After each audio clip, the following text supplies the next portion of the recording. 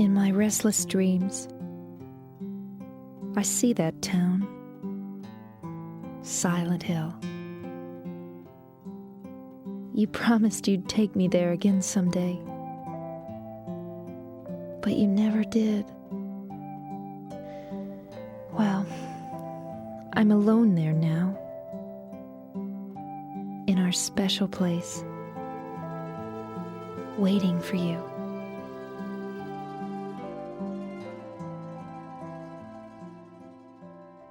Silent Hill 2 Remake recently released to somewhat surprising critical acclaim and equally enthusiastic commercial sales, and now here's a video critiquing it. Before we begin, I want to be crystal clear that the arguments that I'll be making are not to disparage Bloober Team as a developer or any of the people working at Bloober Team.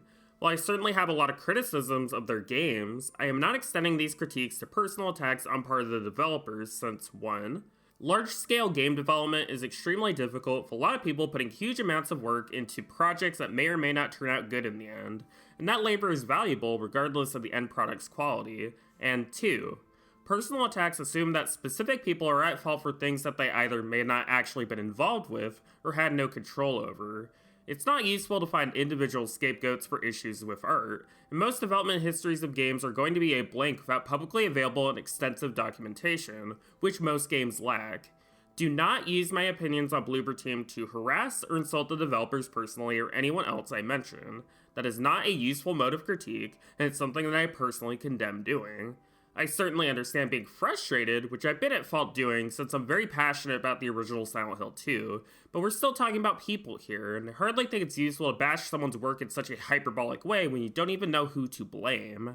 Despite the many critiques that I have for this remake, I genuinely do think it's Bloober's best game on a foundational level, and they've done a great job acknowledging criticisms of their earlier titles, what with the vast swath of accessibility features and proper content warnings. If this is indicative of their approach going forward, then I'd imagine they'll start making games that I'll genuinely vibe with, which I'm happy to say for any game studio. I was fully expecting to go into this remake completely hating it, but instead I actually see quite a lot of value in it despite me overall thinking that it doesn't capture the original experience effectively. If you disagree with my overall opinions on this game, that's fine. There are plenty of people who like this remake and think it's great. This video is not attempting to disparage people for liking it, and if you watch this and feel as if I am missing a lot of elements to my critique, or just disagree, then feel free to leave a comment about it. Now, for this introduction, I want to focus on establishing 3 key things which will become important for later sections. 1. Critiques of the original game's camera and voice acting. 2. The state of the original Silent Hill games and their accessibility. 3. The context in which Bloober Team is making this remake. Alright, so a common critique of Silent Hill 2 Original is that it has dated camera work and voice acting. Lost? Something of which Bloober Team is aware of. I'll break this down in a moment, but it's worth noting that their previous game, The Medium, for all its many flaws, was the studio's attempt to translate elements from Silent Hill and Resident Evil both aesthetically and in the usage of some staff from Silent Hill, such as Akira Yamaoka and Mary Elizabeth McGlynn, along with modeling a lot of the otherworld setting on Gisela Baczynski's artwork. This is Bloober Team attempting to translate elements of the past they found meaningful into new ideas, which on its own is perfectly normal. That said, there can be a lot of friction between adapting the past into the present if the things focused on and valued are in conflict. Our goal from the very beginning was to maintain the game's atmosphere while modernizing the gameplay to make it competitive in 2024. In the remake, the story remains largely the same. However, with the magic of modern technology, we were able to expand on some of its aspects. The hardest was designing combat. We want to be as faithful as possible to the original game, but also we want players to feel satisfaction while playing, remembering that we need to fit in horror genre. A large focus in the marketing material and interviews is on how this new remake is more nebulously realistic and immersive due to this change, noticeable with in-engine cutscenes which can have more subtle facial expressions, but also the idea that the camera change is more personal and makes it easier to identify with the main characters. This penchant for hyperrealism when it comes to modern AAA games is a particular trend I find a bit odd, since unless you're doing FMVs or something, the in-game graphics will always have some form of dissonance from real life, so a little bit of stylization will always be required in order to compromise between that goal and an actually playable video game. You know, Hellblade: Senua's Saga is certainly certainly a beautiful looking game, but the massive gameplay and story regressions in comparison to the original were due to how much they were focusing on technical innovation over other aspects. Bloober's realism attempts aren't nearly as polarizing as this, of course. In fact, I would argue this video game's got too much video game in it, but it's worth considering the intentions of the original developers of Silent Hill. Silent Hill 2 OG's director Masashi Tsuboyama has expressed frustration fairly recently on the original camera due to hardware limitations, and does like the remake's over-the-shoulder view for how it adds to a sense of realism. He's clarified that the original camera itself was not a compromise, it was what was needed to be done with the limitations, and that the various forms of cameras allowed for intentional direction without interrupting the player's actions. The other developers have said something similar, acknowledging the technical limitations, but also noting specifically how the camera was intentionally designed to keep the player unbalanced when it's free-floating, and to evoke cinematic style with the fixed angles. Imamura, in particular, made the great observation that the game screen you're seeing is analogous to what a film camera would be, so logically pulling from film makes sense. The senior narrative designer at Bloober Team, Barbara Kuick, made a note in the June Silent Hill transmission on the difficulties of this translation. So when making a game with static cameras, you as a designer have much more control over what players sees, where they go, and so on. The change for the third-person perspective was a challenge. That being said, it's a chance for us to expand this world, to show the players new elements that were previously inaccessible, and just make this game richer.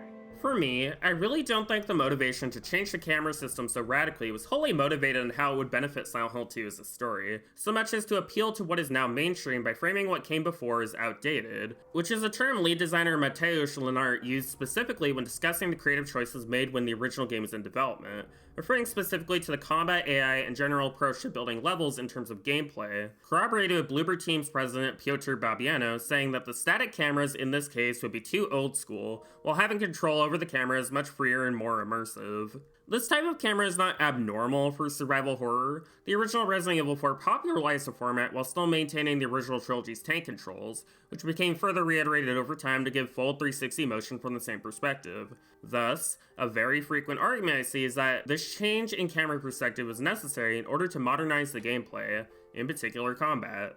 However, I disagree. Besides some incredibly rare moments where the camera does shift into a fixed camera, or camera control is briefly taken away to highlight something, the entirety of the experience is under your control, which leads to a large amount of situations where the impact of a scene is blunted by the fact that you accidentally missed something. A lot of details were lost in translation, and it's very clear to me they wanted to take inspiration from the Resident Evil remakes here rather than the actual game they're remaking. A particularly strange thing to do when you consider that the original 3 Resident Evil games had pre-rendered backgrounds, where there was zero camera control, while the Silent Hill games had a mix of that and the ability to more directly control it depending on what was most effective for any given situation. The game is not always from a fixed perspective. The camera that ends up being used is context sensitive, which is clear from the cutscenes, which in terms of cinematography are pretty modern in their presentation, if we presume that's an important qualifier. This creates an incredibly strange tonal dissonance in the marketing material, where the developers continually insist they are attempting to maintain all the elements of the original, while at the same time arguing that things need to be modernized to have the same or similar effect. This further extends to the game's voice acting, which while certainly not entirely bad, is much more professional across the board. Lost? A decision that was made because the voice acting in the original is routinely criticized for being nebulously bad and outdated, with the characters sounding extremely weird and delivered in a way that no human would ever say, to quote the gamer. While I will be talking in detail the issues of how the voice direction was handled in the remake in a later section, it's important to have context as to why the original voice acting was done that way. The character of Angela, for instance, sounds much older than 19, being played by Donna Burke, who was in her mid-30s at the time. Guy Seehia as James sounds like a complete dork, and so on. Indeed, when you read some of the reviews of the time, there were also comments on its voice acting, with some feeling like it was undermined by awkward writing, while others feeling it was just unintentionally stilted and awkward. However, important to note is that there were folks even at the time who were praising the original voice acting for its improvements over the original, so it's not a monolithic perspective of the voice acting being reassessed later on by fans. The obvious work and intention behind it has been known about for decades. You know, hot take, but one of the most critically acclaimed games of all time may in fact be critically acclaimed for a reason. One major bit of context that is routinely ignored is the work put in by Jeremy Blaustein, an American translator and voice director who in 2001 had already handled the translation work for Metal Gear Solid and Castlevania Symphony of the Night, two completely unknown games nobody has ever talked about before now. For Silent Hill 2, while he was only credited as the English supervisor and translator, Jeremy also directed the motion capture and voice recording sessions along with having a close working relationship with the actual members of Team Silent. Silent Hill 2 never received any dubs in any other languages, it just received text translations into other languages via Jeremy's company Wordbox, meaning the dialogue was always intended to be said in English. This is not a situation like the original Resident Evil where they kind of hired random Westerners off the street and had them record their lines individually, with these specific instructions to overact to get the message across as was common at the time, along with just in general a pretty poor translation. Stop it!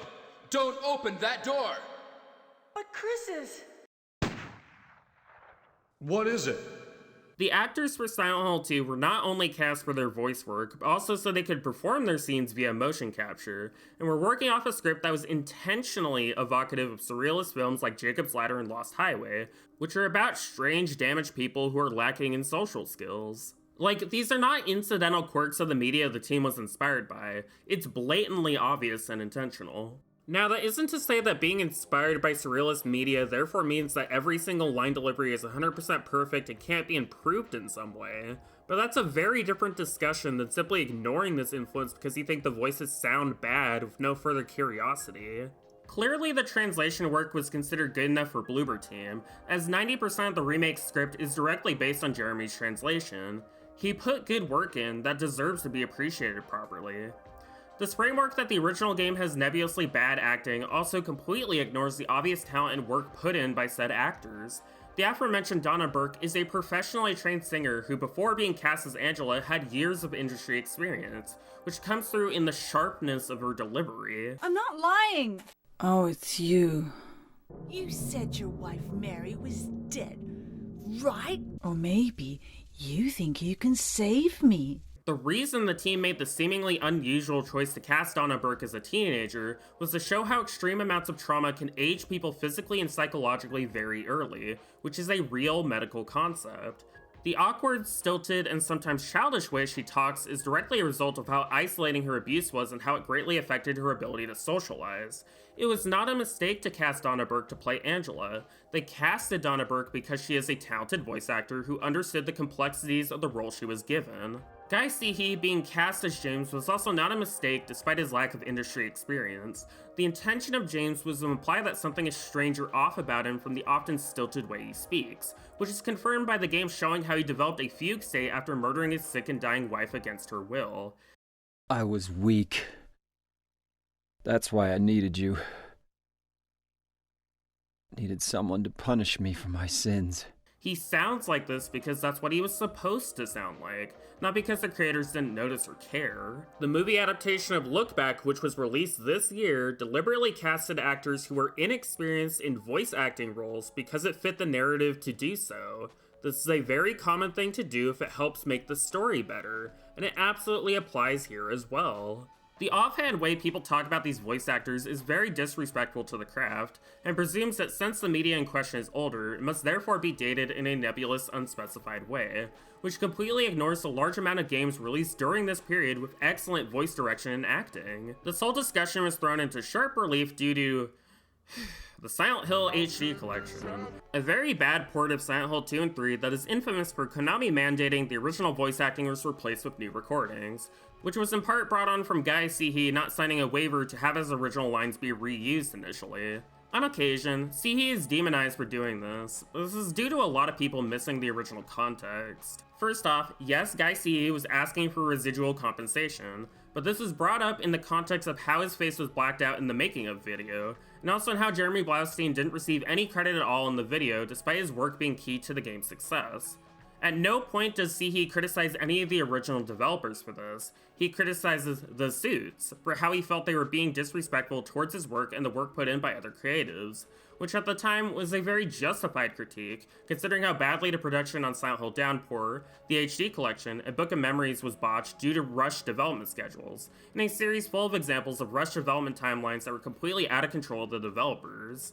Zihi doing this was defended by Monica Taylor Horgan, the original voice of Maria and Mary, in an interview with Silent Haven, who clarifies in contradiction to Troy Baker that there were no contracts signed at the time, and in fact Konami only approached her for a waiver during the lead up to the HD Collection's release, something corroborated by David Shoufley and Donna Burke. Additionally, Troy Baker's claim that video game roles don't do residues is false. David Shoufley received residues for his work on Tekken every time a new version comes out, and Tessa Lee Lerner even threatened a lawsuit due to her work being used in Silent Hill 3 without her permission, resulting in her receiving 4 times the original amount and her voice lines being removed from the PC port. Troy Baker specifically telling people to put the blame on Zihi here makes zero sense considering he didn't have full context on the contracts in question. Now, when reading these articles defending the voice changes in the HD collection, you'll notice a particular trend in which the new voices are defended due to perceived flaws with the original recording, which is deliberately accentuating legitimate criticisms people may have had at the time in order to argue for a full-on replacement. The HD collection voices were not done out of some genuine feeling of wanting to improve the original or something. They were done, apparently, to avoid paying residues, with the voice actor and motion capture artist for Heather Morris, even saying that she wasn't even contacted by Konami over the re-release, meaning they were always intending to replace her performance. Her work being thought of so little that she wasn't even contacted is in my eyes extremely disrespectful to her work, let alone the work of the rest of the actors from Silent Hill 3. Now, while a settlement was eventually reached with the Silent Hill 2 actors, the same never happened for Silent Hill 3, and it was instead stuck with the HD voices. These voices are mostly really terribly done, really evocative of a lot of 2000s anime dubs, which is partly due to not being able to change any of the mocap or cutscene pacing, but also just because of how rushed this re-recording process was. The original intention behind the characters is completely lost, pasted over some strange veneer of professionalism instead. What did you say? How do you know that? What did you say? How do you know that? Anyway, I'm coming home now. Oh, I didn't get that thing you asked me to. Okay. Anyway, I'm coming home now. Oh, I didn't get that thing you asked me to. Okay. Now, I bring up the HD collection not just to discuss the importance of considering intention when critiquing voice work, and how you can't just simply slot in and out voices without harming the text on the whole, particularly if you don't consult any of the original creators, but also to bring up the issues with the accessibility of many of the original Silent Hill titles. Video game preservation is a very fraught thing currently. In an article written July 10, 2023, the Video Game History Foundation found that just 13% of video games are accessible in the current marketplace, leaving a staggering 87% of games to languish in legal gray areas on the resale market. This number was consistent across various timeframes, indicating a systemic issue in which games are not made accessible due to perceived commercial viability. Quoting from the explainer directly, "The commercial market has its own interests, and they don't align with what researchers need." When you contrast this issue with the horrible massive layoffs and crunch that is systemic to the games industry, you can see the same form of condescension towards the old as was noted previously, such as this infamous quote from former PlayStation CEO Jim Ryan, which he later apologized for. When we've dabbled with backwards compatibility, I could say it is one of those features that is much requested, but not actually used much. That, and I was at a Gran Turismo event recently where they had PS1, PS2, PS3, and PS4 games, and the PS1 and PS2 games, they looked ancient. Like, why would anybody play this? His later apology is made in the context of the digital stores for PlayStation 3, PSP, and PS Vita being threatened to close, but currently only the PS3 store up, which leads to a small avenue to access older titles being closed off, particularly wild when considered these marketplaces weren't even 20 years old. Mainstream video game preservation is dire, and the industry reaction to this more often than not is not to actually make these games more accessible, but to remake them in a completely different form. While the common argument is that remakes don't replace the original due to the existence of the secondhand market and piracy, and don't worry, I will get to that, it's undeniable that for a lot of people who just want to play a version of their favorite old games, that accessibility is more often than not going to triumph.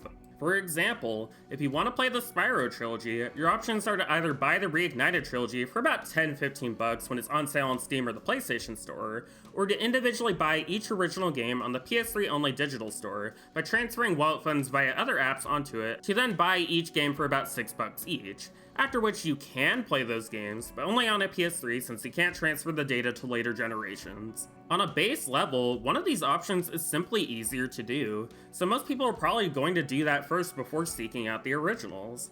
If you want to try cutting the middleman, just buy the physical discs, then you're going to have to contend with the resale market, which more often than not price gouges copies of games far more than what they're actually worth. At least in the case of each Spyro game, that'll only run you about $20 each, so still reasonable if you happen to have a PS2 or a backwards compatible PS3 already. But how about the original versions of, for instance, the first 3 Silent Hill games? Well, you're in luck, because now you're looking at a price range between $125 and $300. Not total, each. But hey, the HD collection goes for like $30 or less. All you have to do is deal with horrific performance issues, glitches that don't exist in the original releases, terrible voice performances you can't disable for Silent Hill 3, weird graphical and music changes, and a lack of accounting for letterboxing causing details to be visible when they shouldn't be. Also, the digital Xbox version is a version that never received patches because Konami didn't want to pay the fees necessary for it, making the most accessible version of the original Silent Hill 2 and 3 that one.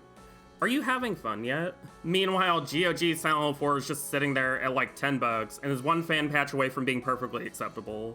Woohoo! What makes this extra sad is that this isn't even the worst possible example. Rule of Rose, for instance, is a PS2 horror game that was incredibly unfairly maligned by a moral panic when it was being released, causing it to be banned in multiple places based on content that was never in the game to begin with, brought on in part from the fact that the game depicts queer children. The game is extremely interesting and is a borderline masterpiece if you're willing to overlook a few technical and gameplay issues, but due to not only the aforementioned controversy, but the defuncting of the studio who made it, the game is essentially trapped in limbo, with physical copies going for over $300. This is an example of a type of game that absolutely deserves reevaluation and reappraisal as the work of art that it always was, but is unable to effectively get that from multiple constraining factors completely unrelated to the art itself. Like, at least the original Silent Hills maybe have a chance of a master collection or something the way Metal Gear so lovingly got. Rule of Rose is fucked. When asked, the leads behind the new initiative of Silent Hill said that the priority was not on ports of the old games, but instead a remake of one of the originals on modern consoles, which can be presumed because it would simply sell better.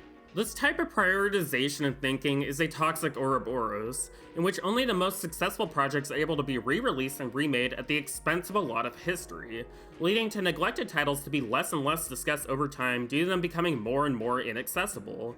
And this happening to one of the most well-known and over-discussed horror games of the last 30 years doesn't exactly inspire positive feelings towards its remake. I felt similarly about the first 3 Resident Evil remakes, even though I think they're overall pretty great, and these feelings only dissipated once the original versions of these games were finally ported to GOG very recently. If we don't actually preserve and maintain the classics and continually replace them with different things that convey different things, then where's the cutoff point? When do we stop seeing certain experiences as older, and instead actually establish a canon the way we do with films, theater, and books? I mean, hell, we're remastering games that came out like 5 years ago at this point that still look essentially the same, wasting people's precious time on this earth so that one meme can be real now, I guess. Not only does the push towards more and more realism come at the expense of time and resources, but it ironically makes a lot of games less accessible, especially on PC, due to some insane hardware requirements and space restrictions. You know, Half-Life Alyx is an absolutely stunning game that really highlights the benefits of VR when it comes to narrative, art, and gameplay design in a new format. But it's also just a way less accessible game as a result, leading to dedicated fan mods that patch the game to not require VR just so people can actually play it without buying an expensive peripheral. I'm sure I'm bringing this up for absolutely no reason. For my part, my platonic ideal of a remake, remaster, whatever, be what Asper is doing with the Legacy of Kain and Tomb Raider series.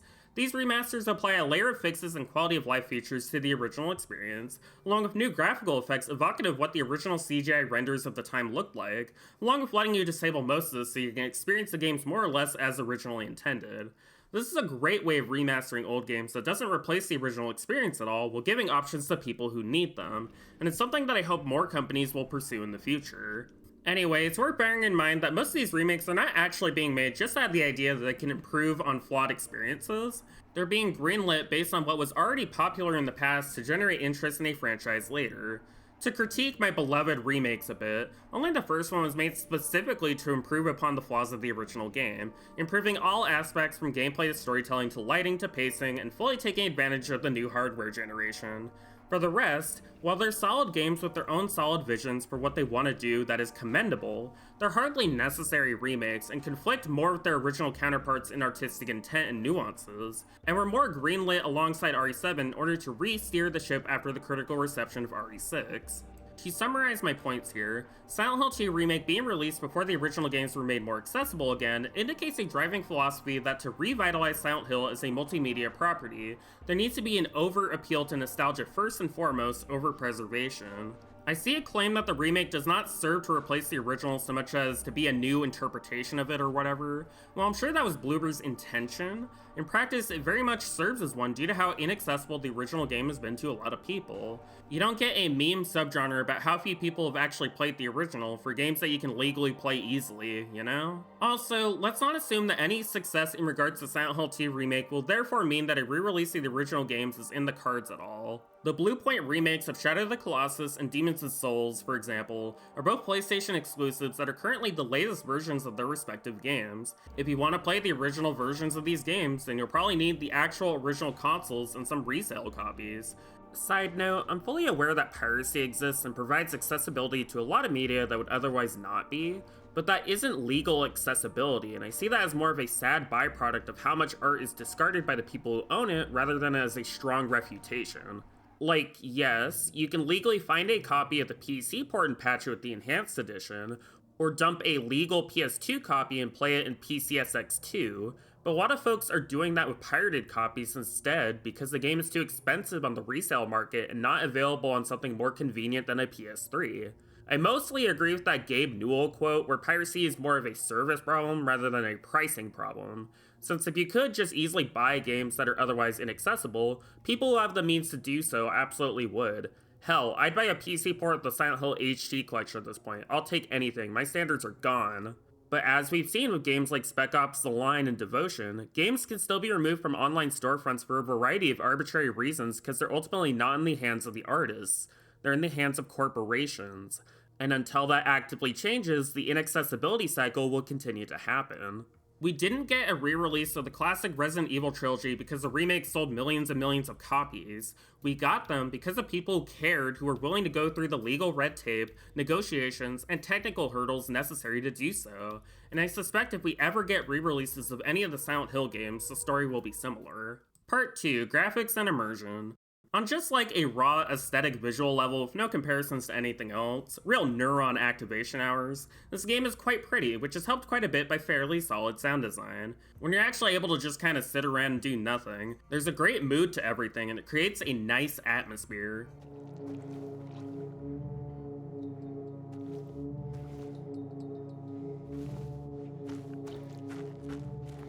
Leaves fall in beautiful arcs, you can see imprints in the mud, the fog coils around everything in unnerving ways. The attention to smaller details is admirable, particularly in parts of the levels such as the town, and outside of any other context helps to make the area you're in feel genuinely lived in and unique, helped along with the attempts at immersion such as having James physically pick up objects, the complete absence of loading zone Soul Reaver style, and the map being in-game rather than its own separate menu that pauses the action, with James visually making notes on the map when appropriate. Akira Yamaoka's work remixing his entire original soundtrack is also a treat. I'm very glad the music is much more present here rather than RE2 makes treatment of discarding most of it for immersion.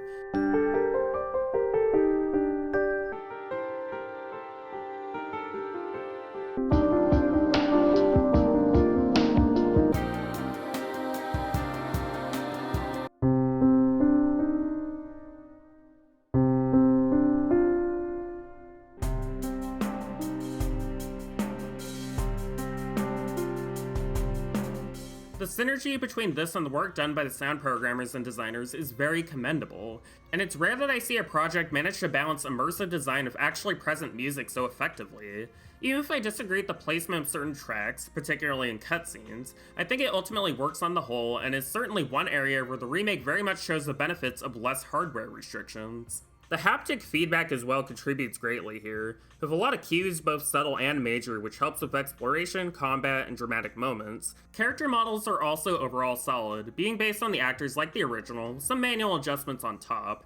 There's a lot of what can be generously called controversy about how Angela and Maria look, which considering the themes of the game is very disturbing, but in context they look just fine, and it's not really something worth criticizing at all in my opinion. Like, we really didn't need a virgin Chad Maria. This image haunts my nightmares. In my restless dreams, I see that smirk. However, and hey, here's that surprise tool to help us out now, making the graphics so realistic creates a large number of new issues.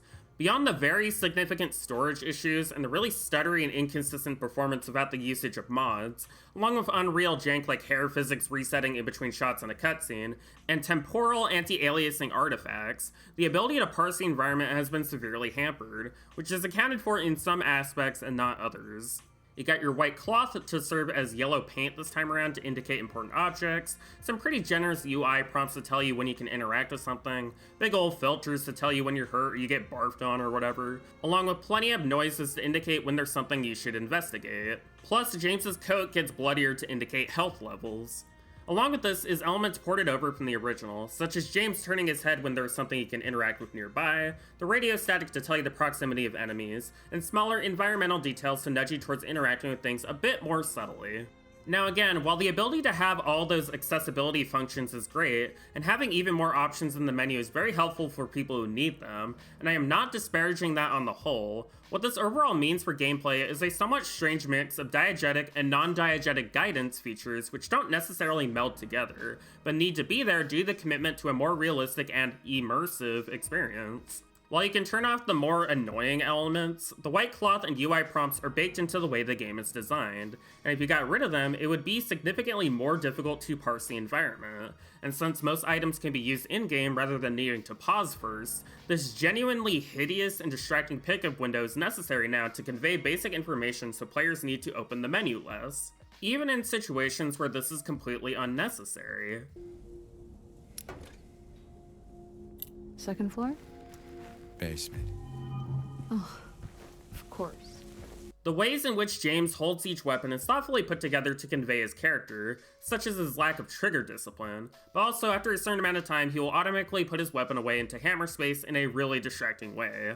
Whenever you need to interact with the 50 holes added for James to stick his hand in or fall in, the little cutscene where he realistically reacts in fear or disgust on what he's doing is interrupted and staggered with pretty goofy prompts giving you the option to back out if you want, which if you do, will snap you out of the animation with some patented Unreal Engine whiplash regardless of when you actually do it.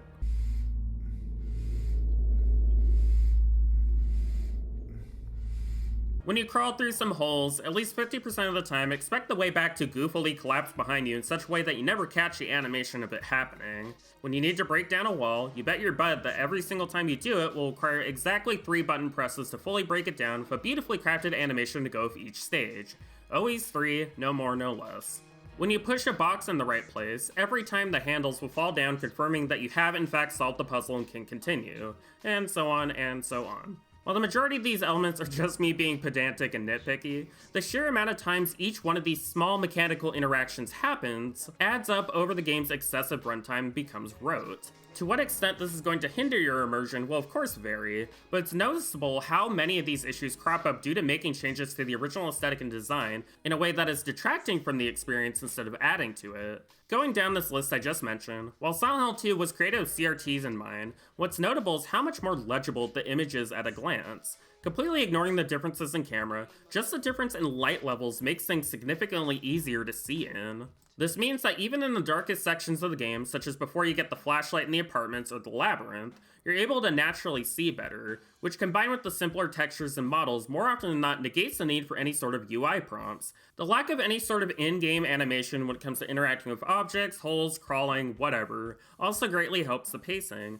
since on replays you can just skip the animations that are there immediately rather than needing to sit through them or having to wait a few seconds holding the button down. There's a reason Thief the Dark Project feels so fluid to play in comparison to its 2014 remake. You don't have to get locomotioned every time you pick up minor loot. Same applies here. And yes, James does in fact keep his weapon out during gameplay the entire time. While the hammer space is still technically there, it's masked by the way the menu interaction works to add a separation without needing an actual animation for it. The overall aesthetic changes beyond graphical fidelity are also notable, mainly due to the Otherworld now evoking the style shown in Silent Hill 1 more than 2. You still got your mold and stuff, but the palette is aggressively orange and the rust and grading is much more pronounced. It's not that it necessarily looks bad, it just lacks the subtext of the original in favor of making the series' aesthetic more uniform, which bothers me more than how it was handled in Downpour or The Short Message, since this is being retroactively applied to a game that was never trying to look like Silent Hill 1 at all. What certainly doesn't help with Immersion is those goofy cosmetics you can get for spending a bunch of money on the game or pre-ordering, which really messes with the game's tone on a first playthrough to the point that the director of the original critiqued it. Like, just make this a New Game Plus unlockable or disable it during cutscenes and it'd be fine. Of course, the largest and most problematic of these aesthetic changes has to do with...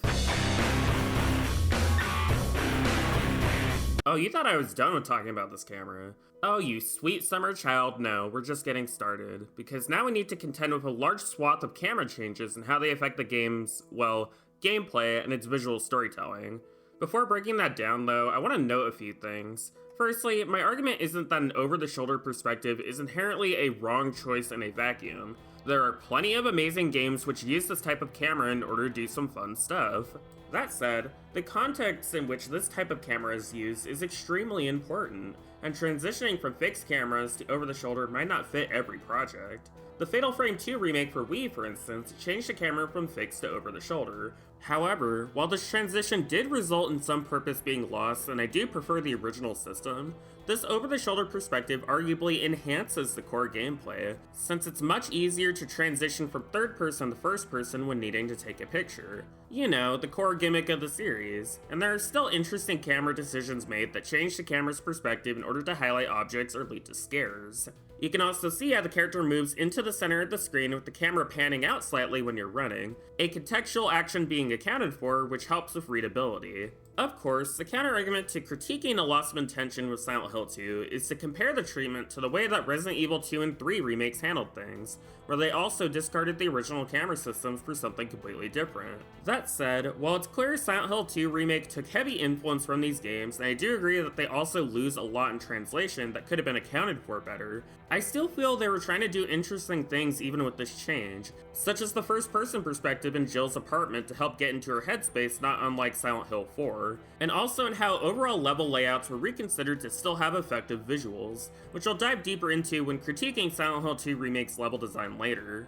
What helps as well is you can adjust the FOV in the options menu to be a little more spaced away from the character, letting you see more of the environment, which is oddly not an option in Silent Hill 2 Remake at the time of recording. We saw this with previous games in the series such as Silent Hill Homecoming and Downpour, which were using the third-person perspective in order to be more nebulously immersive.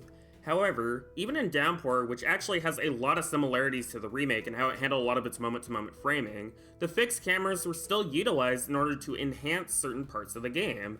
They didn't just completely abandon the system, they used it in contexts where it made sense to do so, and also had the third-person camera dynamically react based on what was around Murphy, like what we saw with Fatal Frame 2. If they were going to just completely remove the original fixed cameras, I don't see why they couldn't have still had rooms which used them when it was important, or have the system itself be more dynamic depending on context. Instead, most of the game while you're walking around is shown from the exact same perspective, and it just feels like a waste. What's extra frustrating about this lack of confidence is that not only are there plenty of indie survival horror games that use old school cameras that have received mainstream critical and commercial success such as Signalis, Crow Country, Tormented Souls, and Hollow Body, but Bloober Team's much maligned prior game The Medium also used them to help frame a scene and provide atmosphere, as I mentioned before, which the lead designer Wojciech Pieko noted was done as a shift away from first person to make things more immersive and contribute to what they were going for in the cinematics, very similar to what the original dev team of Silent Hill 2 were intending. If you noticed, this is in contradiction to what was being said in the lead up to Silent Hill 2 Remake's release by Bloober Team's president, where it was claimed that the Medium was a highly experimental project and that static cameras would be too old school in the case of aiming for a wide audience. I have to assume Piotr mainly meant the split-screen gimmick was the part that was experimental, which yeah, it sure experimented with my computer's capacity to run the game, but moreover, it points to how these debates around specific camera perspectives being more or less immersive ultimately loses meaning since it's incredibly dependent on context and the overall goals of the project. There is nothing inherently old school or outdated about fixed cameras. It was decided arbitrarily in the mainstream they were due to the push for more and more realism along with many other design concepts. The original PlayStation versions of Resident Evil 2 sold about 6 million copies, and Final Fantasy VII sold 14 million, with both heavily reliant on fixed cameras for their indoor environments. Fixed cameras are not an experimental aspect of game design. They were mainstream and could absolutely be mainstream today. One good way to illustrate how much this affects the original game's flow is by using the excellent third-person camera mod by Zealot. In these comparison shots, you can already see that without making any fundamental adjustments, a lot of the game's aesthetic feels honestly a bit bland, because you are never meant to see things from this perspective. The game was very much built from the ground up with the camera systems it ended up using, and having things seen in this way removes a lot of the game's personality and mood. To give Bloober Team credit here, they did take a lot of steps in terms of sound design and visual changes to account for this, while with having the draw distance be slightly extended, adding a bunch of details you can look around at, and making rooms larger in order to stop the camera from getting stuck. But I argue these adjustments are vastly outweighed by what was lost, so let's finally get into some examples. Let's take the moment you first gain control after the initial monologues in the remake versus the original. Notice how in the original, to emphasize the game is now playable, the camera cuts slightly closer and centers James, while also starting up the track to the trail, immediately establishing a moody tone.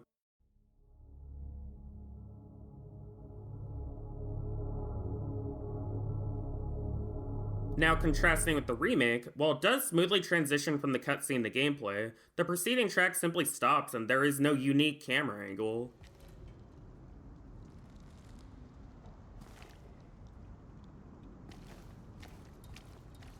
The original deliberately keeps you distant from James when establishing its haunting tone. The remake moves in close and has you hear things more or less diegetically the way James would to help you relate to him more. Just one small change, but it indicates so much and causes so many ripples already.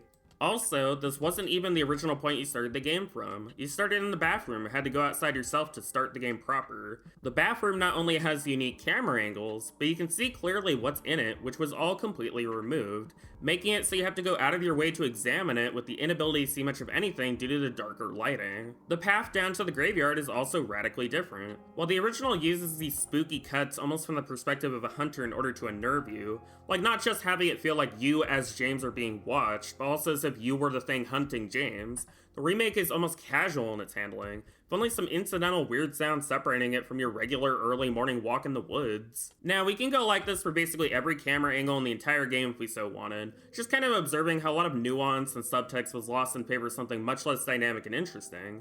But I think what would help instead is using one more example for right now, then bring up more important examples later when we talk about the cutscenes. Alright, so collecting the flashlight. In the original, when you enter the apartment, you're met with a surprising source of illumination after a short period where you have to more or less fumble in the dark. When you take a few steps into the room, the camera cuts wide with the dress being the focal point. This is easily understood from the contrast visually between the flashlight's brightness and the lack of light from the back of the dress, and also of how you can see James turn his head to look at the dress. His shadow grows larger when you get near. Once you're close enough, the camera cuts one more time to a close-up in which James, the dress, and the flashlight are all easy to see in the same frame. Where this gets really interesting is that as soon as you pick the flashlight up, the camera switches to the standard free-floating perspective as a mannequin tries to attack you, with all the fixed cameras being deleted since they've served their purpose and are no longer necessary. If you examine the dress later, James will note that it's just a mannequin, but will be put off by the dress itself, which is his wife Mary's dress.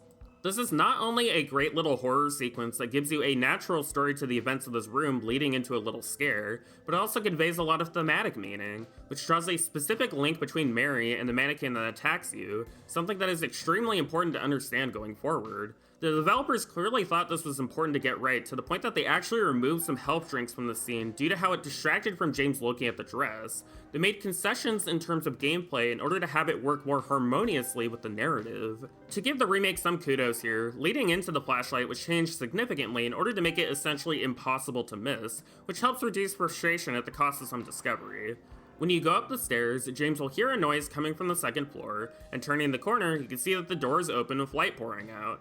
If that wasn't enough, besides a small detour you can make to the third floor, you are effectively roadblocked since James won't pick up most objects in the dark, and most nearby doors are locked, which effectively funnels you into the room eventually. This part is fairly solid and takes advantage of the new sound design and the lack of loading screens in order to guide the player naturally.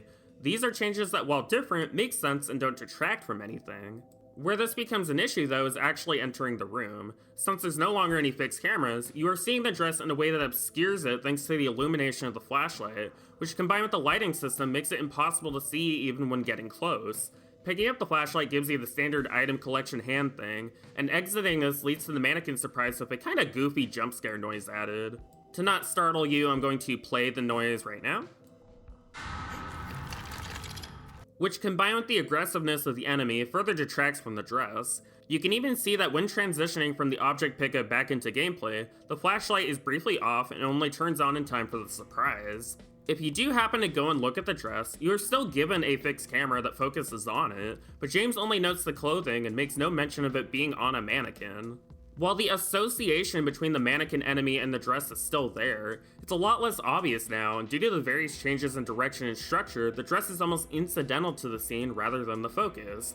You essentially are forced to work harder to get the same level of visual and thematic impact the original game provided naturally from how it was built. This is why these fixed cameras are so important, and why it's frustrating so many were removed even in situations where there was pretty much no excuse not to use them, which is even more bizarre when there actually is a fixed camera angle when you try to interact with the shopping cart with the gun, showing that they definitely could have had a similar system here, which would have gone a long way towards keeping that same idea. Without changing anything else about the scene, they could have just had an angle on the dress when you interact with it like the shopping cart. This wouldn't have required setting up an entire conditional camera system and would be using already existing setups that were already made to help convey something important.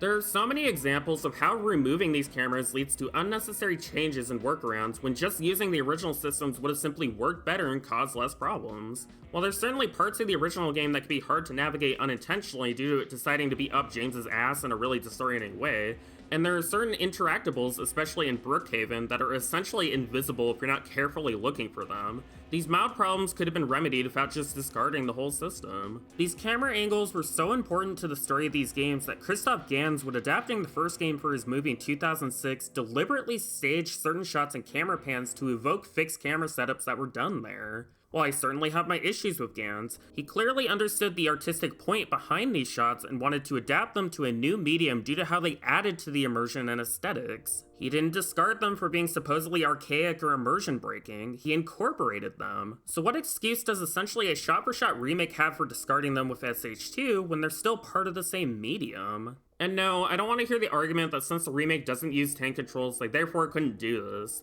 The original game has the option for modern directional controls, and even the medium, which was mostly comprised of fixed cameras, was using these controls. These cameras aren't in the remake because they couldn't implement them. They chose not to include them because this nebulous idea of wanting to appeal to the average gamer, which fails to translate an important aspect of the original to a new audience. Speaking of translation, let's talk about that jank old...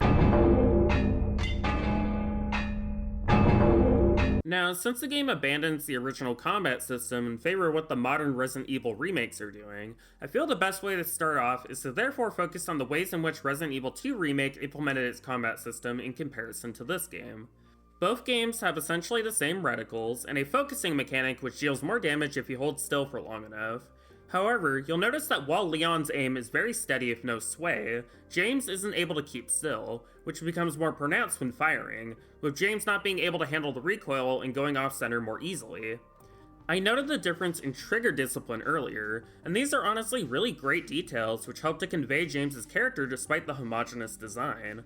Both games also account for trying to get into corners and aiming. You can see how their arms move out of the way to avoid clipping. However, while RE2R's implementation is dynamic based on distance, James only has one animation change, which leads to some issues. And he also doesn't move his legs at all, which looks incredibly strange once you notice it. They also didn't account for aiming upwards in corners, so you'll get a nice view of the inside of James's arms. Despite these nitpicks, considering Bloober Team has never had a combat system in their games before, this is so far a pretty acceptable, if somewhat unremarkable implementation of OTS shooting mechanics. But things start to get a bit weird when looking at the dodge and melee options. So for the dodge, while there was a move like this in the original Silent Hill, it's clear they were taking influence from Resident Evil 3 Remake, having it be an 8-directional dodge that can be used to interrupt certain animations. However, unlike RE3R, there is no cooldown to punish you for spamming this, which leads to some pretty bizarre movement once you notice how you can cancel swing animations.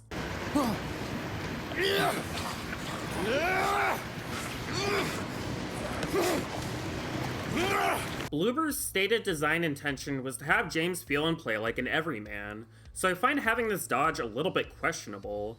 It made sense with Jill in both versions of RE3 because by that point she's been through this stuff multiple times and was trained for law enforcement, but James is just an office worker with no real implied combat experience, made even more strange when you consider that the original game solved this problem by giving James a guard move to block incoming hits. On that note, it's interesting the overall regressions to combat in comparison to the original. Yeah, it's pretty stiff, but it's more fluid than the first game, and moreover, there are a lot of combat options that don't exist anymore, which creates problems when there were none originally. In the original, you got melee and guns, but you also have the ability to strafe at any time, the aforementioned guard, and light or heavy hits depending on how long the attack button is held down for. Since entering a stance to use all weapons is tied to the same button, R2, this frees up the X button when not in a stance to be used for interactions and to stomp enemies on the ground. The remake still has the stomp and a stance for guns as a natural byproduct of over-the-shoulder shooting mechanics, but the strangest change by far is to melee weapons, which instead of needing to be equipped and entering a stance can just kind of be teleported into whenever you want, with some frankly insane levels of auto-tracking attached to the swings that is independent of auto-aim, and is instead baked into the combat's design. This not only looks fairly ridiculous, but it creates issues with context sensitivity since there's no longer any difference between a stomp input and a melee swing, which frequently leads to situations where an attempt to stomp a downed enemy will instead send you spiraling towards someone else. I honestly find this change to be pretty baffling, since the Resident Evil remakes, while not having strong physical weapons by default, do still have a stance necessary to use the knife. It's a small cost and a lot of added risk in order to use a resource that isn't tied to ammunition, which makes sense for games primarily known for their inventory management. With the notable exception of Silent Hill 4, the Team Silent games don't really have inventory management per se, mainly resource management, and even then they're fairly generous. So you would think when injecting a bunch of Resident Evil into Silent Hill, the melee would be made a little more rigid and difficult to use to account for scarcer resources and to create interesting trade-offs, but effectively the opposite happened. Melee swings being so auto-tracked combined with the dodging makes it so it's a pretty ideal way to be taking care of most enemies. There's very little risk even when surrounded, and it's so easy to do that you don't even really have to think about it. This then leads into another issue, which is the sheer enemy density in this game. I swear, at points it feels like I was killing more enemies than RE4. The increase in overall enemy counts combined with how aggressive they tend to be pursuing you leads to a lot of situations where it feels like your only real option is to take them out so they stop bothering you. While technically the game has very light stealth mechanics via turning off the flashlight and doing a back attack, it's not exactly fleshed out, and considering the game's sheer length, I doubt a lot of people would have the patience to meticulously take out every nurse or lying figure you come across, especially considering the amount of mannequins sitting around waiting to surprise you for the 80th time. Often, Silent Hill 3 and 4 get criticized by the community for being more action-oriented, but in those ones, it's still a pretty viable option to just run past everything. And if you do engage with combat, there's a little more spice thanks to stuff like jerky to distract dogs, charged melee swings for some iframes, getting help from Eileen, and so on. There's a lot of consideration how to make low enemy varieties work for the narratives they were designed for, and it's rare the same concept would be done wholesale over and over and over and over and over again the way it tends to happen in the remake. On the topic of Eileen, while it does narratively make sense Maria doesn't have a weapon, it creates a little more of a dissonance to not have her use or equip one in the remake due to the extended length of time you spend with her, and the attempts made to develop a bit more of a dynamic with the player with all the Elizabeth things she's got going on. A term I use to describe companion characters who are built on a lot of pre-scripted interactions, specifically for you to take notice of them and their personality. I guess technically it should be called Alex Vancing or Farah-ing, but that's less funny. Anyway, both Maria and Eileen have these elements to them, but Maria fails to feel like an equal partner to James due to her not being able to engage with combat and instead needing to be rescued, which again, narratively does make sense, but conflicts with the stated goals of Immersion, particularly if you account for Maria's usage of weapons and Born from a Wish. Silent Hill 4 showed a pretty decent way of handling this, not just with the various complex ways Eileen's health and possession operates, but also of having Eileen's weapon be toggleable with the quick menu whenever she's nearby, to efficiently swap between running and fighting depending on context. Maria is also tied to ending mechanics with proximity to James and damage, so even if something as basic as having her use a handbag or something could work without undermining the original intention. Then again, Maria's barely handling her pathfinding, so I can't imagine a nightmare that would be to implement. I bring all this up due to the added sections of being jumped by multiple enemies,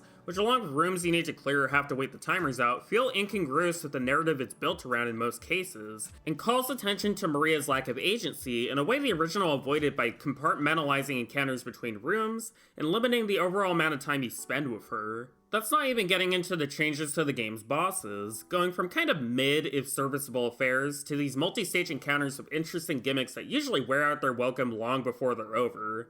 Like, I actually think the Eddie boss fight mechanically is pretty fun. It's this really frantic cat and mouse game with some great use of the environment to keep things dynamic, but that's being applied to an encounter where you're supposed to feel bad for killing him. Like, Eddie isn't some trained soldier or anything. He's a messed up dude who has turned to dehumanizing other people after the terrible abuse he suffered. While the original encounter can come off kind of goofy, it's a fight between two regular people who are forced due to circumstance to kill each other. I much prefer this little bit of goof because it isn't conflicting with the narrative nearly as much. The original game didn't have intense, heart-pounding combat, not because the developers weren't able to implement it, see some of the enemies in Silent Hill 1, but because it wouldn't really fit the story they were trying to tell. It's probably a bad idea to be focusing so much on combat and murder in a game that is about a guy who's psychologically broken due to the guilt he feels over killing his sick and dying wife. Why give bosses, which are representative of how Mary was confined to a bed with only her words being able to be used as knives, goofy spider legs that let them do 3-hit combos?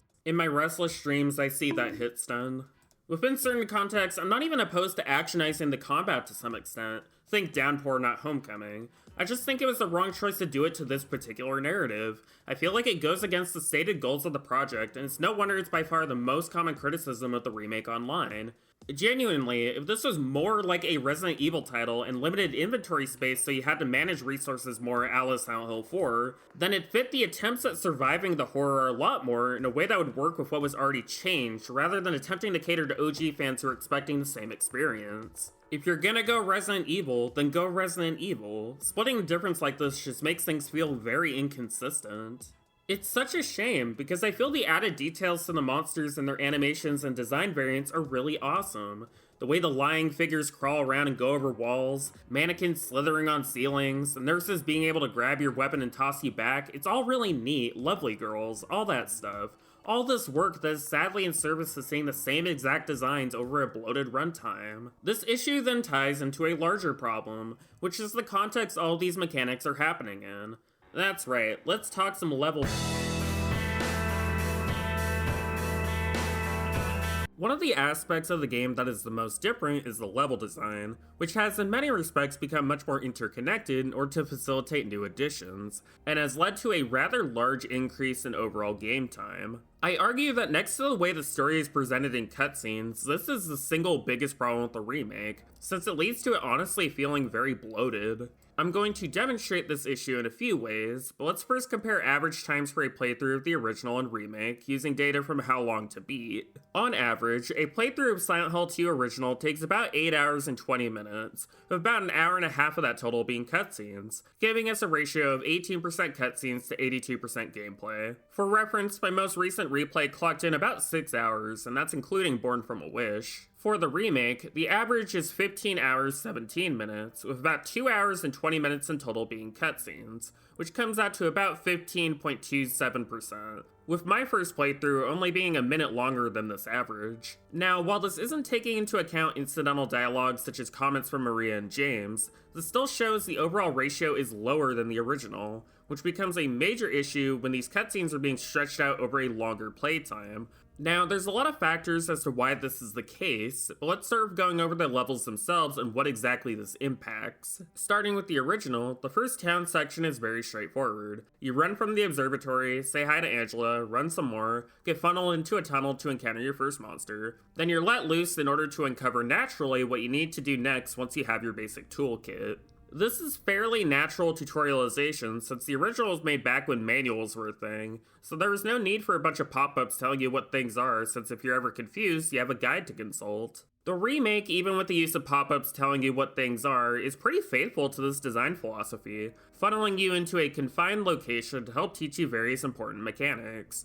I already brought up all those immersive elements being translated over, and the addition of some small buildings you can explore along the way helped disguise the linearity of this segment a bit. Solid stuff. Where things immediately take a nosedive for me is when you're let loose in the town proper, as it has been massively expanded with a lengthy jukebox puzzle which requires visiting various locations to solve it. While the attention to detail is very cool, there's a lot of optional notes and little stories and all that which add a bit to the experience. It ends up bloating one of the least important parts of the game, which is loosely justified with the jukebox having James recall a happy memory he shared with Mary, which funnels you somewhat more naturally into the apartments. However, while I think the set piece with the town reacting to James's progression is very good, on the whole this creates a lot more questions due to the added amounts of random wandering you're doing, which includes an entire separate mini-dungeon apartment to, I guess, prime you for the actual apartments, complete with a suspiciously similar hole you grab a thing out of. I often see folks wishing that the town in every Silent Hill game had more explorable locations, which I always found a bit strange since the whole point of the larger dungeony areas is to see specific parts in detail which actually matter for the main character. It makes sense, for instance, for Harry to go to a school to try to find his daughter Cheryl. It doesn't particularly make sense for James to do the same for his wife. Heather doesn't explore much of the town when she gets there because she already knows roughly where to look for Claudia, and so on. In fact, one major point of criticism for the original Silent Hill was the random exploration necessary to obtain the good Bliss ending. This was why the ending mechanics in 2 were changed so that focusing more on finding Mary doesn't lead to a bad ending. And instead, all 3 of the new game endings help serve as fulfilling narrative endpoints rather than arbitrary fail states. Now, while Silent Hill 2 Remake's implementation of open-ish exploration isn't nearly as bad as something like Downpour's attempt, since it does a better job segmenting itself and later visits have side paths actually be side paths, the fact so much of this intro is mandatory and not optional means you're needing to engage with a part of the game that has very little to do with the overall story. This issue becomes magnified once you get to Woodside Apartments. In the original, things are pretty cleanly divided between Woodside and Blue Creek, with a little back and forth between them for story moments and keys before ending with a fight with Pyramid Head. This all takes maybe 50 minutes, and has a clean beginning, middle, and end with how the encounters with Pyramid Head are paced, with other spooky scenes, puzzles, and story moments logically slotted within this to help tell the story of this location. The level design is built around these moments, and it does a great job of helping shift modes so you're not just doing one thing for too long. On a first playthrough, this all might seem random or even a little frustrating, since after all, how was I supposed to know this can of juice was for that garbage? However, this friction and denial of a straightforward path is part of how the game is setting its mood. Quoting from a review by Ivan Sulik in 2002, "You end up doing a lot of running through the buildings and streets of Silent Hill. In fact, you do more running than anything in SH2 because you're either looking for clues, backtracking to use some key or special item you just found, or simply trying to figure out where you're supposed to go next. But the running around is how you experience the game's most important element, the creepiness. You're running around dark and dingy hallways through thick layers of fog that seems to cling to the ground. It's when you're shuttling back and forth that you'll hear all the scary sounds of creatures far off in the distance. And this is when you realize that you're not just running in circles for no good reason. Silent Hill relentlessly messes with your sense of well-being. For 2 Remake, the apartments, no joke, took me 2 hours and 50 minutes, half of which is due to the massive changes to Blue Creek Apartments with a brand new meta puzzle involving claw cans, in which essentially no story moments happen besides the talk with Angela and the Pyramid Head fight. So now, instead of the experience having a logical beginning, middle, and end, everything is incredibly lopsided due to new elements being crammed into a structure which doesn't support it. Not helped by the fact that certain moments specific to this location now feel rote and mundane due to reuse in other areas. That's not to say that every addition here is bad, per se. I think a lot of the rooms are very interesting to look at, and the revised coin puzzle encouraging thinking on narrative and theme is genuinely a great idea, especially of how the final answer you give is multiple choice and contributes towards one of the 3 new game endings. But a lot of this doesn't really fit and feels very much like game time padding. What's interesting is that despite the large increase in time spent in these areas, it's actually easier than ever to get around thanks to the aforementioned seamless loading and abundance of additional shortcuts, which in a vacuum seems like a positive until you again notice how this affects the pacing of story beats. Remember how Laura kicking the key was a deliberately frustrating moment which you aren't able to solve for a substantial length of time? Well, now to prevent any friction, you can grab the key pretty much immediately after this happens, complete with some very obvious signposting and a detour for a new puzzle item to boot. Instead of the entrance to Blue Creek being separate from Pyramid Head, due to it being a massive new area, they need to show him go through the door immediately. And also lock the door behind you so you can't leave, just to make sure you know you're moving on. Also, remember that kind of obtuse garbage chute puzzle? Well, now the soda is right next to where you need to use it so you don't have to think. Chop chop, we got more stuff for you to do. Don't focus on this part, focus on 5 other parts instead. It's important to note that changes and expansions are not necessarily the problem here, since some of this is a natural byproduct of a new engine. The issue is that a lot of these choices are weakening the pacing of existing gameplay and story moments, in service to a lot of added backtracking, which isn't meaningfully contributing to either the gameplay or story. I've seen some people compare this treatment to what Resident Evil 1 Remake was doing with the graveyard and how that connects to more locations, but the difference there is that it adds significant story and gameplay wrinkles which matter outside of this one designated place, and it's fleshing out a game which was famous for not having a particularly great story presentation. Doing that to a level which already had a great story to it doesn't make a lot of sense to me, especially when remaking a game which is already renowned for how great its story is. Why am I sticking my hand in so many extra holes when I could be engaging with that instead? The other levels tell a pretty similar story, where the added rooms and puzzles mostly drag down the already existing elements. Although at the very least with Brookhaven and Lakeview, it's possible to skip a lot of this if you already know the codes. No such luck with Toluca Prison and the Labyrinth though, which have gone from a fairly short prelude into a sprawling but mostly optional, well, labyrinth, into a nightmare for all the wrong reasons. The original took me about an hour, which is including the Historical Society, which made sense with the game's pacing as this is being sandwiched between the fairly large Brookhaven Hospital and Lakeview Hotel, but now it took about 2.5 hours. A good 45 minutes of that I want to say is due to the backtracking added to place multiple weights in a specific location, turn a cube to do multiple force sections, which you'll notice is a similar design trick that was done in previous areas. Obviously, that's not to say the original is bereft of this type of design, but that was generally being used in order to logically pace out the story and scares and rarely overstays its welcome. In the remake, you get worse pacing to the scares and story, more backtracking to get to that, and 5 times the amount of enemies trying to stop you. It's a shame too, since while I'm not the biggest fan of having this encounter of Pyramid Head be mandatory, the actual sequence itself is really good and is evocative of some things that were implied in the original game's trailer and concept art that was never used before. It fits in with the story fine and works as a great look into what is going on psychologically with James. The same goes for the new abstract daddy fight. We get a lot of new insight into Angela, and the sequence's usage of looping, degrading hallways a la PT is really great stuff. It's just a shame these moments are being sandwiched between combat rooms and forced backtracking, which is beneath what is being done here. Of course, that leads into the Born from a Wish in the room, which was an extra scenario focusing on Maria shortly before the events of the main game where she grapples with the meaning of her existence. While fairly short, it offers a lot of insight into her character while allowing for some fairly logical reuse of existing assets. It's often assumed that Born from a Wish was only created for re-releases, but in actuality, there is existing data for it in some of the original game's prototypes, providing some evidence that it was planned to be part of the experience from the beginning, but had to be added a bit later due to time constraints. I imagine releasing the scenario's DLC is in the cards, since Maria makes a comment on the Baldwin Mansion, and her doing so is even tied to the ending mechanics. While it's up to speculation what a new version of it would contain, it's safe to assume it'll be done similar to Resident Evil 4 Remake's version of Separate Ways, where various elements are heavily beefed up to give a pseudo-B scenario, which I'm perfectly open to, but I question why this wasn't just part of the base game already. Instead of devoting so much meticulous time and effort towards parts of the game which in the grand scheme of things don't matter towards the story it's trying to tell, I really do feel it could have been better spent fleshing out a part of the game that actually could have used a little fleshing out. It would mean potentially not hitting that arbitrary 10-15 hour range, but would massively improve the flow and just make for a better game overall. On that note, how about...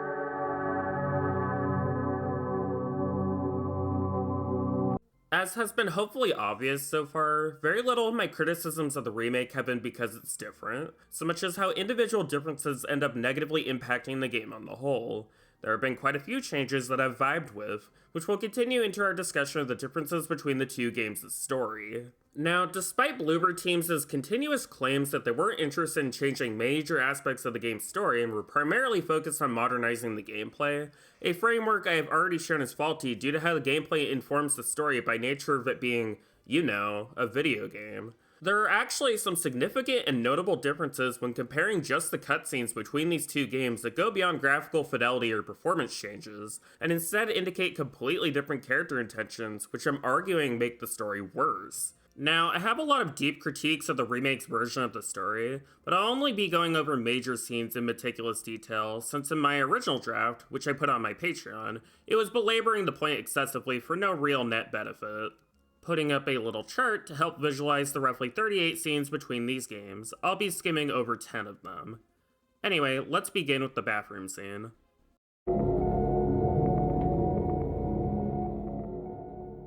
Starting off with the bathroom scene, we see James staring into the mirror with a strange, unreadable expression. After running his hand in front of his face, he takes a deep breath in, and the perspective shifts from an FMV to an in-game cutscene, a transition that is made natural by the usage of focal lenses, starting out of focus in a wide shot, then moving in focus as James says his first line, with a cut to gameplay soon after. In execution, this cutscene was designed to showcase the capabilities of the PS2, fairly seamlessly blending FMVs and in-game graphics together, which is greatly helped along by the higher fidelity with the in-game character models and animations in comparison to the first game. The scene is using then-new technology in order to quickly and effectively establish the game's tone, further accentuated by Akira Yamaoka's atmosphere piece White Noise playing to complement the visuals.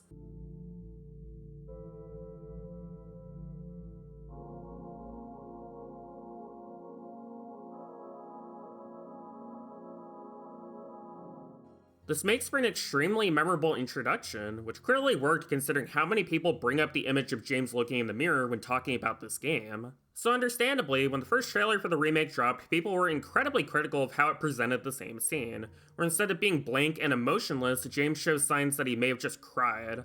This was excessively mocked online, so understandably this was changed to be a bit more in line with the original for the final version. However, the scene itself is still fundamentally different and isn't conveying the same thing.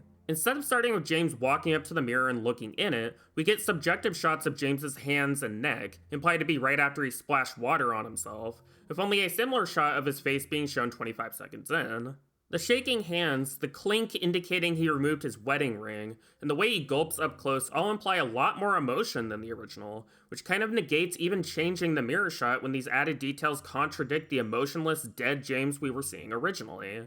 The way the scene plays out in the original trailer makes more sense for what they were going for, since the shots are being used to highlight James's guilt and fear, which isn't a choice I agree with, but it is more coherent than trying to do two different things, and it feels like just this shot was changed due to the backlash rather than trying to make deeper changes in regards to artistic intent.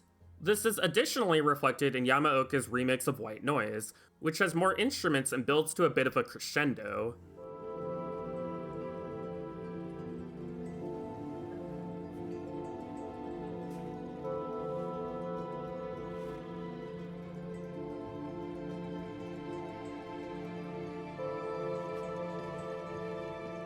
Also notable for later, the focal length changes only happen to highlight James's subjectivity, such as when he touches his face, with the wide shot now remaining entirely in focus since the game now transitions into the second cutscene automatically, rather than giving you the opportunity to move around and examine the bathroom for a moment. Part of why removing this matters is it's by extension weakening a bit of the subtext going on. This moody intro, followed by having you choose to take this journey with the strange man you're getting weird vibes from, is an important part of the experience, since if you want answers to your questions, you have to exist as James to get them. You have to be an active participant in the proceedings, even if you may not necessarily agree with the vessel you were forced to view things from. Now, while I don't think this initial scene is wholly bad in the remake, its many changes help highlight a lot of the differences in approach to the material. The original continually plays with how you identify with its main character by sometimes denying you the answer to how he is feeling, while the remake does want you to relate to him on a more human level immediately, and will usually go out of its way to do so even if this may contradict the point the narrative itself is trying to make. This is a surprise tool that will help us later. The subsequent scene outdoors where we hear part of Mary's letter and James's motivations for going to Silent Hill helps to give some motivation to the player, framed via a long take of the town in the distance with the fog rolling by. Silent Hill 2 frequently uses long takes like this to help establish mood, giving you plenty of time to sit within the environment and think about what's going on. This also reflects stillness both in the sense of emotional tranquility and also in the contemplation of death. The original director Tsuboyama's intention for this initial scene was to show how isolated Silent Hill is as a reference to The Shining, which as you can see did so from the usage of long takes of a vast wilderness. It was specifically designed to be this way, and wasn't like this due to hardware restrictions like you would initially think. As an introduction to their acting, I think both James and Mary's new actors sound good here from direct contrast to the original performances. In my restless dreams, I see that town. Silent Hill. In my restless dreams, I see that town. Silent Hill. I got a letter. The name on the envelope said Mary. I got a letter. The name on the envelope said Mary. And the way the scene smoothly transitions into gameplay at the end is a nice touch, as I noted before. It's a fine enough execution.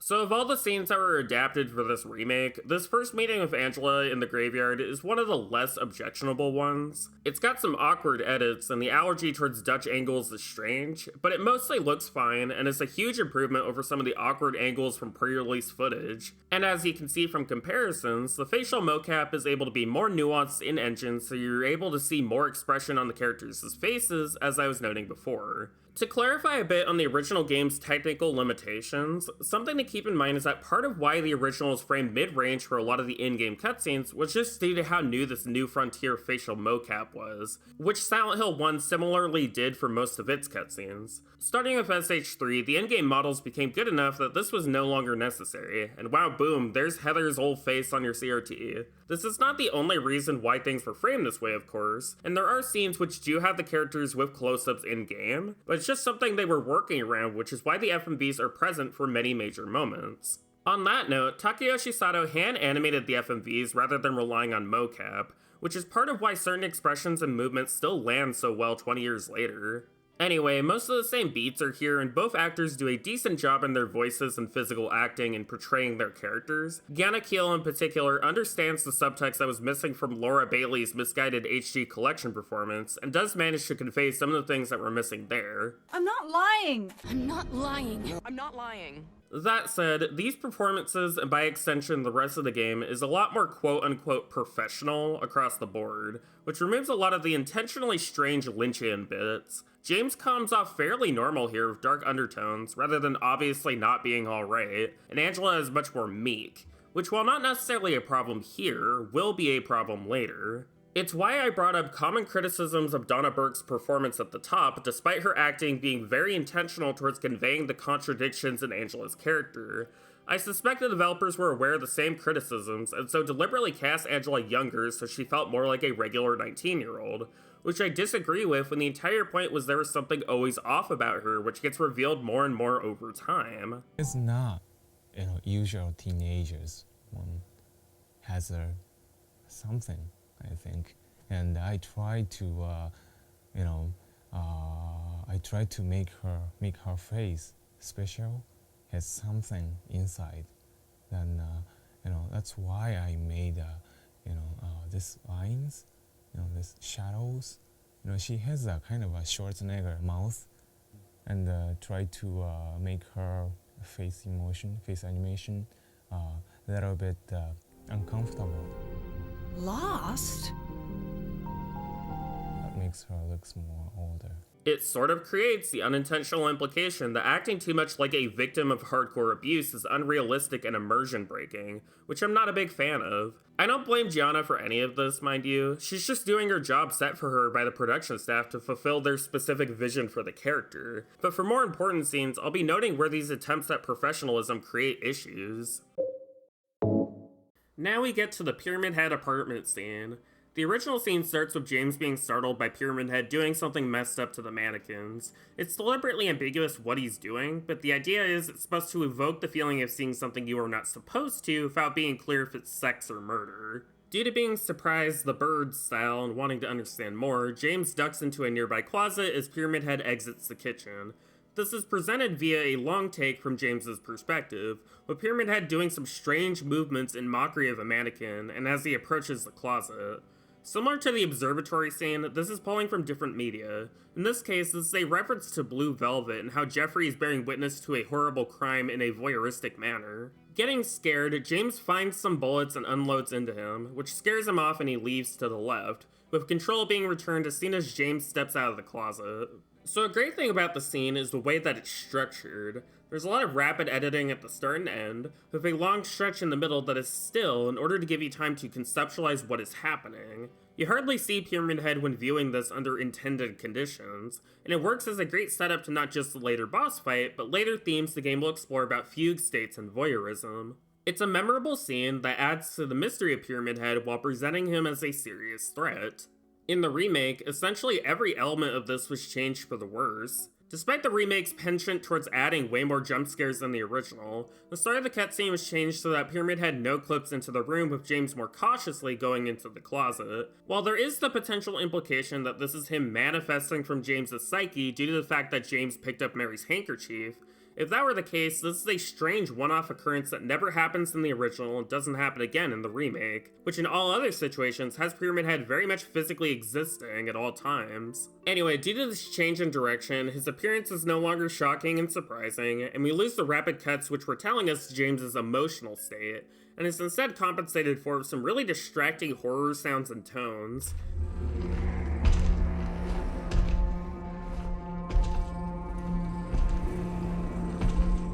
The original has some added tones present, but they often blend together and almost appear to be coming from Pyramid Head rather than being entirely non-diegetic.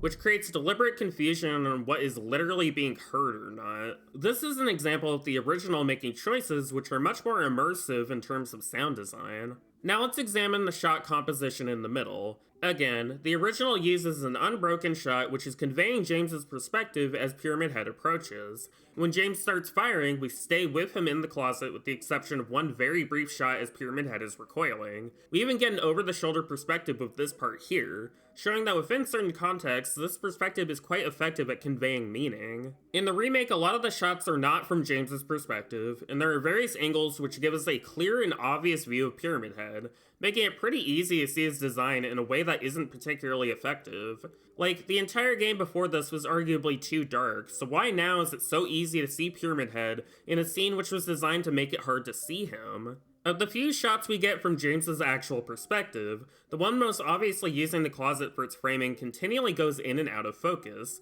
which does convey something of James's emotional state, but removes the fact that Pyramid Head was doing this in response to the mannequin moving on the ground. While it is still a strange motion to do, he's doing so fluidly in the original, while the remake reinterprets this almost to be as if he is a puppet controlled on strings. Interestingly, the April prototype version of the game has this section done completely differently, with his motions being much more fluid and the bars being missing until it cuts to a farther shot, with the focus never changing. The second motion Pyramid Head does where he grips his head and looks at James was changed to happen after being shot, which honestly feels really goofy due to the camera angle and defocusing despite this very obviously not being from James's perspective. You can even see the motion he does with his right hand was changed to be a wave, rather than the much more purposeful and interpretive way he moves originally. All in all, this section is much less effective at giving a strange, surreal tone, and heavily downplays the important voyeuristic themes that are being established, which is a pretty major thing to get wrong when the most important story beat of the game is entirely reliant on you understanding this connection. Anyway, for James actually shooting Pyramid Head, they again continue to cut to him, and for some reason James is firing without actually picking up any bullets. This is a problem which was introduced in the remake, since in the original James just picks up some bullets. Since I'm a Silent Hill fan with an anxiety disorder and very good at overanalyzing, give love to Voidburger, I stole that joke, I actually made sure to test this by emptying James's gun before entering this cutscene. And yeah, he still fires bullets that he doesn't have. Maybe the thought was it was a little too convenient for him to find bullets here, but if we're going to use that logic, then why wouldn't this apply to the entire game? Why does James find a flashlight here? Why is there a gun in a shopping cart? Why did he pick up Mary's handkerchief? Why is there so much ammo in every other place? I don't understand removing this detail when keeping it would have been more immersive and logical, not less. Let's also note the difference in how Pyramid Head reacts when he is shot. In the original, he realistically recoils and runs off, while in the remake he stands stoically and mocks James before leaving. While I personally do like Pyramid Head just being a Chad and taking the hit before moving off, since I like Pyramid Head outside of his original context, I feel like this change is buying into the character's hype as a pop culture figure, and is missing characterization that he had in the original game and by extension his original context. A certified Freddy Krueger moment, as it were. It's often been noted that Pyramid Head gains his great knife after James gets a knife from Angela, indicating that James's mental state is also influencing Pyramid Head. What's less often discussed is how Pyramid Head in various ways changes and shifts in his role as the game progresses, in a very pointed and clear parallel to Maria. When you first meet Pyramid Head, he doesn't interact with you directly. He just presumably killed a guy and waited for you to discover it before leaving, with the red light reflecting on him, calling to mind the red save squares, which James specifically notes feel like they're groping inside his mind. Like Maria, Pyramid Head was born from a wish, in this case a wish for punishment, and the longer James spends in Silent Hill, the more effective he becomes at doing that. It's a really interesting and creepy concept once you come to understand it, and completely justifies why he runs off here. He is not yet embodying the role that James wants him to serve, since James currently only sees him as a monster and not an arbiter of justice. James only starts to want punishment for his sins after his failure to effectively communicate with Angela, which along with the knife brings up from his subconscious emotional pain he was feeling with Mary's death. By having Pyramid Head show no reaction to what James does, it implies he has already slotted into his arbiter role, which along with the changes to his boss fight flattens his character to be pretty one note. Framing him like this is in line with other changes which force more encounters with him, or remind you that he exists in more overt ways. Most prominent with this mural in the Historical Society being moved literally center stage rather than tucked away in a corner. It's about what I expected fans of Silent Hill to do, and in my opinion, it makes the narrative less effective. In a sense, this is a reverse Mr. X situation, due to him honestly coming off as fairly perfunctory in the original. They increase his role specifically because of how underutilized he was initially. With these Pyramid Head changes, they're adding on elements to a character who is already present quite a bit, which heavily reduces his impact since his appearances no longer feel spontaneous and surprising. It's hard to be shocked you're fighting Pyramid Head when instead of running off and disappearing until much later, he just goes directly into Blue Creek Apartments and his boss arena is heavily telegraphed for like an hour. He just feels like a generic horror villain now, and I view most of these changes as no different from how his character was handled in the movies. Now for a reinterpretation that I actually feel justifies doing so. In this case, the overall tone of the scene where you first meet Eddie. In the original, you're hearing these absolutely disgusting barfing noises constantly, and the music is their usual abstract tones, which were subtly implying there is something off about Eddie. The remake tones down these noises, allowing for the more somber rendition of Ordinary Vanity to be more noticeable, which along with having Eddie face James and the bathroom itself being much larger, helps promote sympathy for him. While this is certainly in line with the subtext removal I've been talking about excessively, I'm actually fine with it in this situation since I despise the noises in the original scene. Hell, it used to be worse, but divine intervention prevented that. And I feel it's important to have some sympathy for Eddie initially before things go downhill. This is helped along with Eddie's actor Scott Haning's pretty pitch-perfect performance. I think he conveys a lot of what David Shoufley was going for, and along with some dialogue changes helps inject some nuance here. Notably, James no longer asks if Eddie is friends with that red pyramid thing, and instead this moment where Eddie talks about weird-looking monsters was changed to imply he's referring to the people who chased him off. This still carries the nuance that he views people as monsters, insert Vincent here, and works as better foreshadowing for his degradation over time. Genuinely, I think this scene is an improvement over the original, which is great to see, although will sadly not become a trend. Now for the mirror scene with Angela, which is up there with the one with James as one of the most memorable scenes from the game. I mostly think this scene works pretty well in the remake if we only discuss it individually from the rest of the narrative, and in general, I think Bloober Team crossed the toe-high bar of not completely messing up the writing around Angela that they unfortunately tripped over with their prior game. At no point is it implied it's Angela's fault that she got abused, and they take a great deal of time trying to illustrate her perspective. This is accounted for in the music, which transitions into her theme once she says her name, helping to provide association between this theme and her. Note also how much more the camera focuses on Angela and her reactions, with James primarily being relegated to being in the mirror. We also get this shot here when she gets creeped out by James, which is directly correlating her reaction to how she was abused in the past. When James tries to grab the knife, you can see from her reaction the complex web of emotions this brings up for her, which I think is acted really beautifully and shows a level of understanding of how complicated abuse is to deal with that I find relatable. With that said, the reason I specified that this scene only works pretty well individually from the rest of the narrative is that while I think it is a realistic portrayal of an abuse survivor, I don't think it is a great portrayal of Angela the character within the narrative of Silent Hill 2. Simply put, I don't think changing a lot of Angela's reactions here to be more fearful was the right call, because while Angela in the original game also has moments where she is overcome by her trauma, it would very much be inaccurate to call her meek on the whole the way she often comes across in the remake, and it affects many of her later character moments and what was being intended with her. The main dialogue change I take issue with is this one. So, all you know is she lived in this town. What did you say?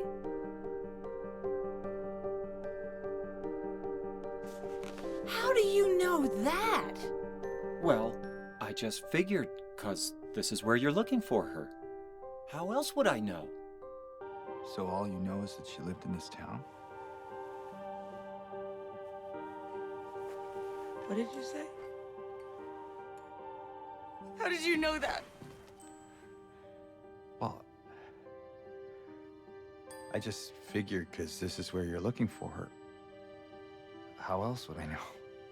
In the original, Angela takes on a jaded, assertive tone due to feeling like what James is saying is suspicious. You can tell from her expression and body language that she has had experiences with people knowing too much about her personal life and by effect invading her privacy, with the small implication that she is ready to use her knife to defend herself if necessary. This is the second time in the conversation where James just kind of blunders about and unintentionally reminds Angela of something from her past, which is causing her to trust him less. In the remake, most of Angela's suspicions are obfuscated by how fearful she comes across, and there isn't much indication in her body language that she's ready to defend herself, which makes her more sympathetic to the audience at the cost of an important aspect to her character. Also, due to the way the shots are now structured, the way in which Angela moves into frame no longer has a logical follow-through. Notice how in the original, the motion of Angela matches up with her position in the next shot.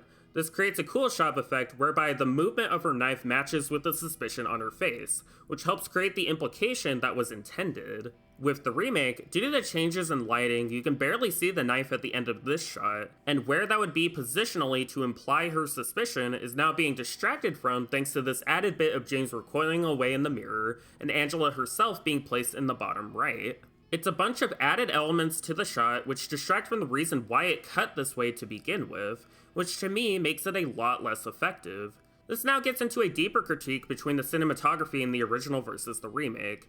I've already noted several times changes and removals to shots which I find to be less effective, but for this part in particular, I want to dive a bit deeper into the intentions behind the framing.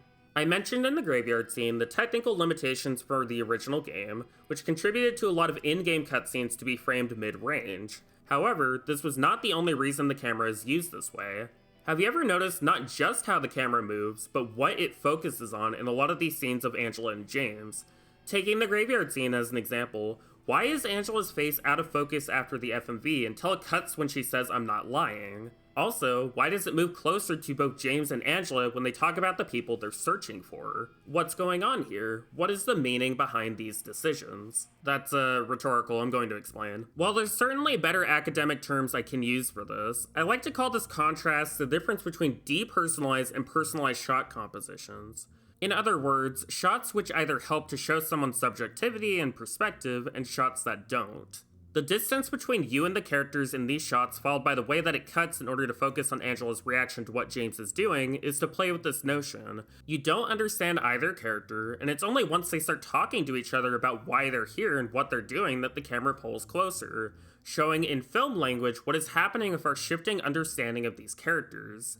Now, when comparing the mirror scene between the two works, we are primarily focused on Angela's expressions and reactions in the remake, while in the original, we are deliberately kept at a distance from Angela once the FMV ends, up until James asks about her mother and we get closer to her and her perspective. This shifts the focus away from how James is seeing her into how Angela is seeing James. Got that so far? Now, what I'm arguing is that the changes to the cinematography in the remake undercuts the subtextual messaging that James is actually a really messed up dude. Notice how after Angela sits up, she is consistently framed below James, especially as she's reacting to the idea that Mary is dead. This is showing us that while James isn't intending to, He is still exerting the same type of power that her abusers were using on her. Combined with the various ways James fails to understand Angela's trauma and actively rejects being compared to her, we are seeing Angela piece things together and understand implicitly without being told that James is somebody to stay away from. This is not simply her being reminded of her trauma, she is correctly figuring out hours before it's revealed to the audience James's true nature. This is why she brings up on her own James's lie later in the labyrinth. She sees through his facade and rejects him for it. Team Silent were very much aware that first-time players wouldn't understand why Angela is reacting this way, which is why there's this push in and pan out as James reaches for the knife. We are still tethered to James's perspective on events, which is being accounted for of how the camera is being used to show us both James's confusion in this moment and us as an audience's confusion. It's a series of incredibly subtle and interesting decisions that the remake sadly completely fails to translate. While it's not necessarily a mistake to focus more on Angela's perspective per se, I can certainly see the argument that seeing Angela visibly process her emotions can be cathartic to people who relate to this version of her. The choices made by effect are not communicating the danger of James. Why, for instance, does the camera cut to James as he explains he's not crazy? Wouldn't it have made more sense to show Angela reacting to the implications of this?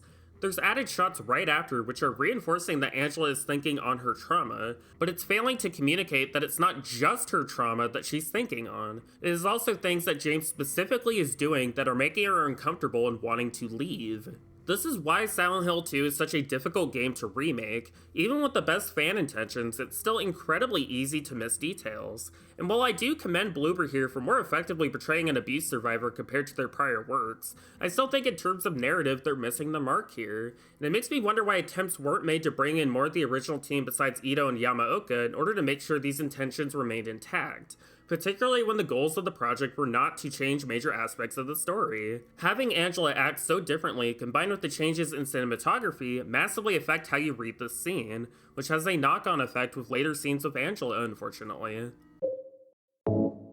Now for the fight with Pyramid Head. In the original, like the apartment, you kind of get jump scared of him doing another metaphorical sex murder thing. The remake, you see him from a large distance, so James's frantic attempts to leave were removed. You would think with all the extra time spent focusing on James's face, they'd keep in times where he did this originally too, but oh well. Honestly, I think the redesigned arena is less interesting than the original one due to how much more space you have to move, a recurring aspect to most of these fights. In the original, due to the hole near the entrance, you're forced to move inwards and thus closer to him so you don't get cornered. You have to make an active choice to be closer to danger in order to avoid death, which is fitting for the setting. Plus, having it so you descend a hole to continue is thematically appropriate. Technically, the same room and hole is present earlier, which we'll get into way later, trust me. But the fight itself takes place in a very open environment with random garbage strewn about, and you don't just walk in a straight line to get out after. Kinda removes the association between Pyramid Head and Descents, which helps to inform a lot of the game's themes, but whatever, I guess. Just kinda makes the whole thing feel like a mid-Soulsborne fight, rather than having specificity related to the story and characters. Although at the very least, they kept the invisible timer that has Pyramid Head leave if you take too long trying to fight him.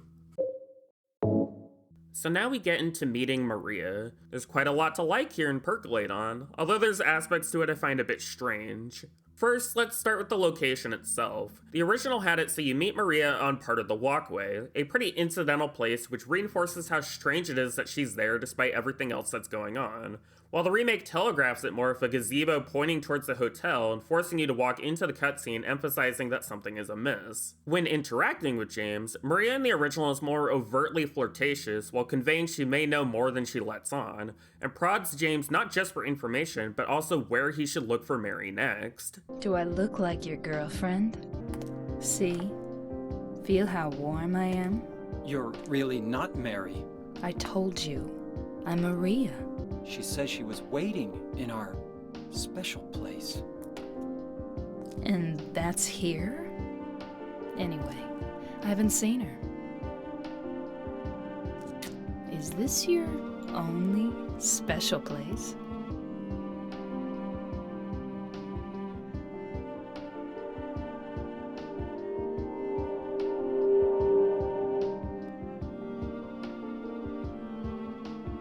Well, there's the hotel too, I guess. The one on the lake? I wonder if it's still there. The remake makes her flirting a little more subtle, along with making her more manipulative by trying to lead James away from finding Mary. Note these two instances here where the focus shifts based on the conversation's flow, which is actually a good reincorporation of the cinematic language established earlier. I wasn't initially sold on Salome Gunaşotir's performance, but on closer examination and replaying the game a few times, I actually think she brings a lot to the role. She comes off a lot more cool and is able to imply this sort of subtle desperation to Maria and how much she wants James to approve of her, which does make sense when you account for her resolution to be with James at the end of Born from a Wish after choosing not to end her life. Hey, easy there. I'm just messing with you. With that said, two things which are not issues yet but will become problems later that I want to emphasize are the downplaying of her assertiveness and the specific way she is being manipulative. Let's note how each version has her mention her own name. In the original, she kind of walks off a bit while James rambles on about how she compares to Mary. You can see she kind of rolls her eyes like she was expecting this reaction, and she partially interrupts James to correct him on the fact that she is not Mary. I can't believe it. You could be her twin. Your face, your voice, just your hair and clothes are different. My name is Maria. I don't look like a ghost, do I? In the remake, she stands basically still while James rambles, which is a lot more boring and tells us less about her character, and her interruption is much more soft. I can't believe it. Your face, your voice, you could be... My name is Maria. I don't look like a ghost, do I? Particularly, note how she no longer emphasizes the word name. My name is Maria. My name is Maria. A common fan theory for Maria is she's some kind of temptress of James who's trying to lead him away from his goal of finding Mary to keep him trapped in Silent Hill, which doesn't make a whole lot of sense on the face of it when you consider that she actively encourages James to go to the hotel to find the truth, and also that she is a projection from James's own mind given form and agency.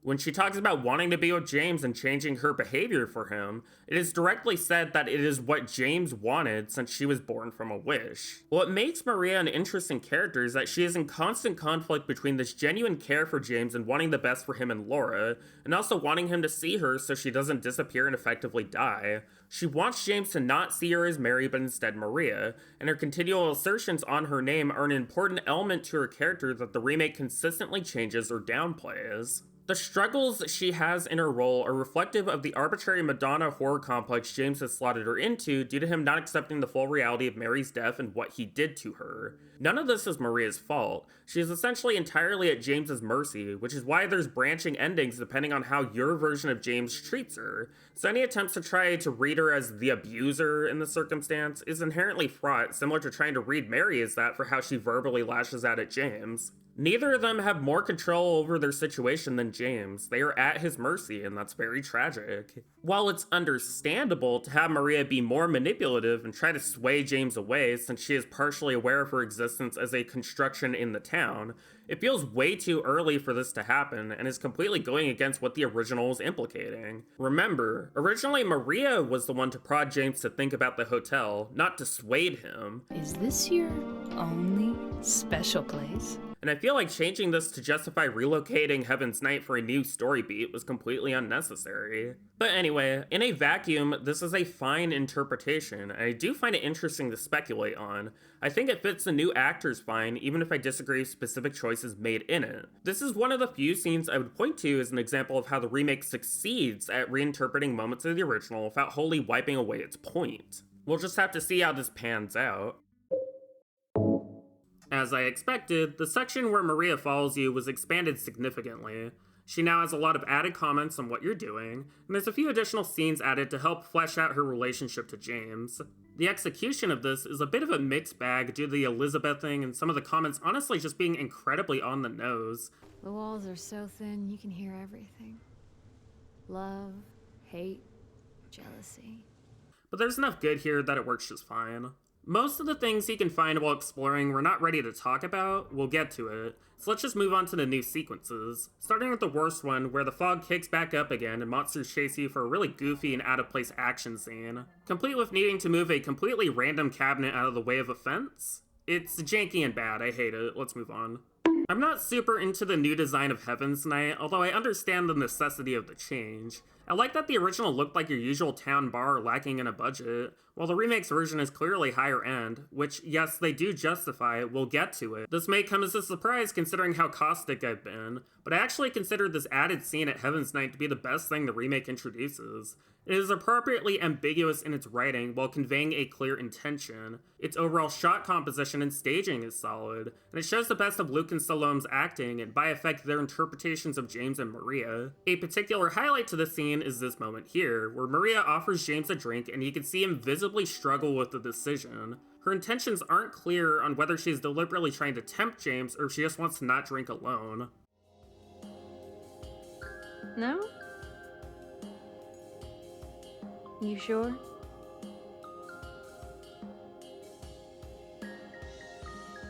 Fine. Be that way. Here's to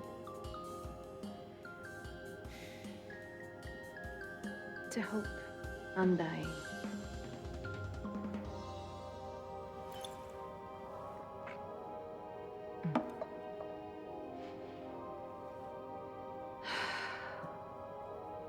We should probably get going. Fine.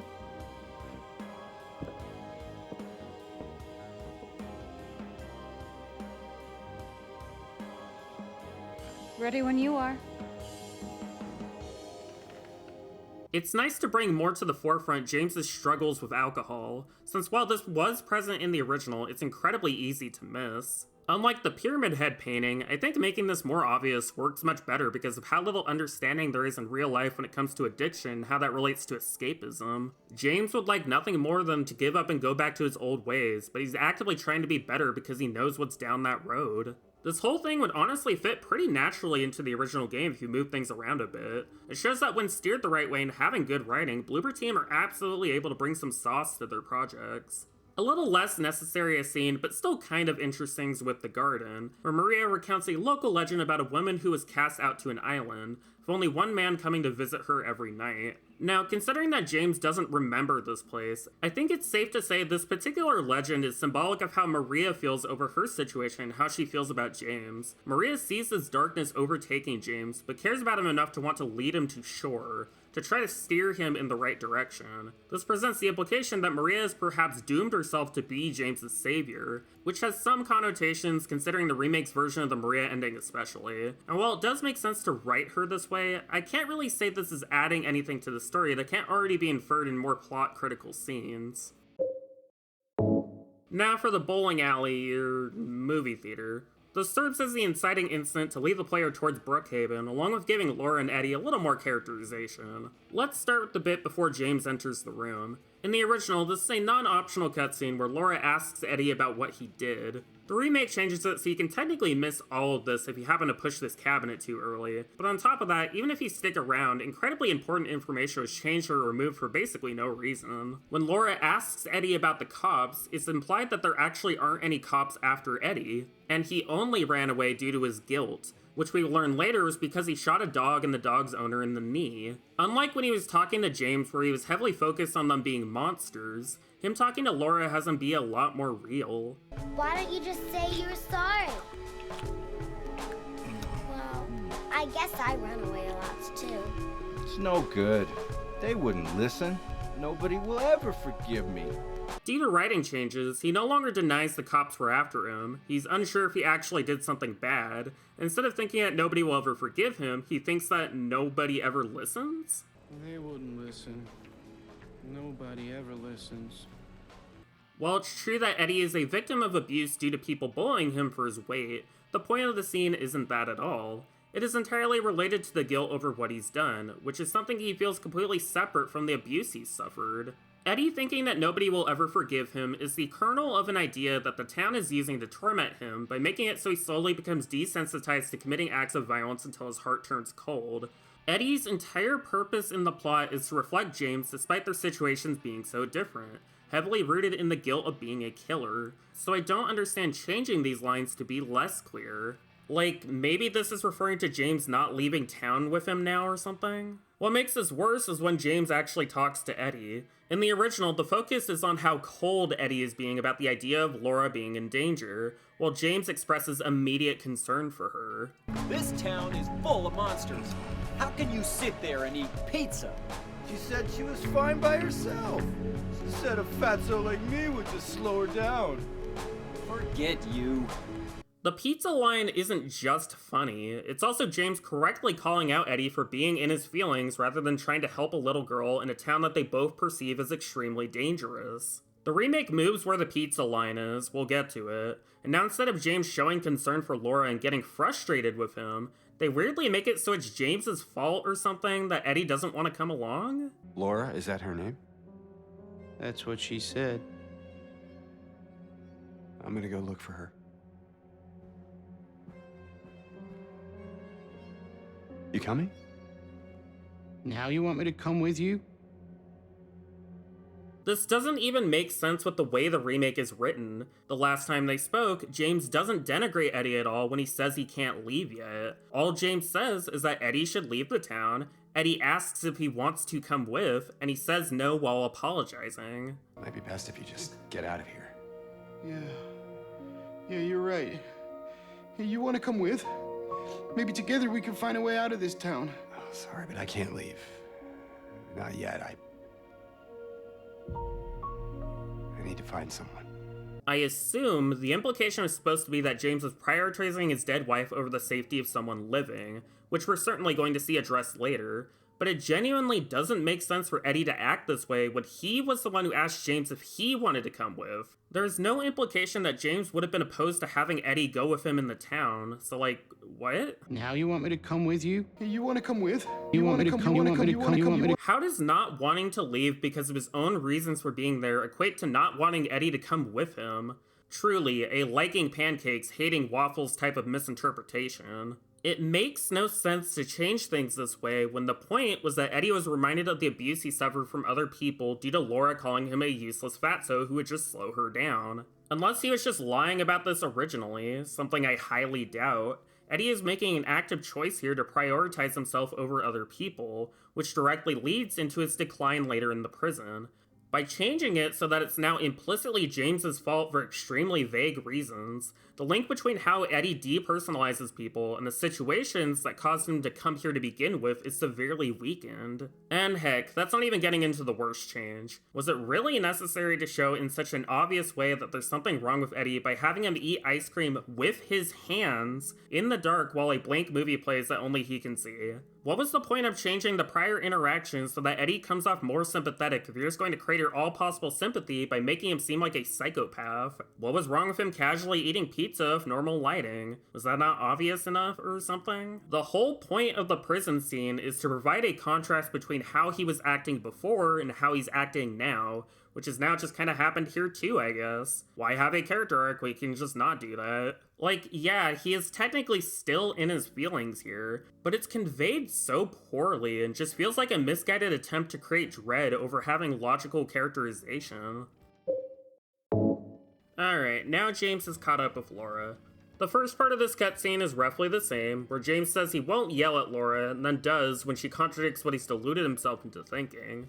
The original gives you some time to speculate on this with how James pauses before yelling, and this odd moment where James stops short of saying that Mary was already dead last year. Like what I was talking about with the Angela mirror scene, the cinematography is framing James as looming over Laura, which adds to how unnerving James is acting, with the cut to a more flat angle here showing him coming back to his senses. The remake still implies this with this shot, but the overall pacing is a bit rushed, and Laura's attempt to trick James into getting locked into a room is now very obviously telegraphed rather than being more natural. The cinematography is so much less effective here. Rather than not showing Laura close the door and instead implying with these camera jitters, fast cuts, and swerving angles, it's shown instead from a flat downwards angle, which along with the frequent cuts to Laura, downplay the situation she's inadvertently trapping James in with these monsters. They also make sure to have it so James calls Laura a brat before he's aware there are monsters in the room, which I suspect, similar to why Laura isn't blamed by Eddie for why he doesn't want to look for her, was to prevent the audience from reading Laura negatively. But honestly, I think the way the original did it was much more logical, since it shows that when James is pressured, he becomes unreasonable and only focuses on himself. All he had to do was be nice to Laura after being a huge jerk, and he refuses to do so, which hurts her feelings. As it is now, James is yelling and screaming just for being tricked, and Laura is no longer hurt by being called a brat. It honestly gives us less characterization for both of them. There's something in here. Sure there is. A big lying fart face. See a fart face? Laura! Laura! Almost as if to compensate for the flat directing here, the cuts to the flesh lips are now significantly more excessive. I won't play the audio here since I want to be mindful of the jump scare averse in the audience, but you see by directly comparing the audio levels how the attempt was made to jump scare you of how loud the noises are in contrast to the regular ambience. This doesn't really create much fear for me, it's mostly just really annoying. While you can certainly argue this was taking influence from the intro of Silent Hill 3 with these jump cuts right here, and how those were based on edits in Jacob's Ladder, considering how a lot of horror moments have been handled by Bloober in their past games, and heck, this one with the mannequins, it's much more likely they thought modern horror movie jump scare editing would fit better, which, you know, I disagree. Anyway, I already brought up my issues with the flesh lips fight before, but I may as well go into more detail. In the original, this is more of a positional challenge, especially on harder difficulties. While the remake, it's in the same mold as most of the other fights where you just dodge and shoot, and then the goofy spider legs come out. Woo! There is an attempt to logically justify why James wakes up where he does by having a hidden flesh lips grab him from the ceiling and yank him up, which honestly just leaves more questions than answers here. Like, if it's alive enough to grab him, why doesn't it just kill him like the other one was attempting to do? Furthermore, if the implication is now that it is literally dragging him here physically, then how exactly does it make sense for him to wind up where he does? This is clearly an example of the other world shifting into focus. It is a consistent motif throughout the series, and even this remake, that the other world can warp and change the spaces it manifests in. So changing the end of the fight to try to have this transition into it make more sense logically, ironically makes way less sense. Don't fix what isn't broken. On the whole, the overall narrative points are about the same, and some of the acting is great, but the execution overall is mid. So now we meet up with Maria again. In the original, this is one of the most surprisingly intense scenes of the game. Anyway, I'm glad you're alive. Anyway? What do you mean, anyway? While in the remake, it's, not that. Anyway, I'm glad you're alive. Anyway? What do you mean, anyway? Now, unlike the baseline level of competency with the rest of the scenes, this one tends to stick out even for folks who like the remake as rather poorly constructed. In the original, the scene starts abruptly after you interact with something in a small room, ironically next to a hole in the wall the remake loves so much. Similar to many other scenes, the sudden way it begins is meant to be surprising, particularly since it's an FMV, which implies something major is going down. In the remake, it takes place in a fairly spacious room and it starts much more gradually. The room choice is pretty odd since there's added bits beforehand about crawling into a hole between walls, so you would think this would be applied to a more important scene. But of course, the larger issues come down to the cinematography, dialogue, and performance changes. Notice how in the original, every time a character says something, it cuts to the other person reacting to what they're saying, with enough of a pause to process the emotion they are feeling. It's you. I thought you were... Sorry. Like here, Maria is annoyed and disappointed about being compared to Mary again. Here she's processing the casualness of the anyway, and here's James reacting with guilt and shame over how he responded. Those were all removed along with most of the pauses between lines, which makes everything feel weirdly rushed and confusing, which is especially not helped by how a few of the lines were shuffled around and deleted. Anyway? What do you mean, anyway? I was almost killed back there. I have never been so scared in my whole life. All you care about is that dead wife of yours. You couldn't care less about me, could you? Anyway! What do you mean, anyway? You don't sound very happy to see me. I was almost killed back there. Why didn't you try to save me? All you care about is that dead wife of yours. I've never been so scared in my whole life! You couldn't care less about me, could you? While these lines may initially appear like they're stating the obvious, they're actually serving an important purpose by having it so Maria is directly calling out what about James's behavior she finds so upsetting. These are lines which are helping to lead into the caustic way she says all you care about is that dead wife of yours, because she's not only very scared, she's also angry at how quickly James is looking to move on to find his dead wife over her, and how little time he spent trying to find an actually living person who is actively in danger. The way the remake handles these lines, it makes Maria's claim that James only cares about his dead wife feel kind of unjustified. She's now only reacting to him saying anyway, with no other clarification on why she's upset, and makes no real observations on his behavior. And the way Luke Roberts performs the lines, it honestly does seem like he cares, which is completely going against the point of the scene. These changes are failing to communicate why Maria is so upset, and it by effect makes her almost feel whiny. Now, one possible argument is that the reason the scene changed so much was because a lot of people were misreading Maria as being abusive in the original due to how suddenly and angrily she shouts, which is lacking not only the context of the scene in question, but what happens to Maria's character throughout the narrative. First off, Maria is pretty clearly not lying when she says she was almost killed back there. In gameplay, she can actually die from the monsters if you don't defend her, and when you play as her in Born from a Wish with no James around, they also pose a threat. Maria is absolutely correct here to call out James, because he actually doesn't care about her enough to risk his own life over it, which is shown overtly by this happening about 10 minutes later at the Pyramid Head chase, where James dashes ahead and makes sure that he is safe before Maria. While the player controlling James may disagree with this, part of the point of the game is this friction between you and him. In a new game run, all roads lead to the revelation that James killed his wife, so him being so determined to find Mary is just part of his delusion. Him leaving Maria behind is out of your direct control, and you are forced to be complicit in this action. It's also fully possible to read Maria's reactions here as a glimpse into the dynamic James and Mary had while she was ill, where James was very emotionally distant and neglectful while she was wrapped in a cocoon of pain and loneliness. Considering the scene then transitions into Maria's concerns for Laura and how they need to find her, this feels like they're making intentional parallels. You really seem to care about her. Do you know her? I've never met her before. I just feel sorry for her. She's all alone. And for some reason, I feel like it's up to me to protect her. Speaking of, let's not forget that the entire reason James and Maria got separated to begin with was because of how poorly James handled things with Laura. Maria being in danger at all is entirely his fault, but he sure doesn't admit anything like that, does he? What about Laura? Did you find her? Yeah, but she ran away. You liar! Laura, You snotty little brat! Open up! I thought I had it all together! Maria is not the abuser here for getting upset and angry. This is a normal way to react when the only other person nearby in a messed up town barely acknowledges you exist. Along with the issue of Luke Roberts coming off too empathic, Salome's line reads here are also sadly not very good, which I attribute to the directing of the scene itself. It feels very unintentionally stilted and awkward, like it was one of her first attempts, with strange pauses and her accent slipping, and is lacking in the raw emotional intensity that makes the scene work. This is one of the times where the goal wasn't to do Lynchian emotional distance, but instead harsh reality, and that failed to translate in the direction for the remake. To top it all off, there's this really strange sad music that now plays over the scene. Unlike the earlier example of Eddie, this is an entirely new track and is not a result of the remixing process. You're supposed to take care of me.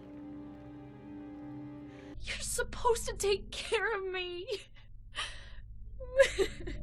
There's a lot of layers to this scene. Such Strange the music is heavily leaning towards only reading it as sad rather than having it be more interpretive. The whole thing lacks the space necessary to allow you to form your own interpretations on what's going on. It just feels rushed and strange. Considering that a few of the cutscenes were touched up or overhauled after the 1.0 build, I suspect the team may have ran out of time to make this one flow better, so it just sticks out terribly. Alright, now for the chase itself. The original used fixed camera angles that you know I love so much, which were designed to disorient you due to Pyramid Head's sudden surprise appearance without a cutscene. Due to the narrowness of the hallway, it's extremely difficult to get between Maria and Pyramid Head, so you're encouraged to just run away, hopefully towards an exit. This mostly works fine from a mechanical standpoint, although things become much more problematic on hard, where it's extremely easy for Maria to die too early, resulting in a game over. While it's possible to circumvent this by shooting Pyramid Head every now and again, it's still a problem that should have been accounted for in the damage scaling. The remake entirely changes this. Pyramid Head is now introduced via a cutscene, and the actual hallways are extremely easy to navigate with no fixed cameras and some press X to jump obstacles randomly strewn about. While I'll gladly take an extremely easy chase over some of the terribly designed monsters the medium made me suffer through, it's lacking completely in spice. There's no friction or surprise anymore, and it removes the player's complicity in James's disregard for Maria by making it so she is ahead of him the entire time. You can tell they're compensating for the gameplay by having it so a lot of visual effects are playing as you run and Pyramid Head bursting through walls or whatever, but it doesn't change the fact that while having some issues, the original's handling of this was just way more effective and interesting. Why bother discarding the fixed cameras in an extremely controlled environment like this if the reinterpretation lacks key elements that point to why it was designed this way to begin with? Just being able to reinterpret something doesn't mean you should always do it. This leads us into the scene where Maria dies. In the original, due to the way the gameplay was set up, Maria is always behind you, so there's no issues there. While in the remake, Maria is always ahead of you, which causes a very distracting continuity error where Maria jump cuts to being behind James suddenly. This was something introduced after 1.0, which is probably done due to the potential issue of people slowing down to try to help Maria.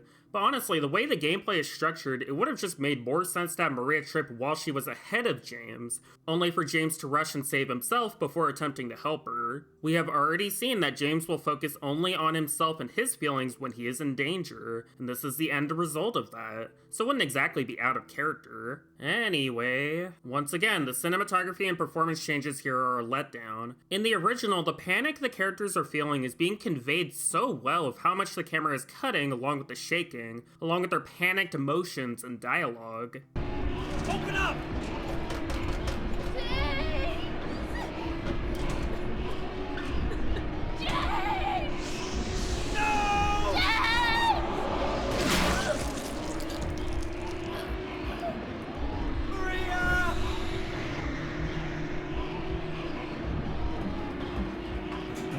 In the remake, pretty much all the dialogue and camera shifts were removed, making it so the scene mostly consists of awkward struggling with the doors with only a vague sense of panic, but no horrific anticipation or dread. Come on, hurry!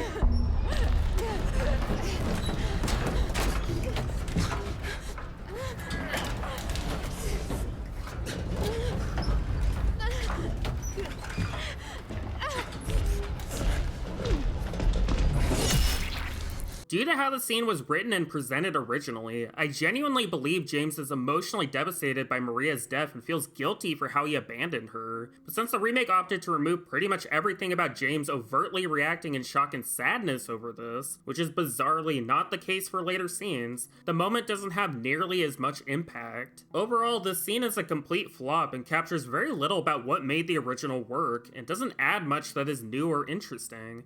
It is a bad reinterpretation. After all those fun events, it's time to head to the Historical Society. While not completely open, the original game deliberately has this section be a little listless, for lack of a better term, to better reflect how James is feeling and the only thing driving him on being his desire to find Mary. The remake changes this to be more linear, although not bereft of monsters, sadly, and you are guided more overtly with the use of Laura and smaller cutscenes. It's definitely interesting as an inversion of how the first town section was handled, and making it so it's a little easier to see the added message in Bar Neely is nice due to how it affects the endings, so I'll just say I'm neutral on this overall and move on. When reaching the park again, the remake adds a small cutscene of Angela, which I think is fine enough, I suppose. Having more Angela is always nice, and I think the overall performances here are once again great, helped along for once that there isn't any unnecessary music playing, instead just being quiet environmental sounds. A few moments here are actually quite effective, in particular James failing to explain why he's happy to see Angela, and the overall directing of when Angela runs off. Anyway, I'm happy to see you. Happy to see me? Alive, I mean. Oh. Yeah. Weird. You shouldn't be here. Angela, it's okay. No, don't touch me!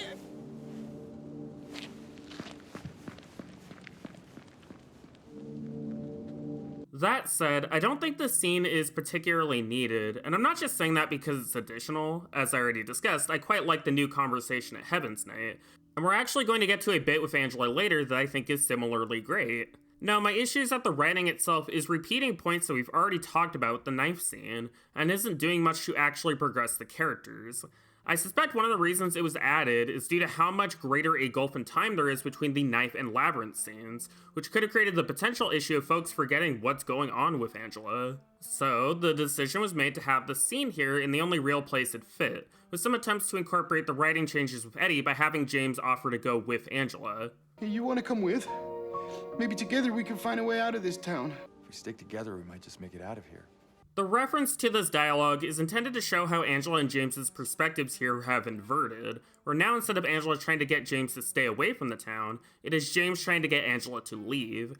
I understand the intention here. James is trying to find someone to protect after failing to protect both Maria and Laura, which is causing Angela confusion.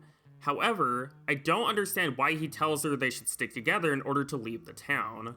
Like, the entire reason James is still here is to find Mary, right? He says this directly when he leaves the hospital in the original, but since they deleted that along with the hint about the hotel earlier, it's honestly really confusing what is even going on right now with him. The only reason he's at the park to begin with is to find the key that opens the door to the Historical Society. So if he's telling the truth here, then he's leaving out a huge amount of information. And they can't have him just say he's looking for his wife, because if he did, then the whole confrontation in the labyrinth would have to happen here.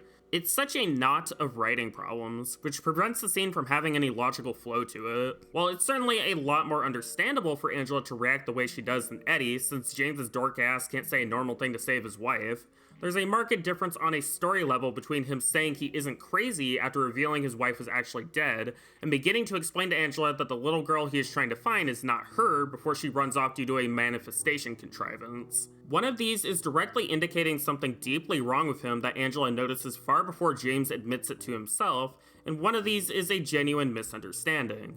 But the remake treats both of these situations with the same level of gravitas, which reduces the overall meaning, with the mild plus that's a little more obvious to folks not in the know that Angela is a victim of abuse. This is not a terrible scene by any means, it's just a lot of its more interesting aspects are overshadowed by how it needs to conform to the original narrative, which was structured in such a way that something like this would be completely unneeded due to how well paced it is. It's never a great sign when a scene's primary purpose appears to be to remind you someone exists because of gameplay bloat, which may cause you to forget them. Get a key, open a door, they move this painting, that's annoying. I'm still in a dream, snake eater. Weird stuff in here, boom, here's Eddie in an underground prison. As is the usual, the acting and lighting are great in the remake, but once again, important character bits and dialogue were removed. Originally, you quite literally fall into the cutscene, with James looking over with his flashlight and getting surprised that Eddie is sitting there in the dark. In the remake, you just kind of walk over, so it's a lot less creepy and interesting. Notice how Eddie used to react to the light and directly looks at James. Well, now he just stares off into space since that's crazier, I guess. James's reactions were also changed quite a bit. Instead of being mostly surprised and shocked, he starts trying to logically deconstruct Eddie's arguments, which is up there for dumbest things a person can do when a gun is being waved around, which, you know, is in character for James, so I can't be too mad. He looked at you. I thought you said he came at you. Eddie, that doesn't make logical sense. Anyway, like I said, important information is removed from the dialogue. Eddie no longer makes reference to that other one, referring to the dog's owner, or the dog himself. I should be clear that I always found Eddie's dialogue to be a little bit too obvious. He's easily the part of the original that I feel doesn't hold up the best, but even still, the logical through line of how Eddie shooting a dog led him down the spiral of self-justifications and guilt is pretty clear, while in the remake there's a heavy downplaying of his guilt which makes it a lot more confusing what's going on. He's still an incredibly obvious character, but the removal of these small bits just flatten him even more. So now we get to Maria in jail, a very important part of the story and my personal favorite cutscene in any video game. In it, Maria is revealed to be alive and is acting extremely strange. Her worries about Laura have completely disappeared. She starts referencing things that only Mary could know. And she seems to have come to some understanding of herself and her situation, which has caused her to treat James in a completely different way, with this implicit darkness poking out when prodded. Her expression is strangely unreadable at times, mirroring James's first appearance, and she fluctuates between being herself and someone other than herself. You said you took everything, but you forgot that videotape we made. I wonder if it's still there. How do you know about that? Aren't you Maria? I'm not your Mary. I think she is a brunette. She's not blonde. She dyed, red, and she dyed, she bleached. These details make her seem very real, a woman with appeal. The scene has been meticulously discussed and rediscussed ever since the game came out, so naturally Bloober Team were very aware of the scene's status and used it in marketing material for the remake in ways that were very similar to the original game.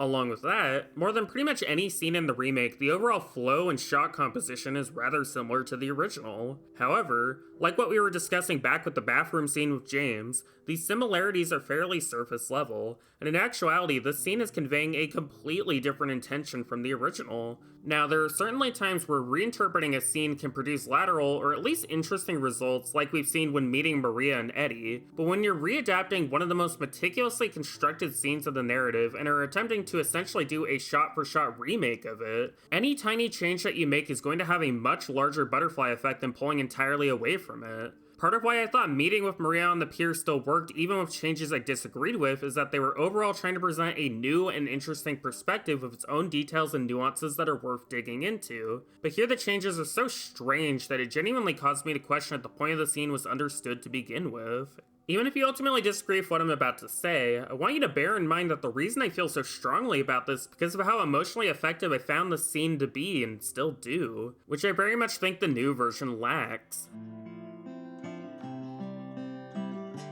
A body like that isn't much without a lively, expressive face. So Sato threw himself into his work on this part of the animation.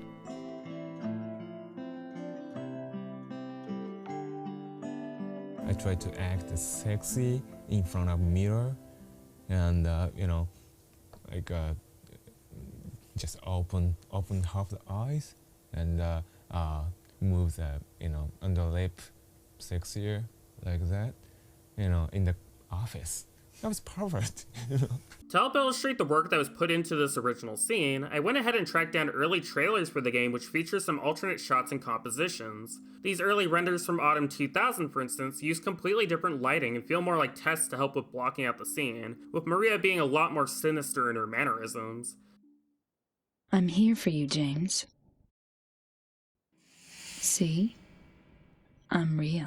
This later version of the in-game part lacks the room's lighting, and even renders fairly close to final use slightly different camera angles and have extended footage which was edited down later. As far as I'm aware, this was the first CG scene with Maria that was animated, and was one of the first scenes that was conceptualized for the story itself due to the influence of Lost Highway and how it handled the contrast between Renee and Alice. I'm not your Mary. As a matter of fact, to obtain better results in face animation, Sato did not resort to motion capture. I couldn't trust the, face motion capture.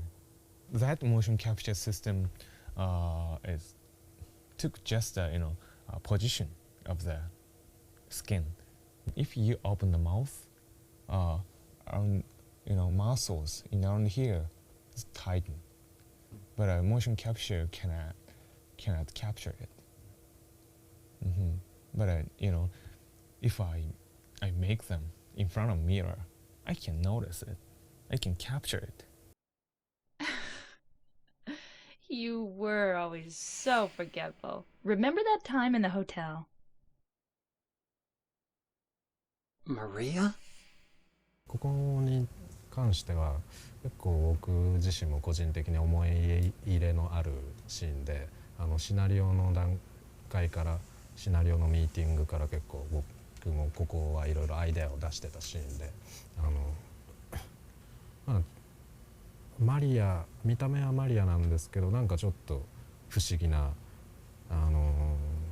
ちょっとメアリーっぽい会話をするシーンですよね。それでその辺のまあユーザーが多分混乱すると思うんですけど、そのマリアなんだけどメアリーなんじゃないかっていうその不思議さっていうのをすごく出したかったシーンですね。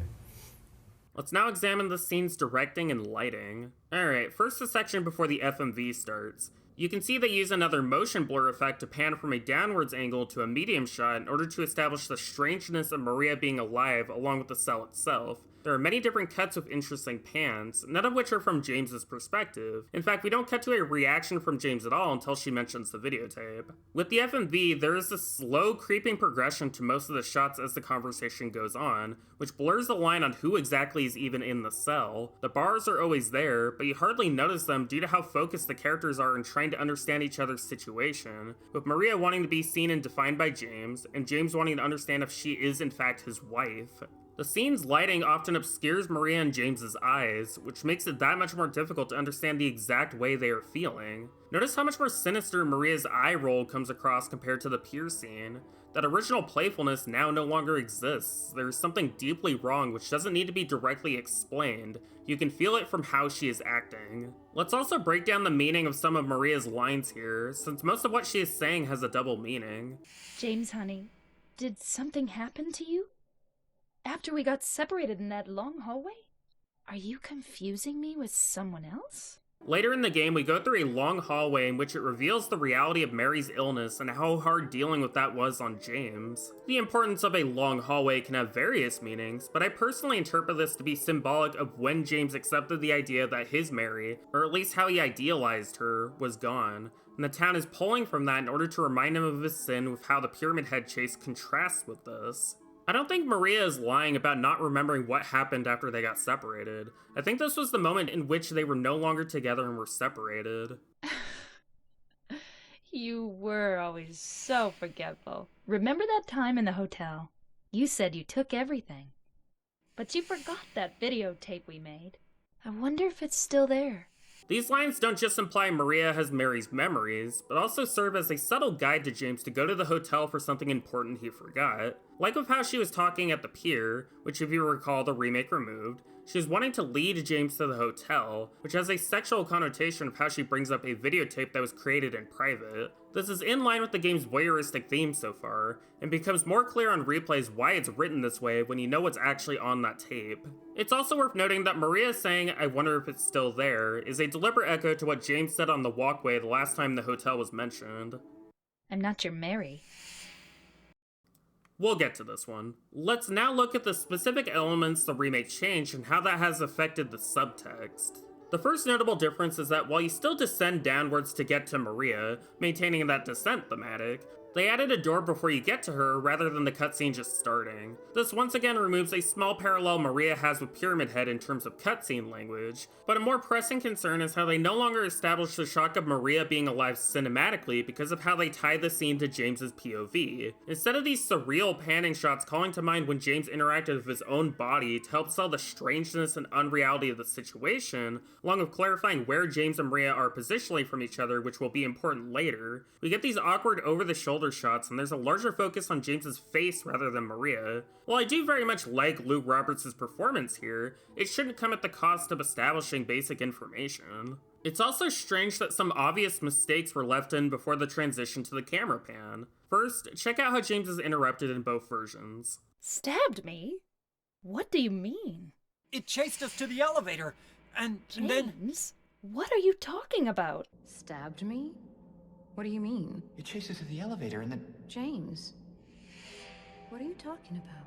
For whatever reason, a small pause was added before Maria actually interrupts James, so now he just stops talking for no reason. It chased us to the elevator and then... James. It chased us to the elevator, and then... James? The way Luke performs the line, it's pretty clear the intention was to do this similar to the way the original did, where the dialogue slightly overlaps, and if you make a very small edit to the timing of the lines, it flows much more naturally. It chased us to the elevator. James, what are you talking about? You can also see a newly introduced continuity error where James's hand is present on the bars at the end of this shot, and disappears when it cuts to Maria. Via hacking the camera thanks to Franz Bohma's modding tool, we can take a peek at what's going on. Basically, the cell bars are being moved depending on the needs of a shot. For instance, moving closer as the zoom starts to help mimic the way the original FMV worked, and thus James completely disappears when the scene cuts, which doesn't explain why they wouldn't have just extended the motion slightly so his hand was off the bar before it cut, but there's at least a technical and artistic justification. Warping around objects and characters like this isn't particularly unusual for in-game cutscenes. Both the remake and the original game do this a fair bit, but this again causes issues with the Unreal physics needing to be reapplied between shots if a character isn't prepped and ready a few frames before, which results in a lot of weird hair problems that are pretty distracting. It's also why I suspect the intro of the cutscene was done this way. Since they were faking perspective and especially changing lighting for specific shots, it would have looked weird if the space between James and Maria was too literal. Are you hurt? Not at all, silly. Anyway, with that nerdage out of the way, let's move on to the lighting. The original, of course, uses two different lighting setups, one for in-game and one for FMVs, so the remake partially lit the scene the way the FMV was lit, similar to the Angela knife scene. That said, there is a distinct lack of contrast to the shadows, and the light above Maria no longer flickers. This looks great when it cuts to James in shadows, but with Maria, it means her eyes are pretty clearly visible the entire time, which fails to convey visually the darkness within her. Another issue crops up with the camera zoom. In the original, the zoom into the cell is consistent across the scene, starting from a wide and naturally leading into various close-ups before ending when Maria moves to touch James. As is clear from pre-release material, the scene was structured around the zoom with inserts that James put in when appropriate. In the remake, this is consistent up until James asks if she is actually Maria, where the next shot, instead of being closer, is now at a slightly different angle and further away than before, only to then be much closer the next time we see her. It breaks the established logic of the scene and feels really jarring, which, similar to the hand issue, I think was an unintentional mistake.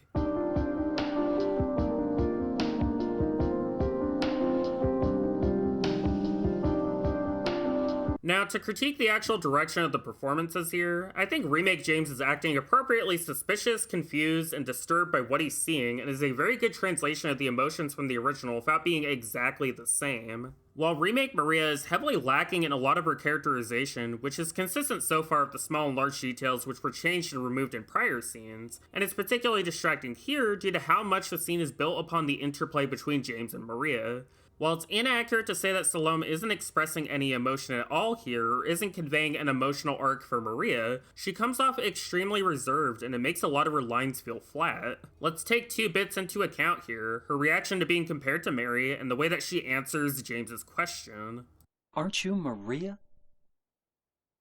I'm not your Mary. Aren't you Maria? I'm not your Mary. So, you're Maria? I am. If you want me to be. All I want from you is an answer.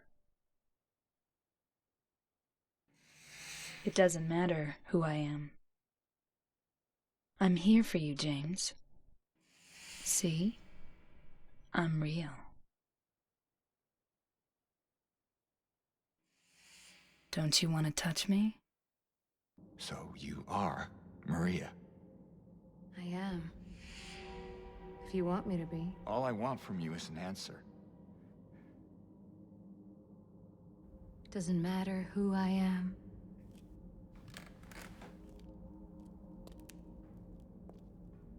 I am here for you, James.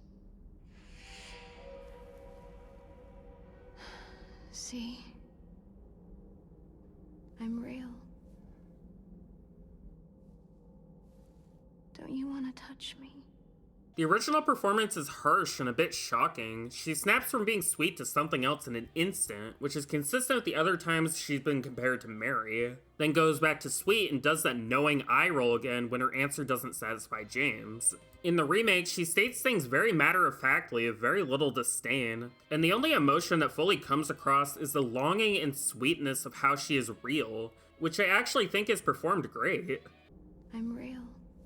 Don't you want to touch me? Now, again, it is very obvious the intentions behind both these scenes were very different. Maria comes across much more mellow and less overtly sinister, and the contrast between her Mary voice and regular voice is more downplayed. Along with the added scene where Maria sees herself almost as a savior to James, there's certainly enough evidence to point to how these changes are fitting in a new interpretation of the narrative without changing anything too fundamental about the scene itself. I mean, hey, we get one shot at the end here where you can't see her eyes, so what's the problem? Well, the entire reason the scene was directed, framed, and acted the way it was is to highlight the growing dichotomy present in Maria. Despite the usage of hard shadows, the original is still presenting Maria as a real person in unreal circumstances due to how she snaps at James.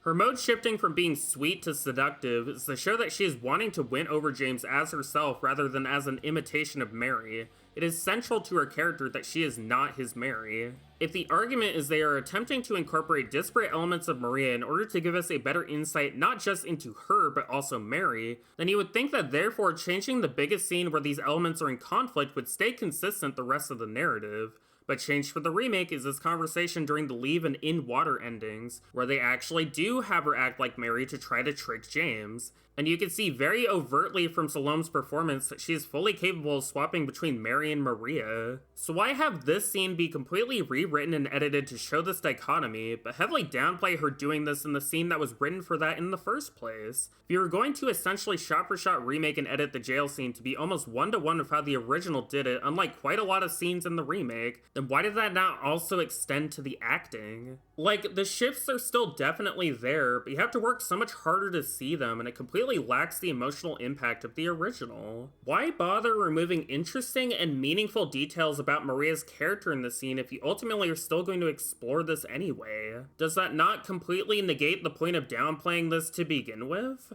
Again, I want to be clear, this is not an issue with Salome's acting. She's doing a great job with what she is given. It is an issue with the writing and directing. I mentioned before how Maria is unfairly slotted into a Madonna horror complex by James, and that is still being critiqued in the remake, but I argued that Maria flipping more overtly between these roles in the original is more powerful because of how it shows the arbitrary nature of them. She exists in the liminal space between them because of how easily she can switch, which is what gives her declarations of her identity so much power. I'm not your Mary. This is why, for instance, so many readaptations of Swan Lake still firmly maintain the dichotomy between the White Swan and Black Swan, even when the narrative is going for completely different things. It is an integral part of the experience and emotions to dance between these lines in order to say something beyond the lines. These changes are failing to convey incredibly important aspects of Maria's character, and it's so frustrating to see when they were so close to something good or even great. All these added details of James's genuine struggle of how he feels are so wonderfully conveyed and acted. It perfectly captures what about his character is so complex and interesting, but that shouldn't have been done at the expense of Maria. Now for Angela's Nightmare in the Labyrinth, which, side note, the remake did before the previous scene for pacing reasons. This is one I'm very mixed on, since I think the first part of it is genuinely great, while the last part is a letdown. But let's start simple. In the original, we hear Angela crying out in fear of her dad and move into the room automatically, with a brief encounter with it before Angela kills it with the TV. It's a brief moment of surrealist horror, which works to show the horrors of Angela's situation through a layer of abstraction that helps to prevent this from being re-traumatizing to real-life victims of CSA. The remake massively expands this portion. We first open with a shot of James walking into the room with Angela crying on the floor. This correctly places James in the same type of role that the original is doing with the mirror scene, and helps to explain why the remake added a closet shot there. The actual fight with Abstract Daddy is then massively changed to involve a sequence of chases and skirmishes, where Angela is running away from it as the town morphs and shifts into her other world, a place of flesh and mechanical contraptions which symbolize how it felt to be in her position as she was being abused. The usage of repeating hallways is of course an overt reference to PT, something Bloober Team references in most of their games, and it works extremely well here to show the spiral that happens when stuck with an abuser and how the details of your life melt away in service to the cycle. The repetition of the sequence, along with the small interspersed dialogue from her father, shows the way in which this abuse can become mundane despite from an outside perspective seeming completely insane. This is the world that Angela and a lot of abuse victims are forced to see, and showing this from James's perspective goes a long way to illustrate this to folks who may not understand this. It's genuinely riveting stuff and uses an intertextual reference to say something unique and interesting. Hats off to the developers here, this is really good. Where this becomes mixed for me is the concluding part of this sequence. It starts off fine with Angela breaking down from the stress of the situation, how much James reminds her of her father, beautifully performed in both versions. Where I find this drops the ball is in the final lines. In the original, Angela takes a moment to compose herself, and then after looking at James, she puts things together and sees through his facade.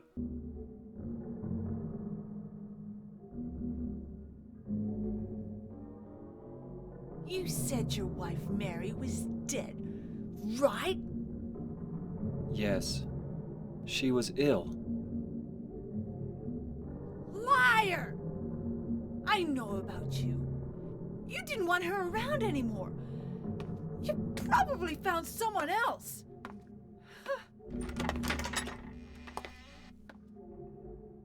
That's ridiculous. I never... Notice how James doesn't say anything to prompt this. This is intentionally jarring to both James and the audience in order to highlight the strangeness of James's entire goal. Sure, he helped Angela here, but what about Mary? How did she die? What is James hiding? She is assertive and confident as she walks out of the room, because what she experienced there is something she has already experienced, an echo of a decision she made before. She leaves James behind to rot in her past. In the remake, possibly due to the existence of that new park scene we talked about before, James is now the one to bring up Mary directly, with Angela condescending to that in response until James snaps back. I just want to get my Mary back.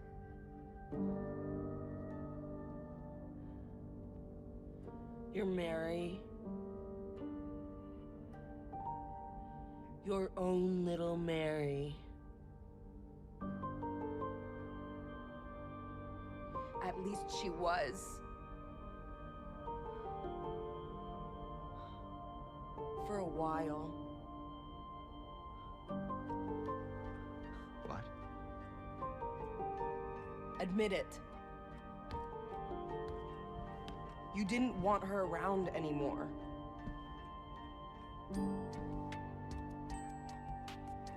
No. You probably found someone else. No.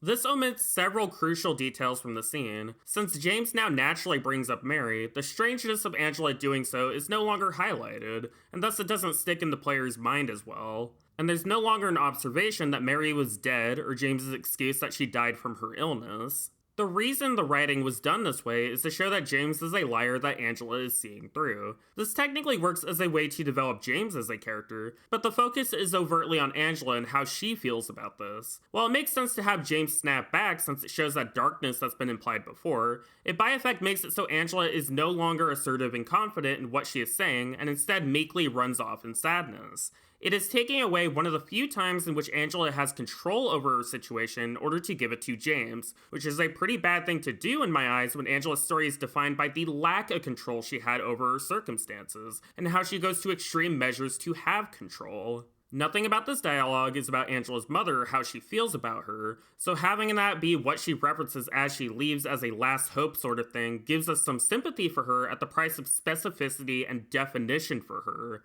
It's a poor capstone to what is otherwise a pretty great reinterpretation, which is unfortunate. Now for James's confrontation with Eddie. I know I'm a broken record, but the lighting and performances are great while the cinematography and writing is significantly less effective. As the cutscene starts, you can see Eddie staring at the person he just murdered, and he doesn't say anything until James does. They take the time to establish the location you're in, and the use of framing by having so much negative space in a large part of the image helps to highlight the severity of the situation. In the remake, there is no establishment of the location, and Eddie is just immediately talking with no space to interpret what is going on. Due to the writing changes, the transition into Eddie imitating the guy who used to harass him is now a lot more confusing since they removed him noting how he used to bust his balls, along with most of the camera shifts and cuts showing how much this emotionally affects him. The original does a lot just with the usage of its camera to convey how Eddie is feeling, while the remake feels the need to add new dialogue and actions here to really oversell what's going on while still missing important details. He always busted my balls. You fat, disgusting piece of shit. You make me sick! Fat ass, you're nothing but a waste of skin! You're so ugly, even your mama don't love you! Well, what's it look like I'm doing? You fat, disgusting piece of shit, you make me sick. You gonna cry, fat ass? You gonna run to your mama? Waste of skin, why don't you just kill yourself? And a corpse can't laugh. And a corpse can't laugh! The inciting incident that causes Eddie to turn is also now strangely confusing. Instead of James calling Eddie nuts as a gut response to what he just saw, it's now James being interpreted as condescending by attempting to show concern for him. While the remake has written James to fail a lot of social cues in a way that is unintentionally hurtful to Eddie, it's strange that the biggest moment where he does this was removed when it's actually very plot important to make this distinction clear. Eddie, have you gone nuts? I knew it. You too. You're just like him, James. James calling Eddie nuts is, in Eddie's mind, finally confirming that he can't trust James even though he relates to him with how they are both killers. This is once again James prioritizing himself and how he feels over someone else, which causes a situation to spiral when it could have been prevented by having him be more empathic. By changing it so James is actually trying to be empathic rather than relying on a gut reaction, it makes it easier for the audience to identify with James's perspective rather than having friction with it, which makes Eddie's reaction feel completely unreasonable despite it building from a logical starting point that has been corrupted over time. The one nice change was making it so James doesn't sidestep a bullet, which helps highlight that Eddie is mostly just pathetic rather than a trained killer, but everything else is conveyed very poorly and it makes the scene feel confusing in a way the original was not. Anyway, the second scene was also changed a lot to mostly play in-game along with dialogue moved to the first scene, which means Eddie's monologue doesn't lead to its proper conclusion. In the original, Eddie admits what he did to be drawn to Silent Hill. He ran away after he killed a dog, then shot its owner. It's ambiguous in what context this happened, but considering Eddie's focus on being picked on and laughed at, seems likely that he did so out of fear rather than actively wanting to harm the dog, and then ran away from the guilt. Eddie's focus on how it was fun to kill is a coping mechanism he's developed in order to live with how horrible he feels with killing something innocent. This is why he is shown throwing up in his first scene after presumably killing someone, and why now that he feels cold and emotionally dead, that he relates to the emotionally dead James and is able to see through the veil into his true identity as a killer, very similar to what Angela did earlier. You think it's okay to kill people? You need help, Eddie. Don't get all holy on me, James. This town called you too. You and me are the same.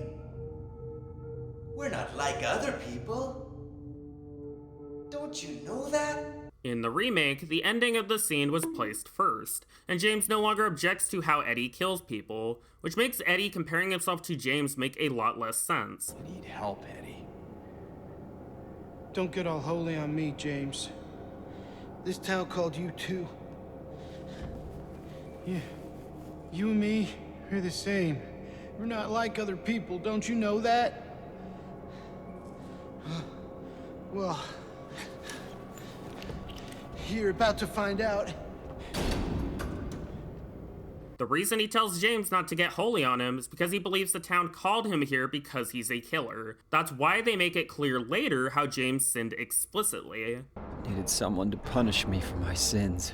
The way the remake is written, Eddie comes off as sad and unhinged, but no longer serves as an effective parallel to James. This is why the boss fight, while being quite fun and interesting from a mechanical standpoint, doesn't work as a story set piece in the remake. The whole point being made here is that killing is not a fun or engaging activity. It's depressing and cold and sad. It creates emptiness and loneliness. When you take mechanics that were mostly utilitarian and spice them up in a narrative context that doesn't fit them, it makes it so the gameplay and narrative are now in conflict rather than being harmonious. The last little bit is when Eddie dies, which I actually think is handled fine. In the original, James expresses shock and sadness that Eddie is actually dead, before wondering if Mary really died 3 years ago. In the remake, James stares at his hands with a mixture of sadness and confusion. While the explicitness of the parallel is notable, it still exists here since if you recall, James was staring at his hands in the intro of the remake while also showing a great amount of confusion. This is still conveying the same thing, just reinterpreted to fit the new writing and performance, which is completely fine. I just wish the rest of the sequence was handled with the same level of care. After Boat, which is as annoying as the original, thank the Lord, we get to the videotape scene, possibly the most important part of the entire narrative. Alright, so let's start with the videotape itself. In the original, we first start with Mary in the same room, which is implied to be what is actually recorded on the real tape. She talks briefly about how peaceful she finds Silent Hill, and it's clear from her tone how familiar and warm her relationship with James is. Are you taping again? Come on. I don't know why, but I just love it here. It's so peaceful. You know what I heard? This whole area used to be a sacred place. I think I can see why. It's too bad we have to leave. Please promise you'll take me again, James. When she starts coughing, you can see James jerk the camera upwards in concern. We saw this specific shot much earlier when James was speaking with Maria on the pier and was reminded of the hotel, and it's here we understand why, as it's in James's mind, the last moment he shared with Mary before her disease overtook her. This first part is then cross-cut with a scene in which James murders Mary. We see him kiss her on the forehead and then suffocates her with a pillow, with the only noises being TV static and the winding of the tape.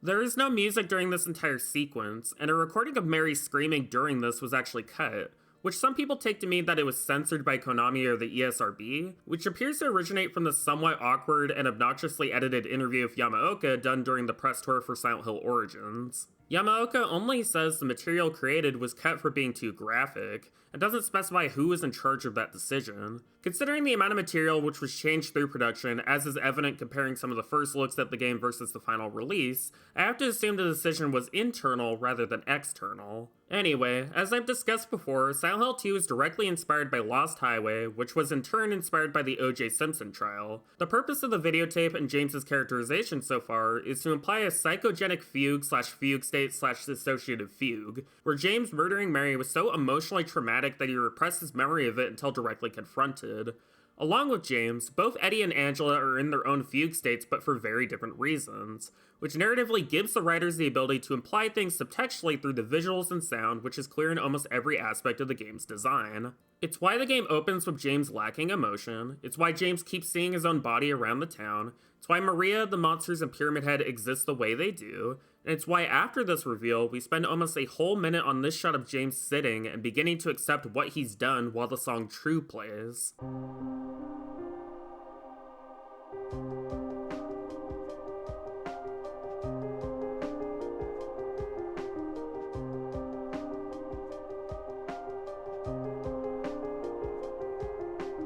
Now for the remake version of this scene. While the acting and aesthetics are fine in this first part, my real issue is once again with the added music and sound effects. In the original, you only hear faint static while Mary is talking, while in the remake there is a somewhat dramatic piano melody and a whoosh added when it transitions to the second part. The original only uses diegetic noises in order to help sell the reality of what you are seeing, very similar to what Ringu did with its videotape. Stillness is being used in order to imply something is deeply wrong. You are deliberately being denied some information on what is happening in order to highlight what is present. It's a form of minimalism that to me heightens the horror of what is being shown. The remake also changes the second part, not just with the camera angles, but also by adding a lot of distorted screams and breaths. Instead of it honestly being a little shocking and surprising when it shifts to the second part, the soundscape is leading into it in a more obvious way, which to me is a lot less effective.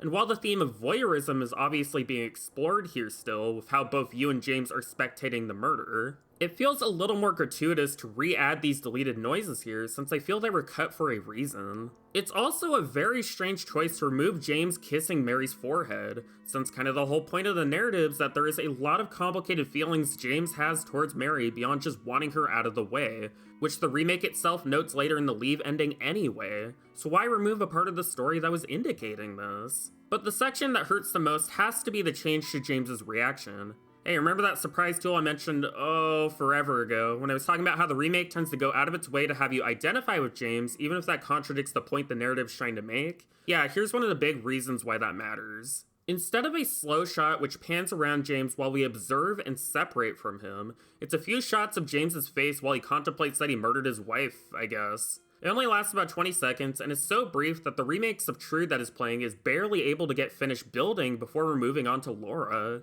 I've talked about the importance of the camera an excessive amount so far, and to me, this panning shot around James is probably the most important shot in the game because it lets you linger in the stillness of the moment.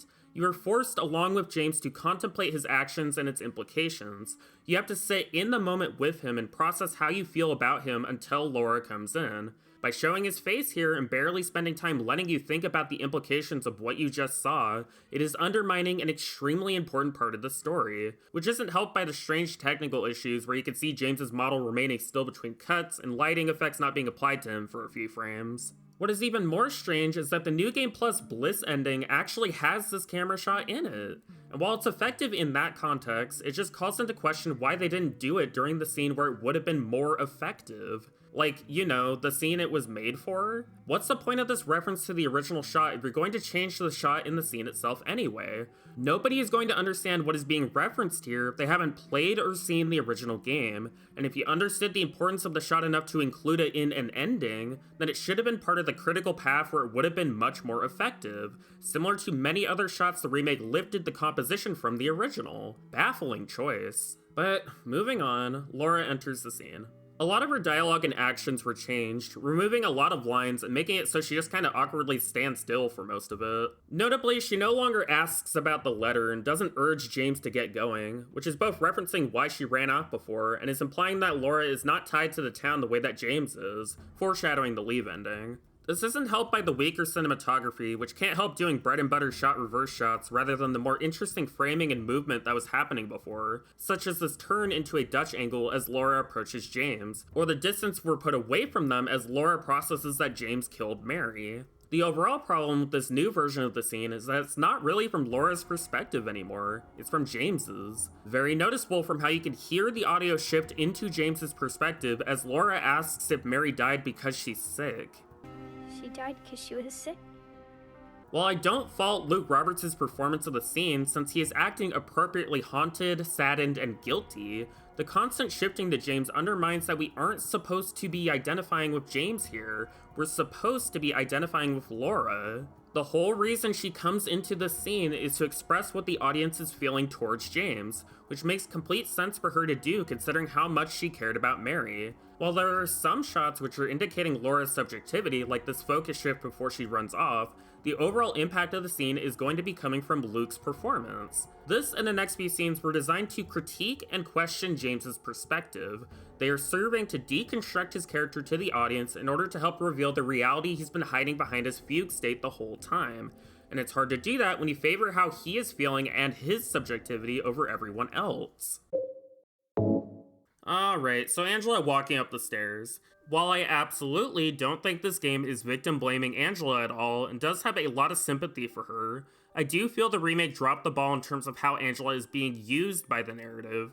No place this is clearer than here. I've spoken at length on the power dynamics between James and Angela, and the reason why this is so important is because of how Angela is calling James out here. James starts his usual shtick of vaguely empty platitudes, and Angela has a think about it and correctly calls him out for how he is acting, how his words are just words, and how he is completely incapable of helping her when he not only can't even help himself, but couldn't help his wife.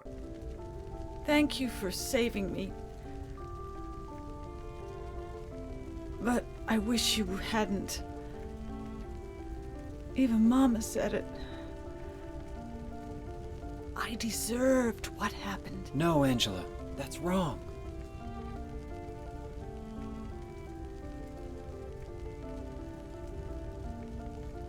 No, don't pity me. I'm not worth it.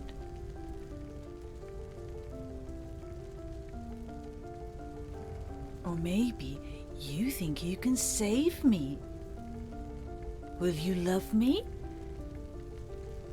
Take care of me? Heal all my pain?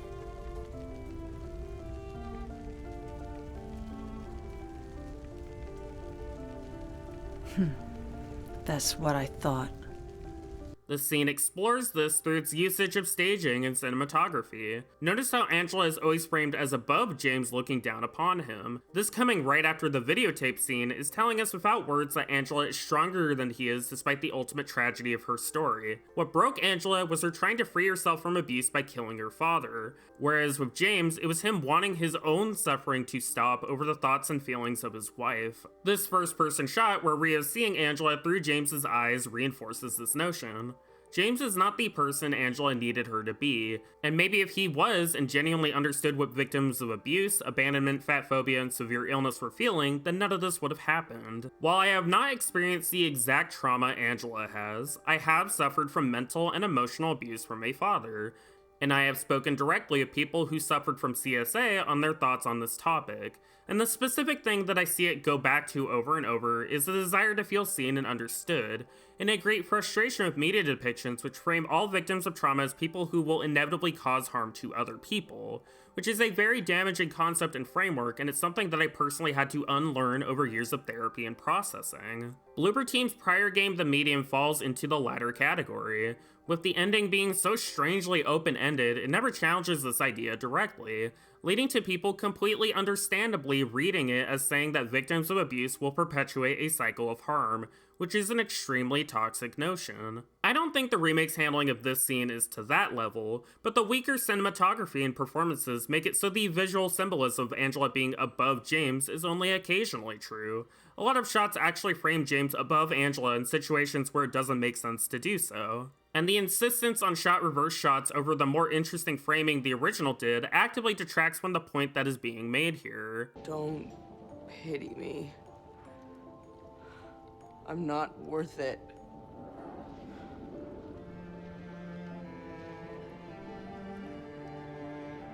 Or maybe you think you can save me?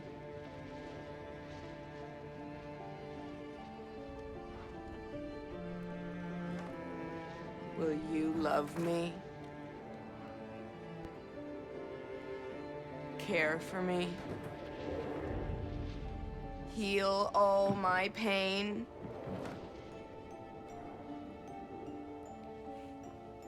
That's what I thought. The scene is still tragic and sad, and I can absolutely understand relating to this version of Angela and what she's gone through, and I certainly don't fault her performer here, but it's just so much less sharp and specific and complicated when the subject matter at hand deserved to be treated that way, which is particularly not helped by the remake omitting possibly the most important element of the scene, giving you back control. Note how the transition between the cutscene and gameplay is a Kuleshov effect. We end the cutscene with an over-the-shoulder shot at a low Dutch angle, which places Angela above James and out of reach, and we start gameplay again from a high-angle long-range shot, which puts James away from the camera at center frame, which then shifts again to a similar over-the-shoulder mid-shot at a low angle as it becomes clear you're unable to follow Angela due to the fire, which means you are forced to eventually leave without helping her. These cameras are essentially trapping us in a situation where Angela has power over James and we are unable to escape James's perspective. It is reinforcing the tragedy of the situation through a combination of gameplay and the art of cinematography. In the remake, while this first shot is replicated fairly well, James just kind of leaves the scene. They take control away from the player and force you to leave, and thus completely remove the important narrative and thematic subtext implied by this brief moment of interaction. This is not simply a situation where the developers made a different choice that carries with it a different meaning. This is a choice that is actively detrimental to the overall experience that removes part of the narrative without replacing it with anything, which is especially frustrating since there are 0 hostile enemies around in between here and the final Pyramid Head fight in both versions, and he never come back here anyway, so there's no reason not to do it other than to keep Nebula's immersion while conveying a part of the story in a worse way. 2 cameras, 10 seconds, a world of difference. Now for James's final confrontation with the Pyramid Heads. In the original, this is a pretty emotionally complex scene with some stellar cinematography that starts by framing James at the mercy of his own manifestations, using unique staging and camera choices to show his weakness in the face of his sins, only for him to finally accept his fault in all of this and resolve to end things, with the camera shifting from a close-up Dutch angle to a medium shot as it transitions back to gameplay to emphasize his and by extension the player's resolution. The use of sound effects and the music helped to emphasize the importance of this moment, not just in the visceral impact and crushing reality that follows, but also this sense of sadness that things had to get this far to begin with. It's one of the most haunting compositions of the game and is extremely memorable as a result.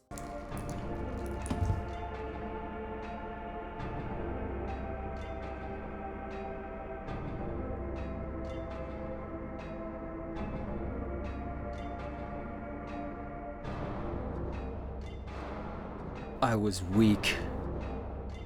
That's why I needed you.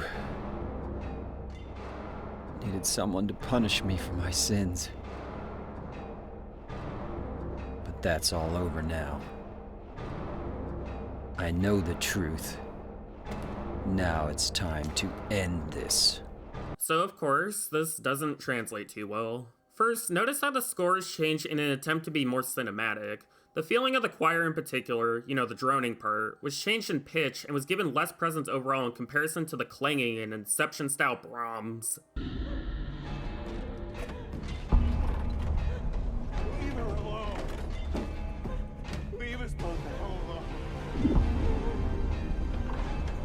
While I don't think Unhinged Betrayal as a song is necessarily bad on its own as a reinterpretation of the original, the way it's actually used in this scene doesn't work that well. The real problem here, though, is the overall direction being much weaker. This pan up to the pyramid heads was removed to be replaced with dramatic cuts, including this rather confusing one from the side of James here rather than from up above. The anticipatory shot of the pyramid head preparing to stab Maria was removed, and her overall reaction was heavily downplayed to the point that it feels a bit underacted. Like, yeah, she's died a few times already, but you'd think that'd warrant more than a small whimper. It's not like the original scene was particularly gory or anything. They actually only imply the impact rather than show it, so I don't understand this change. The real star of the show here, though, is the changes to James's acting. In the original, he pretty realistically screams when he realizes what's about to happen before quietly accepting it.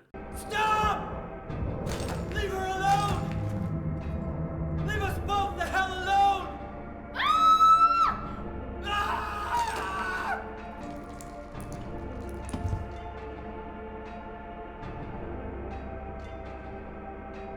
In the remake, he meekly protests and then does a goofy meme scream. Leave her alone!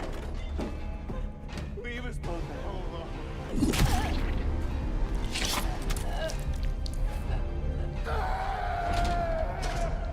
The emotional beats were essentially flipped, which now doesn't really flow logically into his acceptance of the situation. It was really unnecessary to have him scream like this, especially considering the remake removed him doing this when Maria died in the hospital. And that was before James knew she would keep coming back. The point is that each time Maria dies, James becomes more and more desensitized to it until he finally accepts that he constructed her for his own wishes in order to prevent himself from accepting reality. Having it so he emotes the most the last time she dies as opposed to the first time doesn't make much sense in my opinion. This then leads into the changes to the script. In the original, it's ambiguous if he's referring to Maria or Pyramid Head when he says he needed someone to punish him for his sins. In the remake, they removed the acknowledgement of his sins and instead just made it more repetitive, along with this totally epic cut to black rather than the more natural transition the gameplay used originally. I know what you are. I know why I needed you. It is all over now. I don't need you anymore.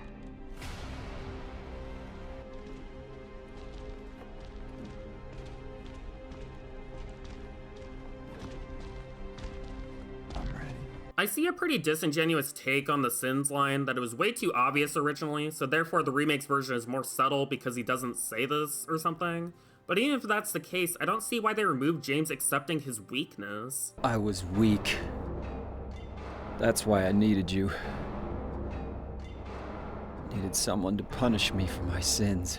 Even if there was the worry fans might misinterpret these lines to be victim-blaming Maria, it's not really possible to prevent that kind of bad faith reading regardless of what you change when the original was never arguing Maria was at fault, and especially when the narrative says wife murder is bad. Nobody was confused that James is a pretty terrible person. The confusion mainly comes from how complicated the realities of living with a dying person for years is, and how, especially in a romantic relationship, it can cause a toxic, abusive dynamic. James saying he was weak is him accepting that he broke under the pressure of this circumstance.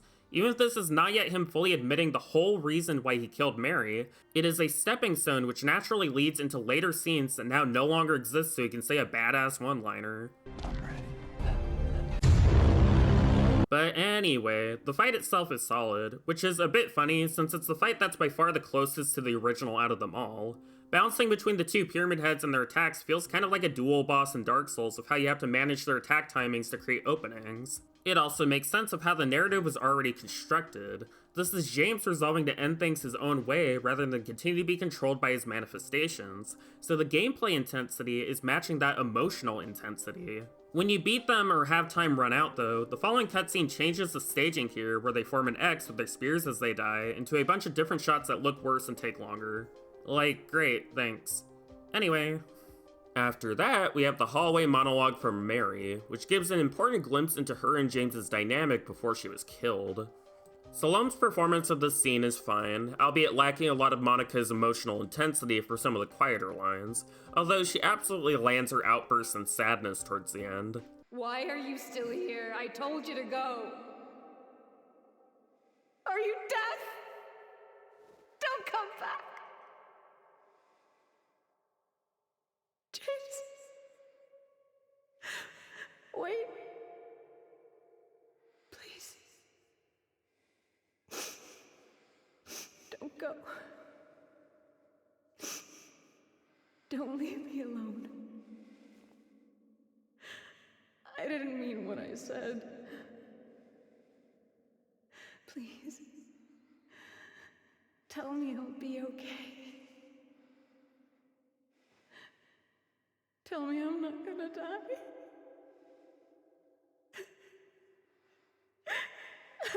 Help me.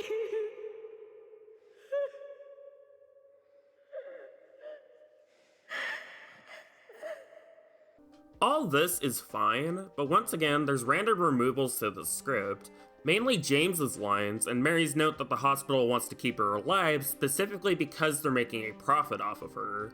Mary? What do you want, James? I brought you some flowers. Flowers? I don't want any damn flowers. Just go home already. Mary, what are you saying? Look, I'm disgusting. I don't deserve flowers. Between the disease and the drugs, I look like a monster. It'd be easier if they'd just kill me. But I guess the hospital is making a nice profit off me. They want to keep me alive. So their removal makes no sense, and once again means key information is being lost without being reinterpreted in some way.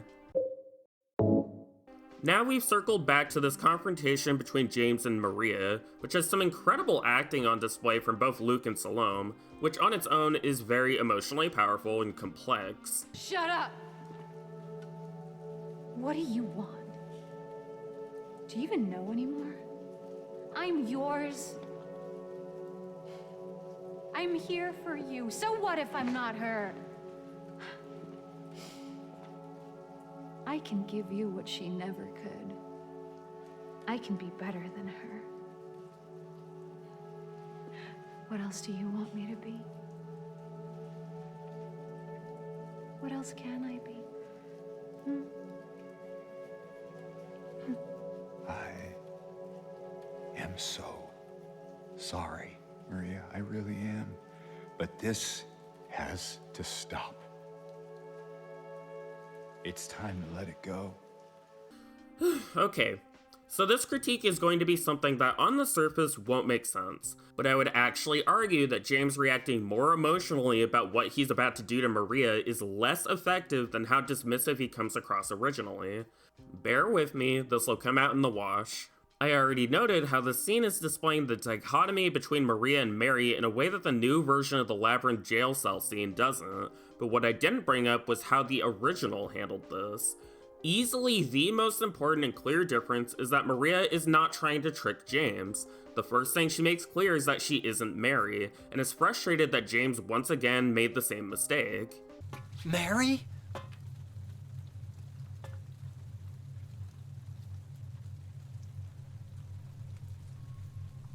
When will you ever stop making that mistake? Mary's dead. You killed her.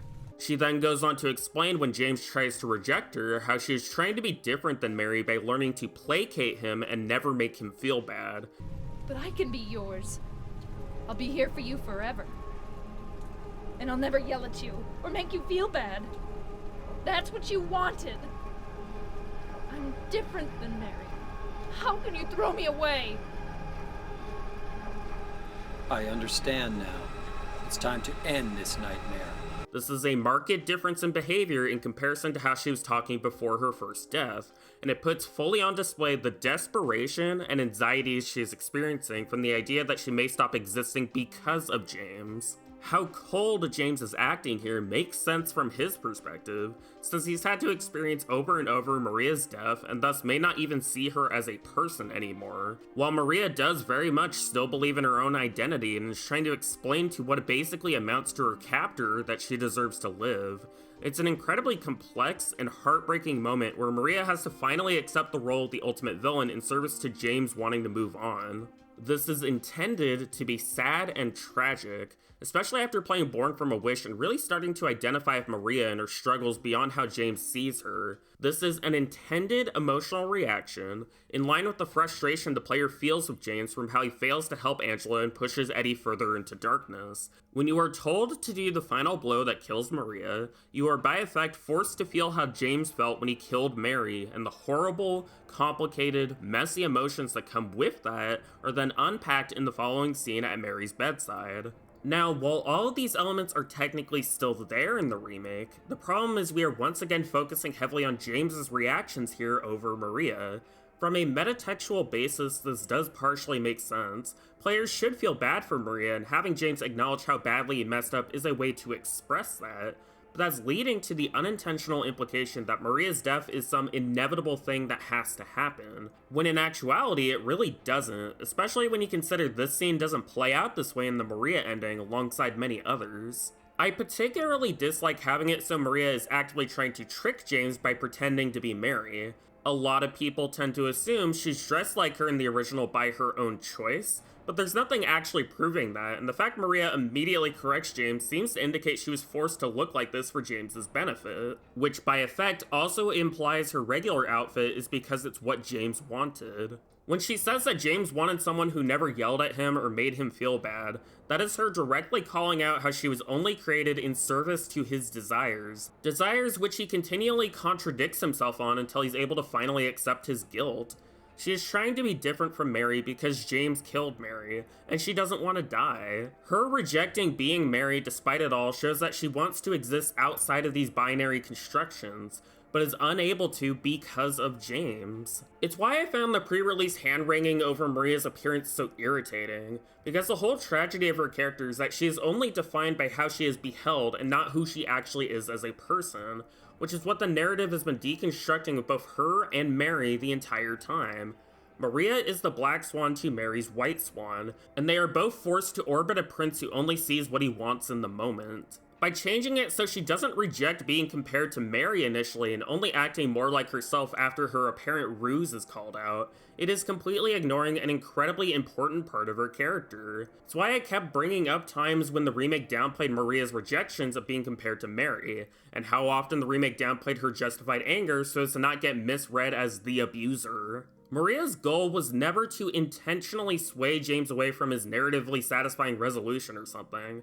Her goal was to not die by the hand of someone who is more than capable of killing her, while at the same time wanting to be seen by him and loved by him. By changing so much of this, it by effect creates the unintentional implication that she is now revealing her true self as a monster when she gets angry here, when the only reason she's a monster to begin with is because of James and his contradictory views on women and death. She continually leads James to the hotel in order to have him confront what he's done and move on, because despite knowing he is a bad man, she does genuinely want the best for him, even if she doesn't want that at the cost of herself. It's a complicated web of desires and goals, which the original explored so well. Yes. I know. He's looking for the you that isn't you. Because he's kind? Do you know something?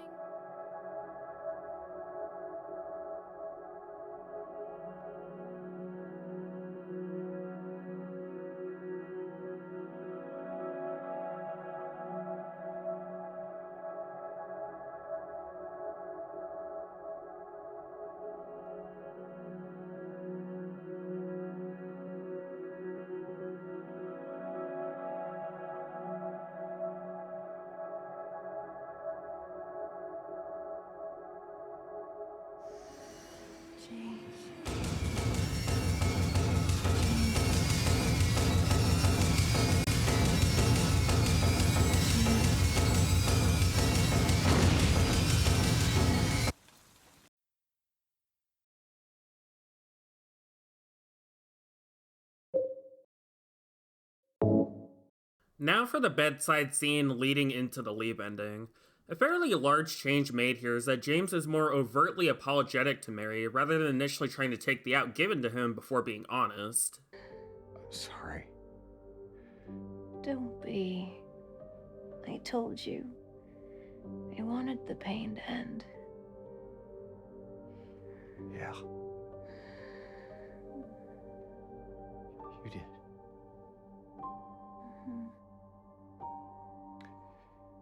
But that's not why I did it. I told you that I wanted to die, James. I wanted the pain to end.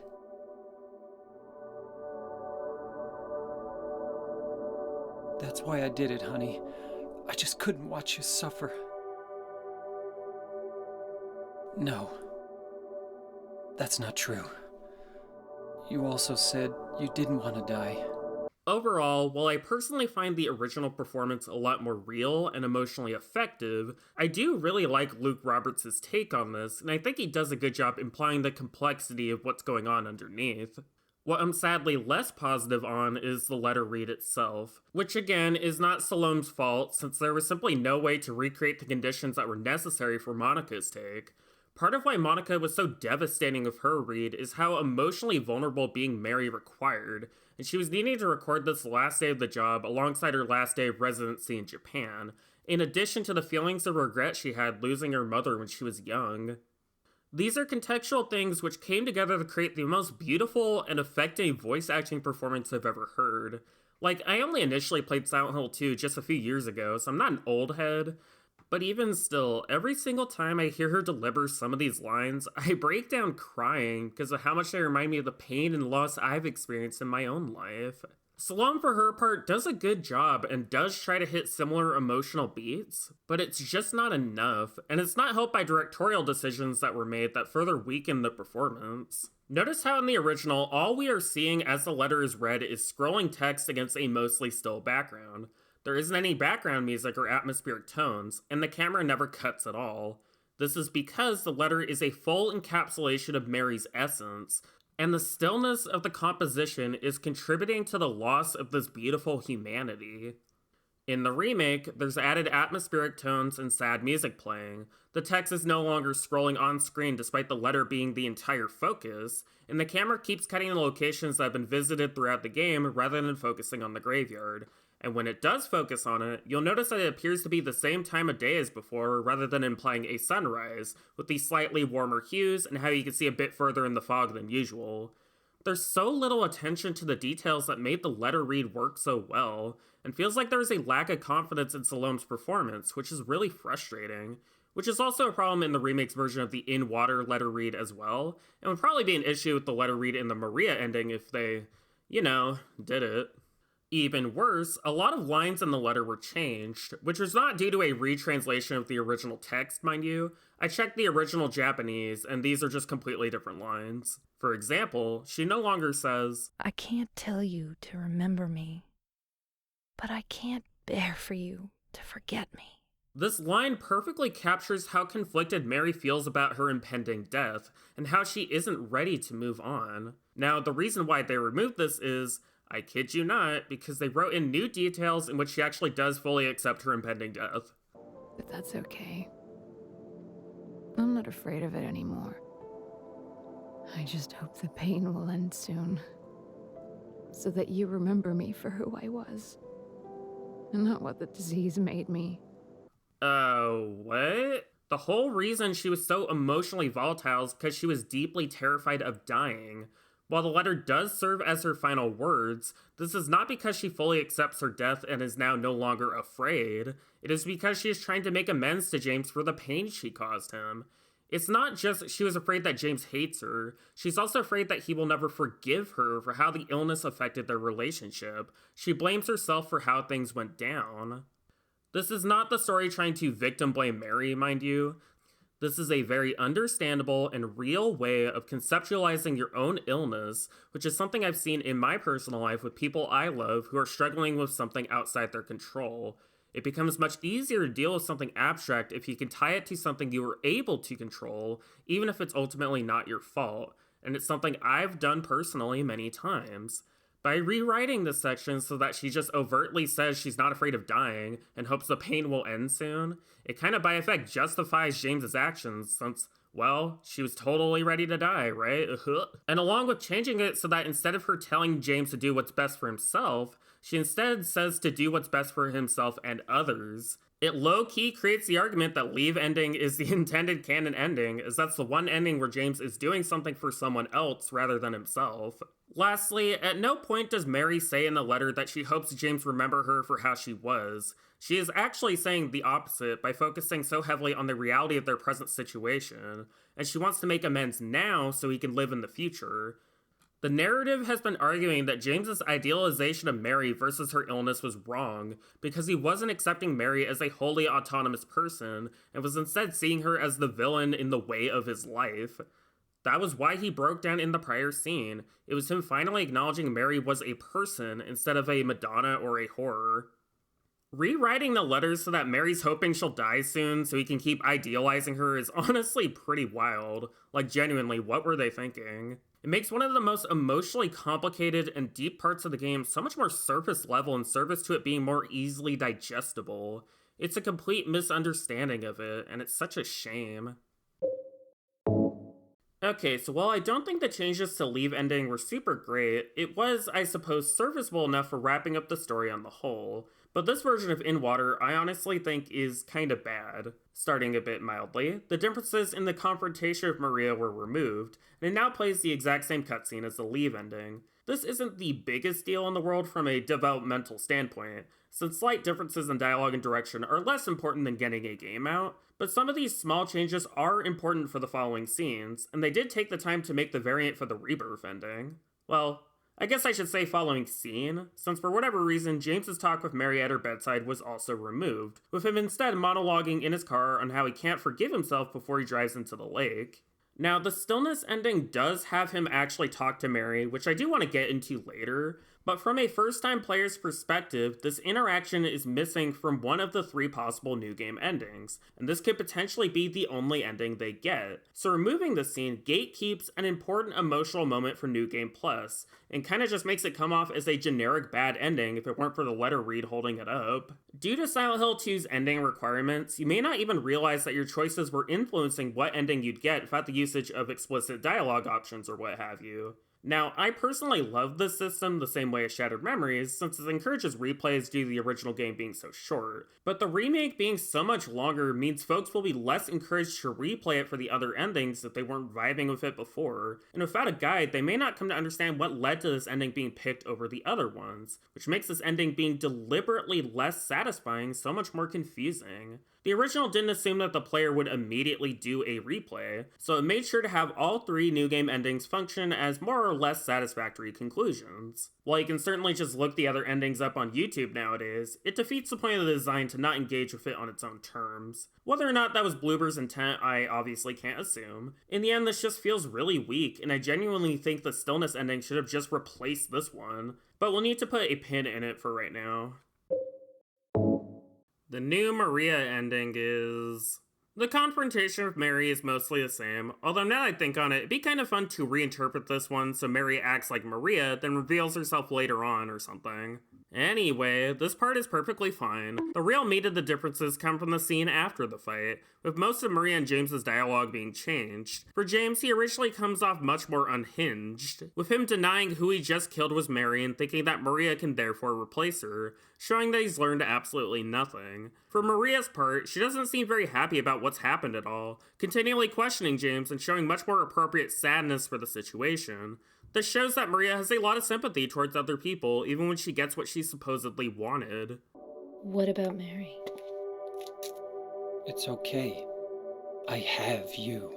In the remake, the majority of this was excised, with James finding Maria at her spawn location, I guess, rather than her appearing at the pier like when they first met. Except for a very small moment where Maria makes a direct reference to something Mary says in the Leave ending, all of her dialogue was removed, and thus a lot of her doubts and the complexities that arise from those. There is one small moment added where you can see her frown sadly, but it has nothing to do with how he treated Mary. Bizarrely, the letter read in this ending was completely excised, which means that a crucial emotional beat is missing from this ending and by effect someone's first playthrough, which wasn't the case at all originally. This means that how the meaning of the letter changes due to the context in which it is read no longer exists, which once again is removing something from the story without replacing it with anything. Now, generously, one can read all of these collective changes for Maria, showing that even though she may come across as a lot more manipulative and less sympathetic, she is still ultimately a victim to James, which I do agree with. I don't think that the writers were deliberately intending to leave implications that Maria is secretly the true evil of the game. They maintain most text that indicates otherwise. That said, the changes both small and large heavily flatten her character make it so this read is a lot easier to do, and making the Maria ending by far the least satisfying of the 3 new game endings also greatly contributes to this perspective, which leads to folks feeling as if this and In Water are generic bad endings, rather than the ambiguity that was present before. Okay, now for Rebirth Ending. For the most part, this ending functions fine. The confrontation with Maria has a little bit of added dialogue which references something from the original game's In Water, which makes sense in context. The cutscene of James rowing has an added close-up, and the island he's trying to get to is positioned in the middle of the screen rather than being present in the lower right. But whatever, it's basically the same, it's fine. Okay, this one's peak. Instead of having it so Harry kidnaps James, it is the 2001 version of James knocking him out to replace him. This is a cute meta-commentary on how folks feel about the remake existing, and they even use Comic Sans in reference to that font change for the ranch the HD collection did. I'd love to see theorists try and figure out this ending in the canon of the other UFO endings, since technically speaking, they're the endings which shared the most continuity with each other originally. 4-hour deep dive analysis, please. Anyway, this is my favorite remake ending by far. Dog ending, more like Old Yeller ending, am I right? So, okay, one positive is I like that James is speaking Polish now in reference to his actor. That gets a laugh out of me. However, everything else is noticeably worse. The dog is now barely animated, the overall shot composition and pacing is super off, there's this weird horror tone that doesn't really fit what you're seeing considering this is supposed to be a goofy meme ending. Now, unlike the other endings where this is an issue of execution, similar to the Anyway scene, this is more an issue of a lack of time for refinement, since the 1.0 version is an entirely different and, in my eyes, way better ending, which helps to explain why the current version is so lackluster. Basically in 1.0, the dog torments James by changing his model around to assert dominance. This plays into the absurdity of the idea of the dog being in control of everything, which is a fair reinterpretation. I suspect that similar to the Stillness Ending, this was changed for its perceived deviation straying too far from the original source material. However, this now means the scene just feels super weird and unfinished rather than actually conveying something unique and interesting. I understand wanting to avoid backlash from annoying Silent Hill 2 fans since, you know, there's dozens of us, but as we talked about before, there's quite a few changed and reinterpreted scenes that I've vibed with so far, with the original version of this scene being one of them. So I think it's a shame this was snapbacked into being an inferior clone of the original ending from 20 years ago. Also, yes, even the dog ending gets the boring credits, which is the case in 1.0 as well. This is particularly bizarre in this situation, since you can still hear the ending song playing and reacting to specific images that now no longer exist.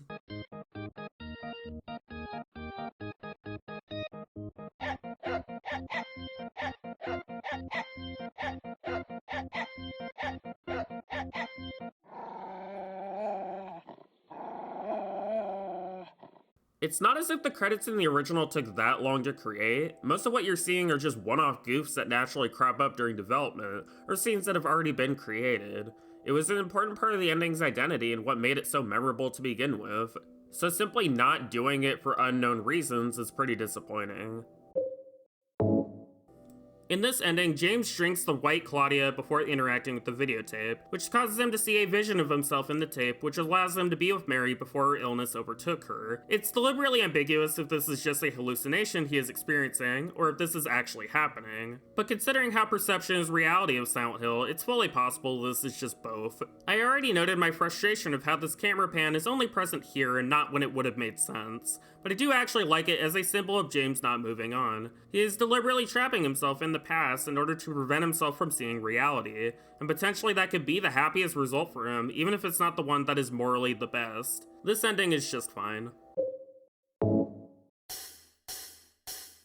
And now we loop back around to In Water, or more specifically, a version of In Water that is a little more fulfilling, in which James sees Mary and apologizes to her. I'll start by saying this version of the ending is fine. I think it communicates a lot of the things that are missing from the new game In Water ending that were present originally. Most notably, this hand gesture, which is indicative of how James wanted to have an emotional connection to Mary, but felt he couldn't due to her illness and understandable hostility towards him from being afraid of dying. The overall framing of Mary here is quite strange in that she feels almost like a malevolent specter over James, rather than how we saw her in bed. Which now, sadly, starts getting us into the discussion I've been dreading the whole time. Remember how I noted the dog ending was changed from 1.0 in order to not conflict with fan expectations? This ending was also changed. Notice how James focuses on the letter here, which he didn't with In Water. Well, that's because in 1.0, the letter read actually took place here instead of In Water, which makes a lot more sense when you consider how much more emotionally fulfilling this version is. So, what happened here? Why was this changed? Well, there's a lot of potential reasons for this. My personal little theory is that the Stillness ending was created first as the actual In Water ending, but this has the potential of being misread as arguing self-unaliving yourself is something that you should do, and so therefore it was turned into a New Game Plus ending, and then the letter read was moved to a more obviously bad ending-y version of it later on.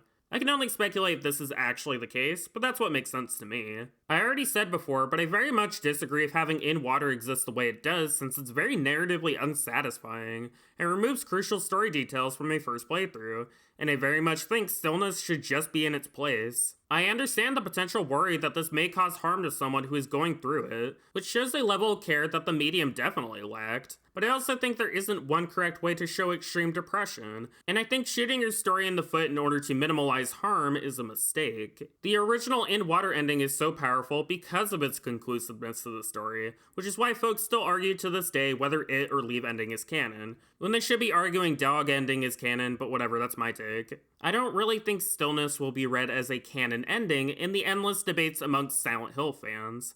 That is, of course, unless you consider loop theory. And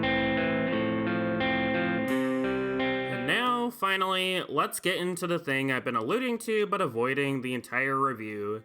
These gosh darn glimpses of the past.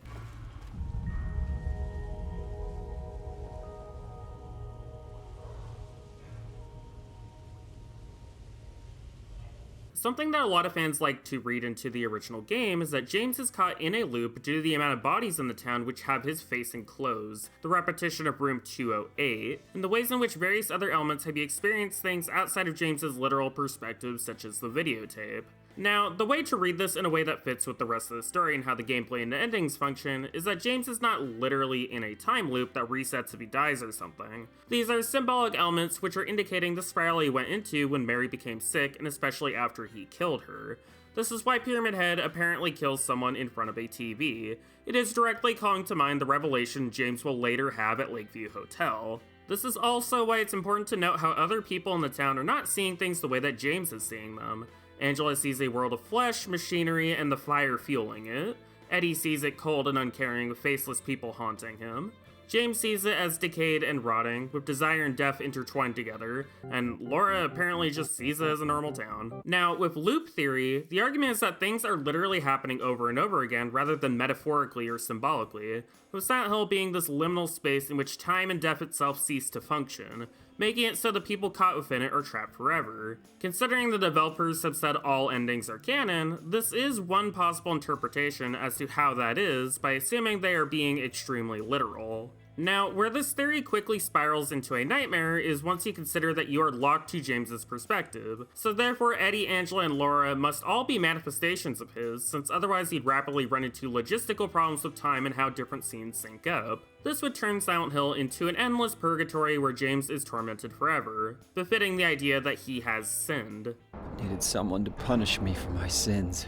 It's hard to tell when this theory took hold, but I have to assume it was when folks played the Maria ending where she coughs, which implies that James will repeat how he murdered Mary as someone new and won't grow or change as a person. The Rebirth ending also implies that James will try to correct his mistake by reviving Mary through the old gods, although it's ambiguous if he will succeed or not. Now, obviously, I don't agree with this theory, and I think trying to make it work ends up changing so much of the story that you may as well be talking about a completely different one. This goes beyond just developer intentions and their arguments for once, as part of the endless spiral of Silent Hill 2 is that the developers will never confirm anything that will reduce interpretations of other elements, instead just into basic logistics of story writing and influence. Yes, it is very true that Jacob's Ladder was a film about the in-between state of living and dying, in which Jacob is learning through various events what he needs to come to terms with in order to move on to the afterlife led by a child. It is also true that Lost Highway is a film which exists on a loop, in which Fred kills his wife and then hallucinates himself as a different person in a fugue state, only to have that fantasy ultimately break down and leave him going down that endless road. Both of them ultimately have a single, fixed ending with a clear meaning. Jacob will always move on to the afterlife, while Fred will never accept himself as an abuser and will continue down his long road. Neither of these movies are literally saying the characters are in a time loop.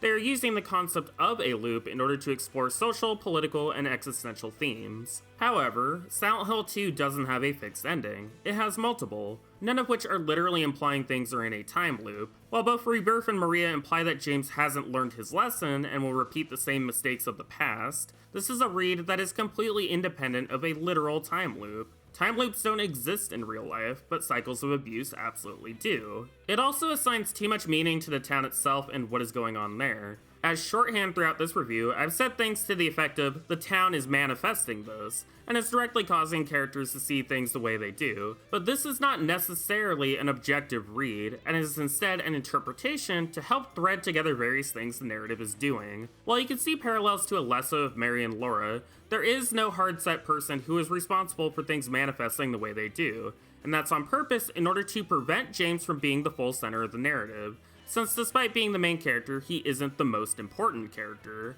Of course it's James, the hero of Silent Hill 2, but just like in the first Silent Hill, the main character does not have the key role. Mary? There is nothing within the game's text itself that confirms any one person or event is the cause of why the town is like this, and it's a question that doesn't need to be answered for the narrative to work. But okay, if we genuinely assume that the intention was to put James into a literal time loop textually, and do assume it is James causing this himself, then this therefore implies that Silent Hill 1 and the other Team Silent games are also playing by these rules, when they are not. There is nothing in Silent Hill 1, 3, or 4 about characters being stuck in a time loop due to the town, or a different character, or themselves, or what have you. The closest we get is the worst ending of Silent Hill 4, where Walter succeeds in completing the 21 Sacraments and gets to live in his shitty apartment, but that is still not literally a time loop. It requires reading the younger Walter in a way that is completely contradicted by the text itself. Henry? Are you okay? It's Walter. He's crying. Even finishing the 21 Sacraments? It won't help that boy.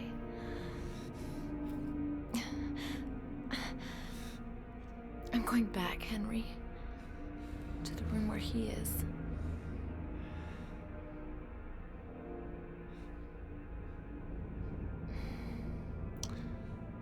We're the only ones. The only ones that can stop him. All of the Team Silent games are about the cycle of violence and how that is caused by systems of control, which does not require a time loop to be present to be a thing. If something was capable of literally causing a time loop, then why doesn't Walter Sullivan just do that so his mom is drawn to the town and can't leave? Why doesn't Claudia cause a time loop and make it so Heather can't leave? The more you poke at canon, the less sense this starts to make. But okay, let's be an old head and discard every game that isn't 2. This still doesn't work, because if every single character James is interacting with is supposed to be a manifestation that is leading him towards the revelation he killed his wife to torment him, or something, then what is the point of showing that all 3 characters see the town differently? Why have Eddie exist in a freezer, or Angela in a world of flesh and fire, if it's only through James's perspective? Why have Laura running around at all and call an ending literally the Leave Ending if it doesn't actually break the loop? You can already read James as being stuck in a cycle because abusers are stuck in an abuse cycle where they continually harm their victims until a tragic end, which is why James killed Mary in the first place and why he feels extreme amounts of guilt and sadness over it. You don't need things to be literally a time loop for multiple endings based on your choices to work. There are countless other games which have multiple endings that are not about time loops at all. Now, the reason I bring all that up is because the remake adds a large amount of new details which are heavily indicating that loop theory is not just a fringe conspiracy theory, but is an intended and canonical aspect to the story that must be considered. These manifest most clearly with the glimpses of the past, spots which are direct references to change elements from the original, complete with fixed camera angles just to taunt me personally, I guess, and photographs with cryptic clues which, when decoded properly, say, "You have been here for 20 years. And then you start getting even more elements not tied to either, like the notes clearly written by James, copies of the old map, a radio repeating again and again in Morse code, and so on, which just go right on the pile of signifiers that you really should be reading this game as another remake meta-sequel type thing like Final Fantasy VII Remake or something. However, unlike that game, this is not really being done to explore new themes or story beats, and are instead here just to continually reassure you that the original totally happened in increasingly grating ways.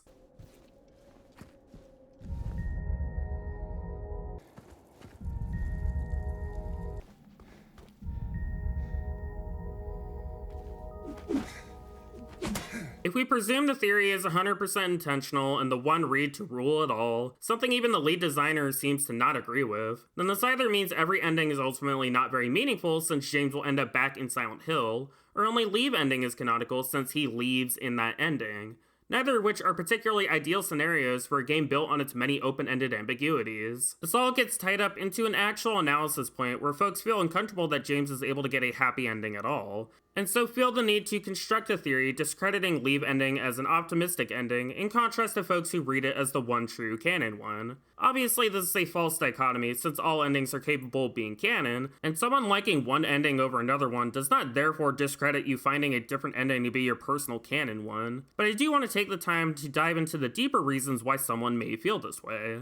A common perception during the Leave Ending is that James is speaking with a version of Mary that is just another manifestation. A manifestation he created in order to have his victim forgive him, with a surrogate daughter being his reward for doing so. Now, I don't agree that this Mary exists only for James's desires for forgiveness. I see this scene as creating a distinction about a difference between her being a manifestation, a spirit, a hallucination, or whatever, because it is James truly seeing the real Mary after spending so long denying what he did and allowing himself to be ruled by abstractions. If the ending was truly trying to indicate that nothing here you're seeing and experiencing was real, then it would be trying to do so emotionally, rather than providing you with beautiful heart-wrenching performances and music. The other endings were not very subtle when trying to show you if something was wrong or not, so why would this and In Waters suddenly be doing so? At a certain point, art's gotta mean something, it can't always be a cipher for what you want it to be. It's worth noting that forgiveness is not the same thing as an excuse, justification, reconciliation, or a reward.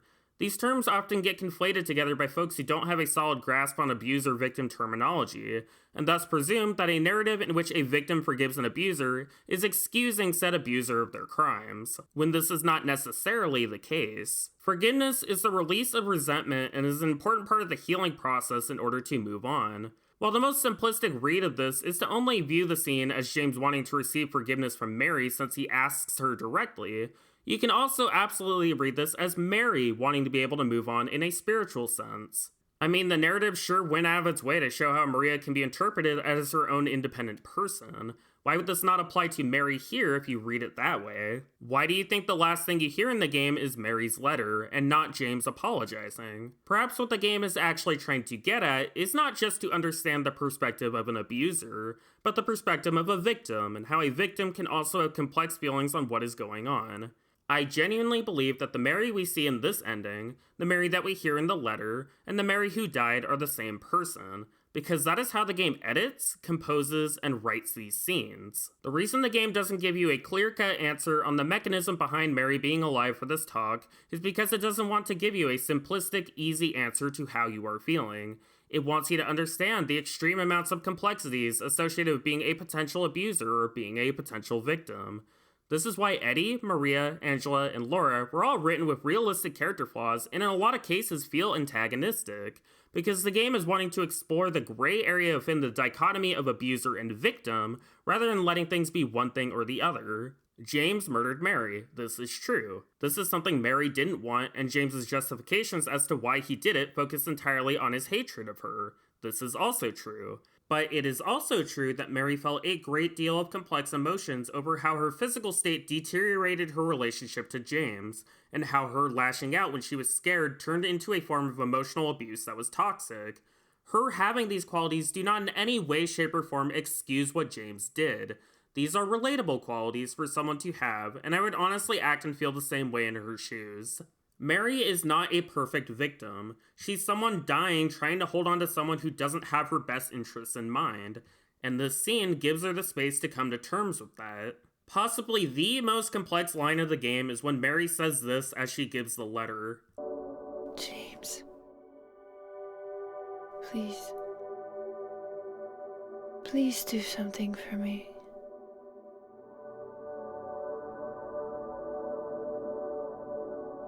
Go on with your life.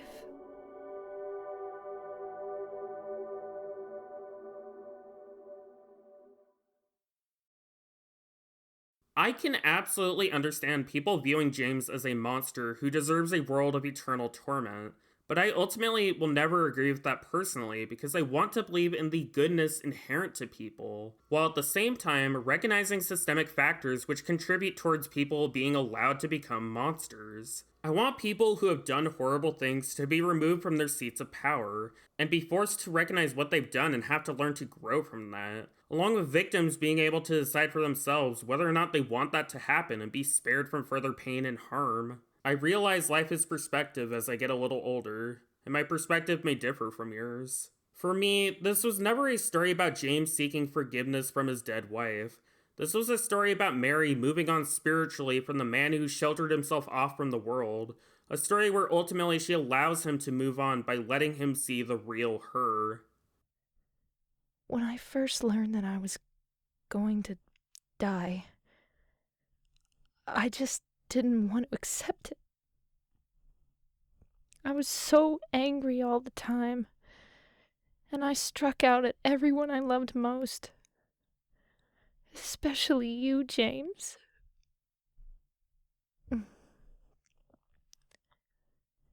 That's why I understand if you do hate me. But I want you to know this, James. I'll always love you. Even though our life together had to end like this, I still wouldn't trade it for the world. We had some wonderful years together. Well, this letter has gone on too long, so I'll say goodbye. I told the nurse to give this to you after I'm gone. That means that as you read this, I'm already dead. I can't tell you to remember me, but I can't bear for you to forget me. These last few years since I became ill, I am so sorry for what I did to you, did to us. You've given me so much, and I haven't been able to return a single thing. That's why I want you to live for yourself now. Do what's best for you, James. James, you made me happy. Over 20 years since the original was created, and the media's new thing that this remake has to say is this idea that things are in a cultural time loop, and we have never escaped from Silent Hill 2 and by extension James. The franchise has never escaped this vortex that James and his story represents. The horror genre has never advanced past this time. We have been here for 20 years. But I disagree. I argue we have not been here for 20 years. We've been beyond Silent Hill 2 for 20 years, even when discussing its own series, and especially when discussing the indie spheres it actually inspired, like the masterpiece Signalis. But it can be hard to see that because corporate interests made it so Silent Hill was effectively dead for a decade, and these endless meaningless fan debates by effect have centered James to such an extreme extent that it's warped public perceptions of what the series even is. None of this is Bloober Team's fault, or even specifically Konami's fault. It's the culture and systems themselves that devalues older art in service to nebulous technological advancement and newness, that scoff at preservation and allow their workers to be exploited and hurt for the sake of profit. The problem isn't the remake, it's how it was made.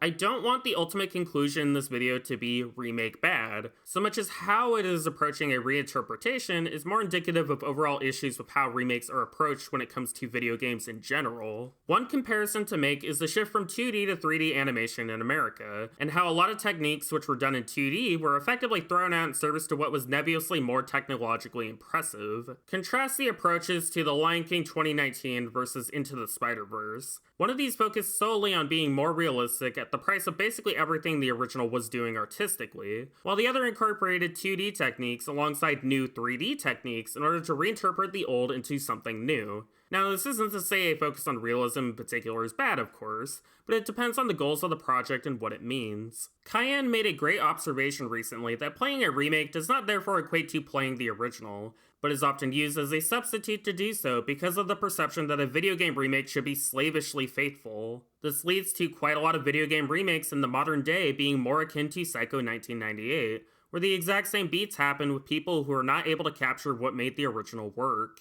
Tying all that together, I'm not saying Silent Hill 2 Remake is a Lion King 2019 or a Psycho 1998. While it does very much focus on realism and shot-for-shot remakes quite a few scenes, the realism at times lines up with the original intent and makes the end result more immersive, and the deviances from the source material can often lead to certain parts being better. That said, I feel it is a game that is simultaneously too devoted to the original, while at the same time not willing to translate important and specific elements of it for the sake of modernization. Key story elements were removed and changed and shuffled for the sake of newness, and most of the mechanical subtext of how the camera, combat, and level design operates was discarded in service to a structure which is akin to other modern AAA horror games. The game is excessively long to fill the expected runtime of this type of project, and performances are more nebulously professional across the board to fix the issues of intentionally surrealist ones. At the same time, the structure of plot beats are usually not deviated upon, and the game goes out of its way to reference the original, which prevents specific moments from landing how they should. It is the exact platonic ideal of what I expected this type of remake to be, and it captures very little of what made the original work so effectively, while also failing to be a truly independent reinterpretation. There's already a lot of talk for remakes of the remaining Team Silent games, especially Silent Hill 4: The Room, due to it having more nebulous flaws than 2, and what irritates me there is how incredibly limited the discussion becomes by focusing on correcting the past. Progress is not linear. Art is always created in a specific context, and even remakes that I do think are just better all around, like Resident Evil 1 Remake, are still going to be missing that context and their overall implications, which is why I consistently argue that no remake should be more accessible than what is being remade. I think it's absolutely worth at least attempting to play or watch an original source material before trying to claim a remake is better, since you might be surprised what you uncover. These flaws being brought up of older titles as soon as a remake of one of them is successful is understandable when it comes to franchises that have long been dormant, but I feel that energy is better served trying to push for new ideas and stories, which is why I feel the Japan branch of the remake's development team, especially Masahiro Ito and Akira Yamaoka, were pushing for more changes. When you consider that Masahiro Ito wasn't involved with the remake entirely because he wanted to reinterpret old ideas, but because it was going to be remade with or without his involvement, it shows the ultimate focus of these remakes is to help build up brand recognition above artistic reinterpretation, regardless of who is helming it. This doesn't mean these new projects are devoid of value, but you have to keep in mind these end goals when critiquing them. Well, it's my first time playing X and I thought it was good, why be a hater? IMO just plays into the false notion that this criticism comes from grouchy old heads, and not people deeply frustrated that meaningful art is in the hands of corporations who despise the process of creating art. Nobody individually at Bloober Team or Konami is at fault for this. It is the overall process of denigrating old art which is baked into mainstream gaming culture. If you're frustrated on the state of things as they are, you don't have to just simply accept it. You can do work today in terms of preservation, restoration, and accessibility to have works be available for the future on multiple fronts. For the original Silent Hill 2, the overall excellent Enhanced Edition fixes up the outdated PC port to be playable on modern systems, with plenty of quality of life tweaks you can toggle on or off if you want to be a purist like me. My friend Emma also created an extractor for the PS2 versions of the game by my request to port the PS2 FMVs directly into the PC port. Most of the footage you've seen of that has been a combination of both those projects, and is my recommended way of playing the original. For the preservation and accessibility of games on the whole, GOG has recently launched its preservation program to help promote the games their team has worked to get running on modern systems. This includes the new Resident Evil ports, as I mentioned at the top, but also a lot of other stuff, including that interesting Blade Runner game, Blood Omen Legacy of Kain, and so on. I've tested these ports before, and they're all functional and good ways to experience them. This is not a paid promotion, by the way, I just think they do good work. The Video Game History Foundation is working to preserve a lot of gaming history, which includes source code and unfinished prototypes never released, but also marketing materials and interesting behind-the-scenes examinations that have never been shown before, and work to help with preserving video games legally with copyright law. The first link in the description has a donate page, which lets you do a one-time donation or become a patron of theirs. And hey, you can buy a shirt too or something if you want. Again, not sponsored, I just respect the work highly. Even without direct monetary support, there's a lot you can do personally as well. The incredible Resident Evil 4 HD project meticulously recreated all the game's original assets without the use of AI upscaling, and corrected thousands of problems both small and large to offer the definitive way to play the original game, with the project even being pinned by an official community manager on Steam, recognizing the work and making it easily noticeable and accessible to others. My personal favorite, though, is the Thief Enhancement Pack for Thief the Dark Project and Thief 2 The Metal Age, which isn't fully done, but is being done with the purpose of matching the original style as closely as possible. These and other projects like them serve effectively as gaming's equivalent to film or painting restoration efforts, and you can contribute to them too if you have a game or series you are passionate about. Reaching beyond just what you can do with game preservation, I also think enriching yourself and understanding the culture you exist in beyond just Silent Hill is a great way to be able to start offering new perspectives on art and becoming able to understand other people. This can start as simple as doing deep dive research into what influenced the original Team Silent games, like what the Silent Hill Chronicle listed. And while a lot of what is there is genuinely interesting and I recommend most of it, it's also important to experience new things coming out from the last few years. I recently re-listened to Mr. Morale and the Big Steppers for reasons, and I felt a lot more emotional impact from it now than I did before, since I've had so much happen to me over the last year. I think Kendrick helps show not just his pain and the pain of his community, but also how important it is for you to find peace and settle your personal demons before trying to give back to the world. He is open and honest about many of his previous biases and the process he went through to overcome them. It's such an emotionally rich and complex album, and is definitely my favorite of his now. I actually deliberately put off listening to his new album until this video was done, so like 5 seconds after this is uploaded, I'll be listening to that. I similarly resonated a lot with Kesha's gag order, and now she had to build herself up from the trauma and depression involving her legal battle with Dr. Luke. I think if you've been a victim of SA or know somebody who has, then you'll find a lot of meaning here. Listen to both of these albums, they're easy to find if you haven't. I also watched Look Back, and like every person who's seen it, this is my film of the year. It's a pitch-perfect adaptation of the original manga, and Fujimoto is now in the running against Togashi and Kazuki Takahashi for my favorite mangaka. Seeing it inspired a great need in me to create again and live. It's a beautifully done work and I can't recommend it enough. There's more things I can list, but I think that's all for now. I've said a great deal of words, but it's all done. Thank you to my friend Snaz for making a thumbnail for this video, and my friend Emma for recording the Half-Life Alyx footage I briefly used, along with making that extractor tool I was mentioning. Thank you also to my patrons for their support. If you would like to support me financially, a link to that is in the description. Until next time.